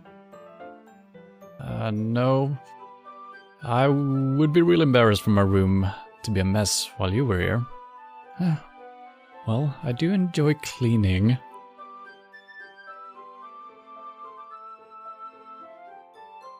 I would have gladly helped you clean.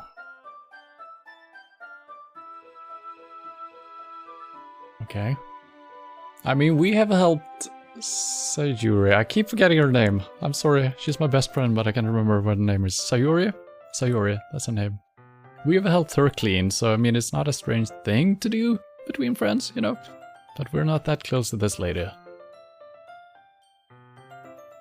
That would have been even more embarrassing, yeah. Wait, don't look in there. I snatched Yuri's wrist, which was in the process of opening a desk drawer of mine. Oh no, all the porn. I'm sorry. I wasn't thinking for some reason. I was just spacing out. She's also spacing out, just like Sayuri.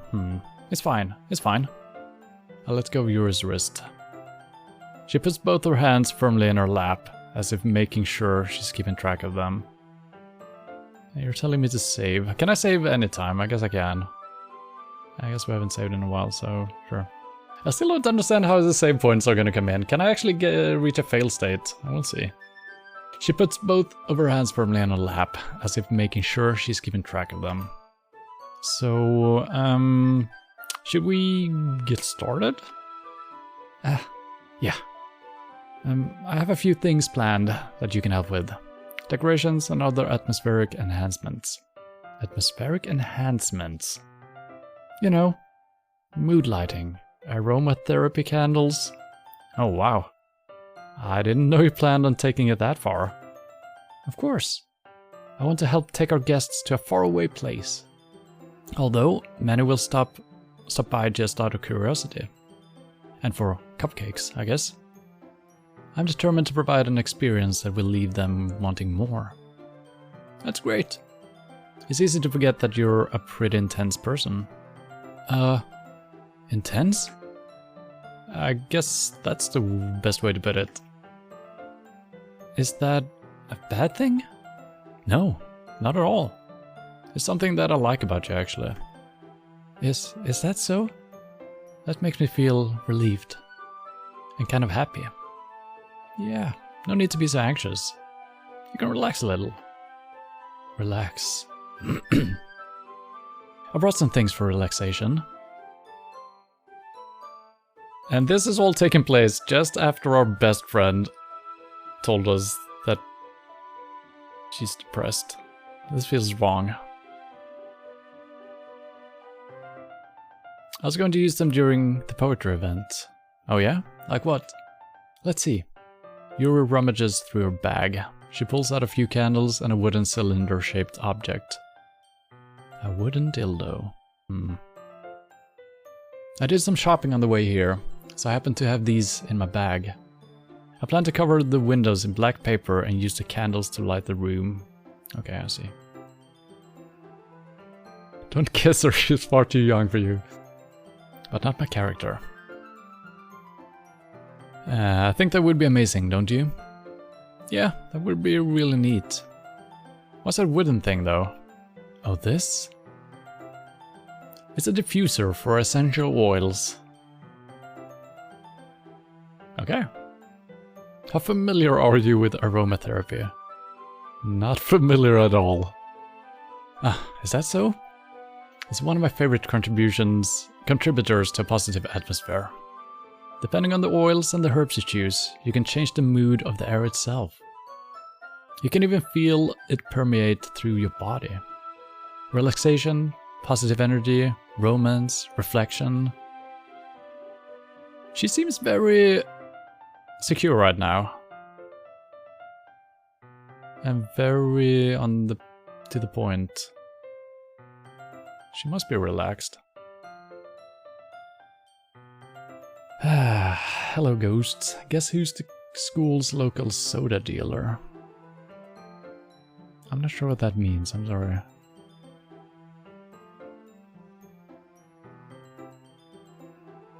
It's almost like magic. Yuri takes the cinderer... Cinderer? Yes, the cinderer, and pushes the switch on the bottom. In just a moment, a thin ray of vapor begins to spout through a small hole in the top. Wow, that smells wonderful. What kind of mood is that one for? This is a jasmine essential oil. That's kind of interesting. I've actually used some scented oils in like a water bath that you had a candle underneath when I was younger, and the scent that I was using was jasmine. Probably a common one. It smells good. It's a little bit creepy though. Has she been spying on me my entire life?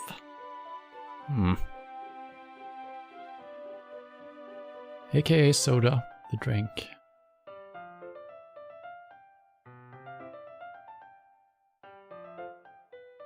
It smells a little sweet and flowery, right? Yeah, that's a good way to describe it. I choose jasmine for the event because it provides more than relaxation. Jasmine enhances your emotions and helps you feel them flow through your body. Are you sure you just chose it for the event, not for the planning of the event? You feel warmer and your heart pounds more heavily.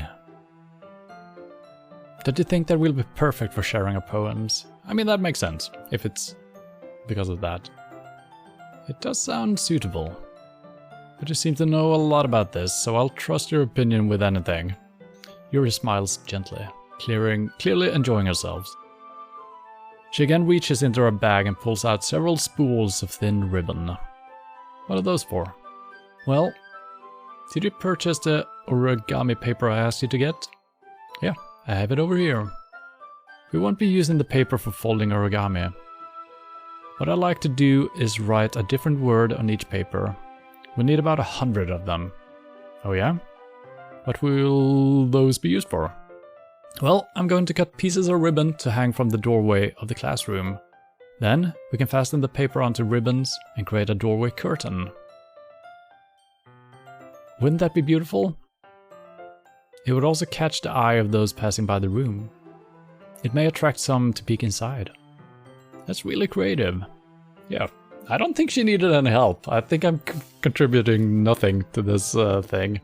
I probably should have helped someone else. Share poems, not saliva. Why can't we do both? Let's show her your big poem. You guys are naughty. That's really creative. I had no idea you'd be so good at this, Yuri. Yeah, actually, we didn't. But then, we shouldn't be too surprised. Other girls kind of said that she had a creative mind, so that could, and it did,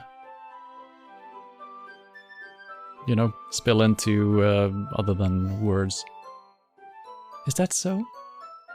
Well, I suppose I do get a little intense, as you'd put it. Yuri giggles with the red cheeks.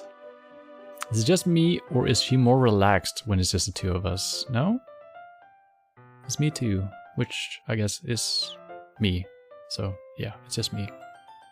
Or maybe it's the excitement she feels from sharing something that she enjoys. Here's a marker, Rare. You can write any characters you want. I'll help you once I've finished cutting the ribbons. Alright. Sitting on the floor together, the two of us get to work. I carefully draw a different character on each paper, doing my best to manage my bad handwriting. Yuri unravels a long strand of red ribbon to her desired length. Then she reaches into her bag once more and pulls out a pocket knife. The knife is strangely beautiful. The silver handle has an intricate pattern of waves etched into it. The blade itself is gently tinted blue. That's no ordinary pocket knife. It looks really fancy. Well, embarrassed, Yura looks away. What is it? You're going to think it's weird. Yuri, whatever it is, I have no reason to judge. To each their own, you know? If you promise you won't be weirded out. Yeah, I promise. Alright. The thing is, I'm kind of into knives. Yuri, I just remembered, I've got soccer practice. You need to leave right now. You finish up on your own, right? Can I back out of the room somehow? God damn it. Is she gonna stab me? No. What the hell? I mean, sure, she might just enjoy how they look. We all collect some things throughout our lives, right? Why not knives? They're just so pretty. I can't help it. I don't know what it is. The combination of craftsmanship and feeling of danger, maybe. Oh, what am I saying? Please don't think I'm weird for this. You're laughing at me. No, I'm not laughing at you. It's just funny how nervous you got about sharing. It's an interesting thing to be into, I guess. But I think it kind of suits you. Suits me? Yeah, it's kind of intense. Besides, it's a really cool looking knife. I can't deny that. It is, isn't it? Yuri relaxes her expression once again. Would you like to hold it? I'll hold yours if you hold mine. Sure, I'll check it out. Yuri carefully hands me the knife, with the handle facing me. That's good. I take it and turn it around in my hands.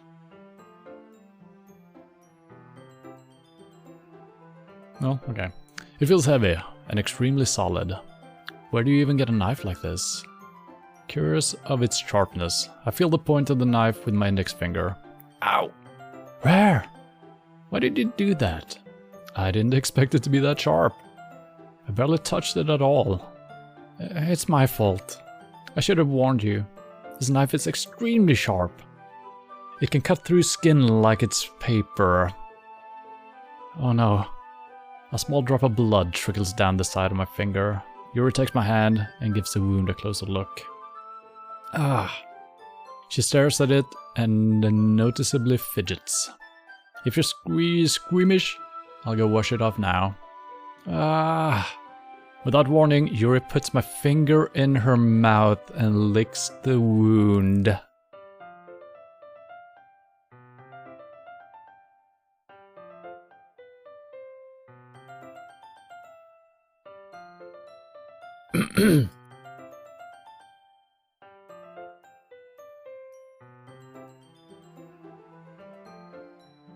Which is not insanely weird. For maybe I don't know. You do it on your own finger, right? So why not someone else's? There is something about blood though. I don't remember what it is. I mean, mixing blood could be bad, I guess. But I don't know if ingesting others' blood could potentially be bad for you as well. Tastes like iron. Yes, indeed. It's a good source of iron. Could also be something about, I don't remember if it's dogs that shouldn't lick human blood. There is something, I can't remember what it is. There is something bad with something. What a good thing to say. Alright. Puts my finger in her mouth and licks the wound. I feel her tongue curl around my finger.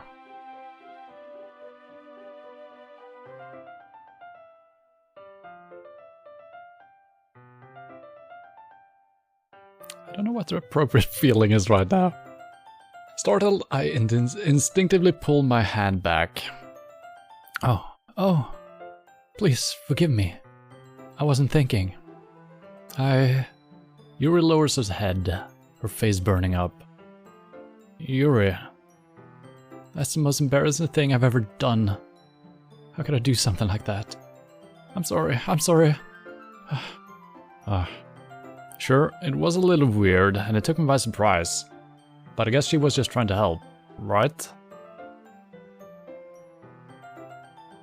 Yuri, I think you're overreacting a little. She doesn't lift her head. What if she doesn't recover from this for the rest of the afternoon? Alright, you know what? This might be a stupid thing to do, but I do it anyway. I take Yuri's hand and lick her index finger in return. And the spiral has begun. Rare! Did he really just do that? Now we're even. Yuri just looks at me like I did something wrong. I knew that would be a bad idea. If not for the sweet aroma of the jasmine oil, the air would be extremely heavy right now. You're so weird, Rare.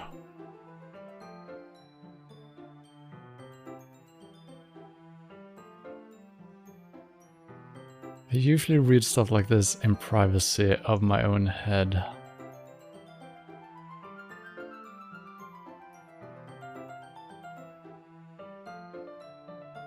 Yuri giggles shyly. Yuri calling me weird? I have no response to that. Why do you keep the bandages? I don't think I need one actually. It was a tiny cut. Look, it's already stopped bleeding. I see. That's relieving. The tension is quickly lifted. We each resume our respective activities. I watch Yuri's knives cut through the ribbon like it's nothing but air. Meanwhile, I continue to make progress on the paper. After we finish attaching the paper to the ribbons, we'll lay them all out side by side. It looks better than I expected, and will be very effective as a door curtain. It looks great! Good thinking coming up with this, Yuri. Thanks. It's just something I saw online, really. Are we ready to move on to the next task? Yeah, let's do it. What do you have in mind? I'd like to create a banner. That's why I asked you to buy the paint tablets. Oh, that's right. One of the items Yuri asked me to buy was a kit of watercolor paint tablets. We'll need about 6 cups of water to put each of the tablets in. Do you mind fetching the water for us? Of course not. 6 cups of water. I'll be right back in a minute. Thank you very much. Oh, just a little bit of water is...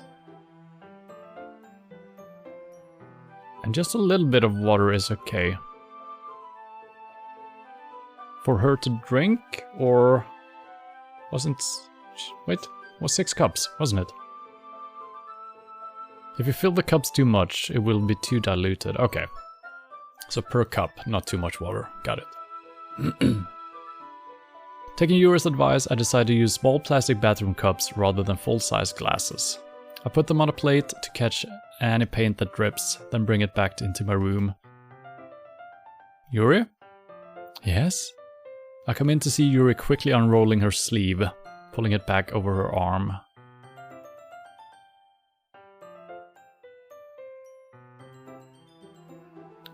Nothing. Her face is a little red. It's too hot in here, or, is it too hot in here, or anything? No, not at all. There's nothing wrong, so... Let's mix the paint. Yuri hurriedly dismisses me and takes it upon herself to unwrap the tablets, dropping them into the cups. So... I thought we would do something simple that would look very nice. I'd like to paint a gradient across the banner. Starting with the colors of a sunrise, then daytime, then sunset and nighttime. Once it dries, I'll write an inspirational quote across the banner. We can hang it on the wall behind the podium, at the front of the classroom. Ah, neat. What are you going to write? Well, it'll be more fun to surprise you. Yuri smiles at me. If you say so. After rolling out the banner, Yuri and I kneel on opposite sides, so we don't get in the way of each other. Yuri uses a brush and adds a few dots of different colors across the banner to serve as a color guide when we paint. This kind of reminds me of elementary school. Painting on a banner with watercolors feels a lot like the art class projects we had back then. It's relaxing. I'm sorry if this feels too childish. No, I didn't mean that at all. It's kind of fun, you know? Yeah, it's fun. I'm glad you feel that way too. Yuri stops painting for a moment, thinking to herself. For me, I don't need to go out and do crazy things to have fun. In fact, I usually don't even want to. I just like when I can spend time with one other person. Even if it's sometimes simple, like reading. It doesn't even matter if we don't talk much. As long as we suck each other's fingers. Just having a friend next to me makes things feel a little bit nicer. Yeah, that's good. I think that's all it takes for me to be happy. Is that so?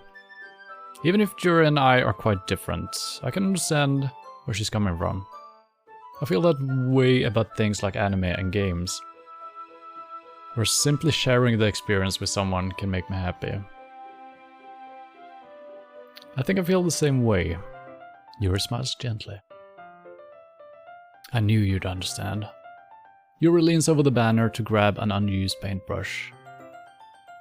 But I move at the same time, causing my head to bump into hers. Yeah, sorry. Yuri reels back and I quickly lift my hand in surprise. Are you hurt? No, I'm not hurt. It just startled me, that's all. Sorry, I should have asked you to get it for me. It's not your fault. Ah, your face. There are droplets of paint on Yuri's face and neck. Is there something on my face? Yeah, I accidentally got paint on you. Sorry, it's totally my fault. I got a towel right away. I rush out and fetch a small towel. Then I dampen it with hot water. I return to my room and kneel back down in front of her. Here. I pat down Yuri's face and neck with the towel. Ah. Is something wrong? It's hot. I just didn't expect that. Sorry. I didn't want to use cold water. Having finished, I start to retract my hand, but Yuri suddenly holds my wrist. Wait. Just for a little longer. It feels really nice. Ah. I keep my hand still against Yuri's neck. Alright, see you, Alex. Thank you for dropping by. I keep my hand still against Yuri's neck. She looks into my eyes. It is an intense expression that I recognize from when she reads her books. Almost as if she lost in a daze, enveloped by her own thoughts. She breathed gently, half through slightly parted lips. What is happening? Is it the aroma of the jasmine oil giving me the dizzy feeling? Yuri's gentle fingers wrapped around my wrist send a tingling sensation through my arm. And suddenly, her face seems to be much closer to mine than it was just a moment ago. Yuri slowly pulls away. Sorry. I've been feeling a little lightheaded today. I didn't mean to space out. It's fine. The moment is over as soon as it began. Yuri picks up her brush again. But her movements seem clumsier, like she's unable to focus. I remain silent, forced to ignore the event that just transpired.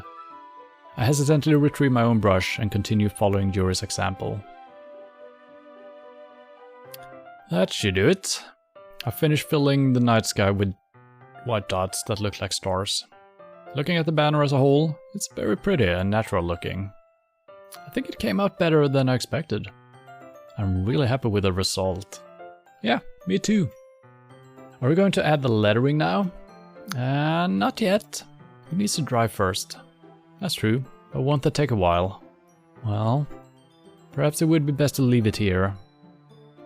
Then have you bring it in the morning. I can do the lettering at the classroom before our event starts. Is that okay? That's totally fine. Wonderful. In that case, I don't think there's anything more for us to do here. Phew. You say that like you're glad it's over. Was I wrong to assume that you were at least enjoying yourself a little bit? No, it's not that. I'm just glad that we managed to get everything done. I see. I am too. I was a little concerned about time. I need to start making dinner soon. So we don't have any time left? I was secretly hoping we would have extra time after finishing the work. Well... Yuri thinks to ourselves. Self. I think it would be too irresponsible of me to wait much longer. I'm sorry. I was hoping there would be more time as well. It's probably my fault. Sorry for being such a slow worker. No, it's not your fault at all. And the important thing is that we got everything done, right? Yeah.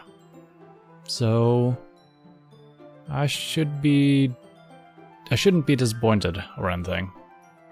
Gathering all the things, Yuri seems to look a little downcast. I understand why. It sounded like she rarely gets the opportunity to spend time with a friend in a relaxed environment. But that doesn't mean this is the last time it can happen. Once Yuri packs up, I walk her out the front door. Thank you very much for having me today. No problem. I'm glad I was able to help. Just let me know if there's anything else anything else you need me to bring tomorrow. I will. Well then, Yuri fidgets. I guess I'll see you tomorrow? Wait. I kind of say without thinking. About today.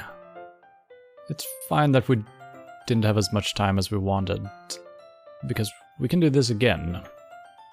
Whenever you want, you can come over, or we can go out somewhere. I forgot you don't like going out much. As I stumble over my words, Yuri simply smiles bashfully. Anyway, you know what I'm trying to say, so... You're very thoughtful, Rare. Yuri takes a step closer to me, then briefly squishes my hand. I kinda like that about you. Well, how am I supposed to respond to that? But I don't even get a chance to, as Yuri suddenly pulls back. Sayori? Hi, Rare! Sayori. Just now, we weren't... It's okay, Rare. I just stopped by to say hi. Well, it's nice to see you. I'm sorry, but I'm already on my way to leave. Oh, really? That's too bad. I'm sorry. But we'll all be together at the festival tomorrow, so... So that's fine, right? Of course! Sayori beams. Yeah, so... I'll see you tomorrow. Clearly embarrassed, Yuri hurries off. Sayori waves goodbye after her. Sayori, I thought you didn't want to come over today. Well, I tried staying in my room, but my imagination was being really mean to me. So I had to come here and see it for myself. See what? What are you talking about? You know, how much fun you were having with Yuri, and how close you got to her. It makes me really happy.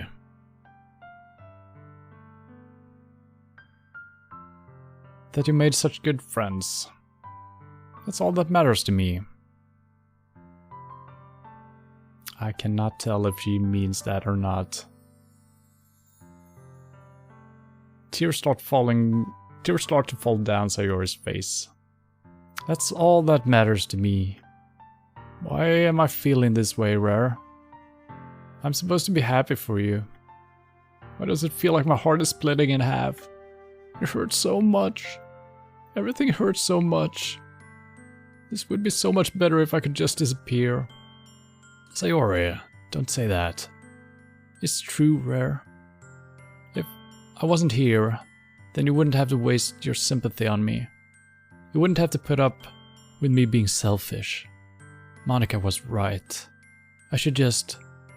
Monica? Monica was right about what? Oh, has Monica been saying bad things? Sayori, what I said before is true. I'm not going to let this continue. Caring about you like this isn't the burden your mind is making it out to be. It's something that makes me happy. Something that I wouldn't trade for anything else. So even if it takes an entire lifetime, I'm going to be by your side until you don't feel any more pain. I feel like that's not a... I mean, his sentiment or his thoughts are good, but I feel like that's putting a lot of pressure on her to feel better so that he doesn't have to care. You know, it's weird. But Sayori looks away. I put a hand on her shoulder to reassure her. I'm scared, Rare. I'm really scared. What are you scared of, Sayori? I'm scared that I might like you more than you like me.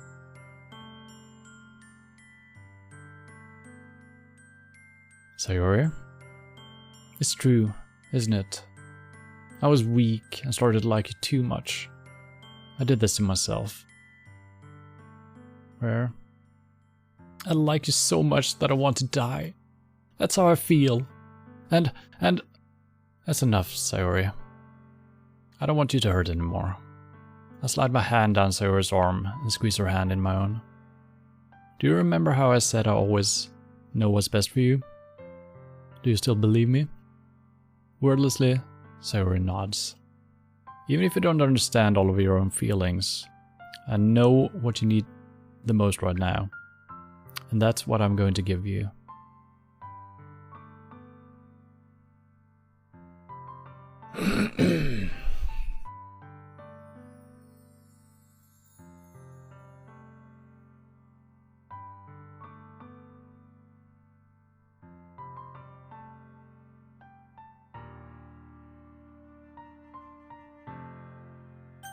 This...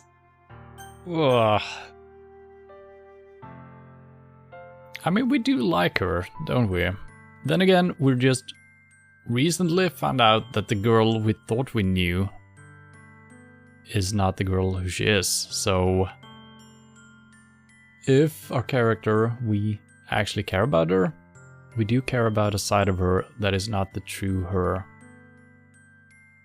So even if we think we like her, maybe even love her, that might not be the case, right? But selfish as we can be, we probably think that saying I love you is the correct answer here, to respond to her feelings. But I'm not sure that is the best thing to say. This... I don't know. Let's make a save, I guess. Do you like her? I do. But, like I'm just saying, she hasn't really been herself, so you know? Otherwise we wouldn't hang out with her if we didn't like her, right? I mean, I'm kind of speaking not from my own perspective right now, I'm kind of speaking from my character. They were friends, then they drifted apart, now they're friends again, and, you know, he kind of likes her adventures and whatnot. Or do you like a version of her that's like her? Yeah, that's the question, isn't it? The big question is she gonna suck my finger? And does she collect knives? I don't know.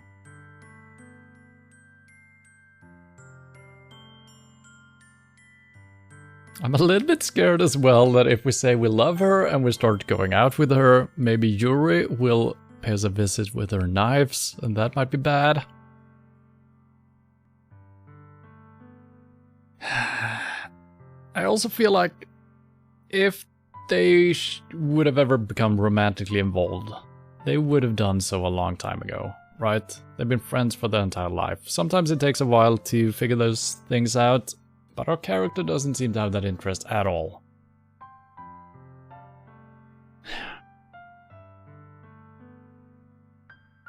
I mean, this will hurt her, probably. But, you know. This is not correct to say. Well, like, it could be. You know? Love doesn't have to be romantic, right? Love can also be... You can love a sibling, a parent, a friend, whatever. But saying it in this time right here could be interpreted, you know, another way for her. I don't know. This is... I'm gonna... Jesus Christ.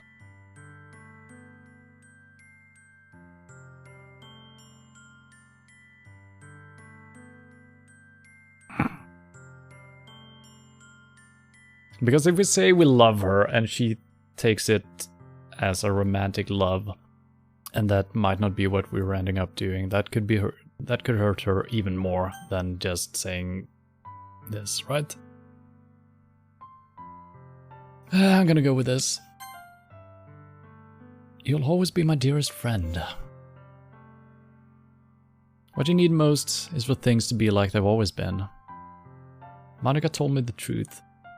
She told me how much happier you seemed after I joined the club. I know you're struggling with some really difficult feelings right now, but please trust me that I know what's best and what will make you happy in the end. That sounds so fucking not good to say as well. Jesus Christ. That's not what I meant. I mean, I'm kind of saying that, but I'm not saying that that's the best for her. Out of the two options, I think that's the better one to say. And it doesn't seem... For her going back to the way she always been, that's not good for her. It's good for everyone else, just having a happy-go-lucky girl around, right? It is not good for her, because she's having bad thoughts, so,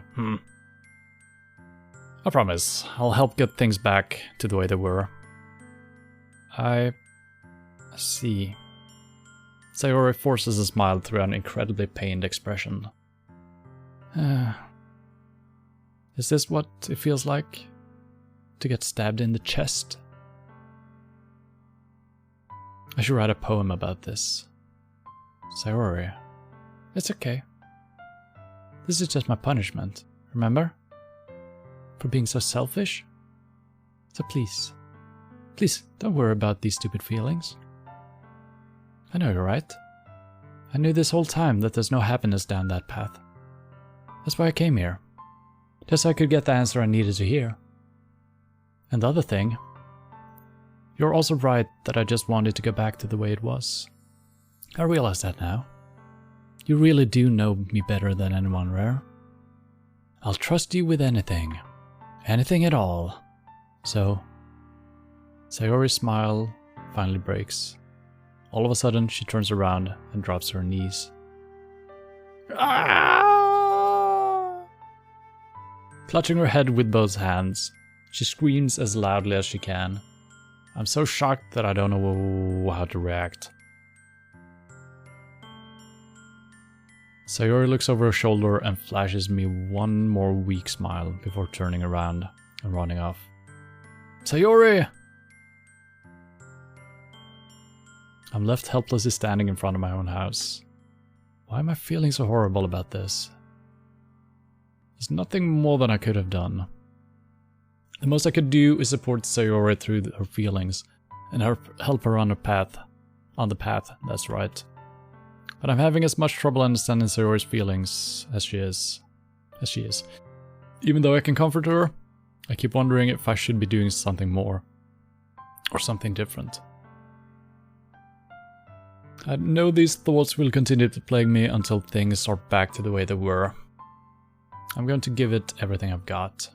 Sayori will always be my dearest friend. And I'll do whatever it takes to put a smile on her face every day.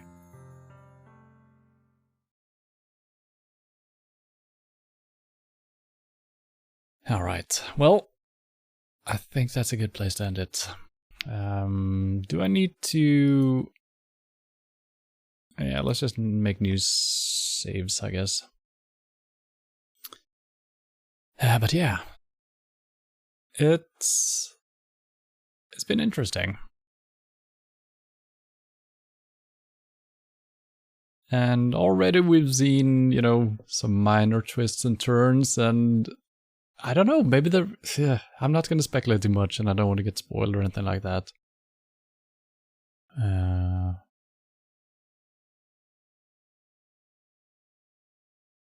But yeah, it's really hard to know what to expect. There are some dark, moody things. There's a lot of emotions, some... Maybe not... Yeah, I don't know. Well, yeah. It's interesting, to say the least. And it's really hard to tell if what you're saying and doing is correct. Like I said before, if it would be real life, I feel like you have a little bit better understanding of all the small little nuances of everything. Here we usually get statement, statement, statement, and then we gotta have to base our decision on that, which sometimes is a little bit hard because it's very, very binary. And I feel like in real life, I'm way more blunt, way more direct, way more cynical, I think. I'm kind of tiptoeing around not to hurt anyone's feeling, really. Which I probably wouldn't do IRL, but that's just because I'm not reading the situations 100% correctly probably here. I don't know. But yeah, the dialogue is good. And the story is interesting. I like the poems. I'm hoping we're going to see more poems. That's been the most fun, just reading them. It's like playing Gwent in Witcher 3. Like a little minigame. That's perfect. But more Doki Doki Literature Club next Tuesday. I think? Yes. I'm just going to make sure. Yep. And don't know how much more there is to it, so it might be 1 or 2 more streams, maybe more. We'll see. Might actually go back and make some different changes or choices. We'll see.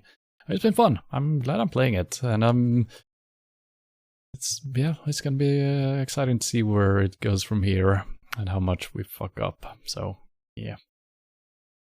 Anyway, GeoGuessr tomorrow early on.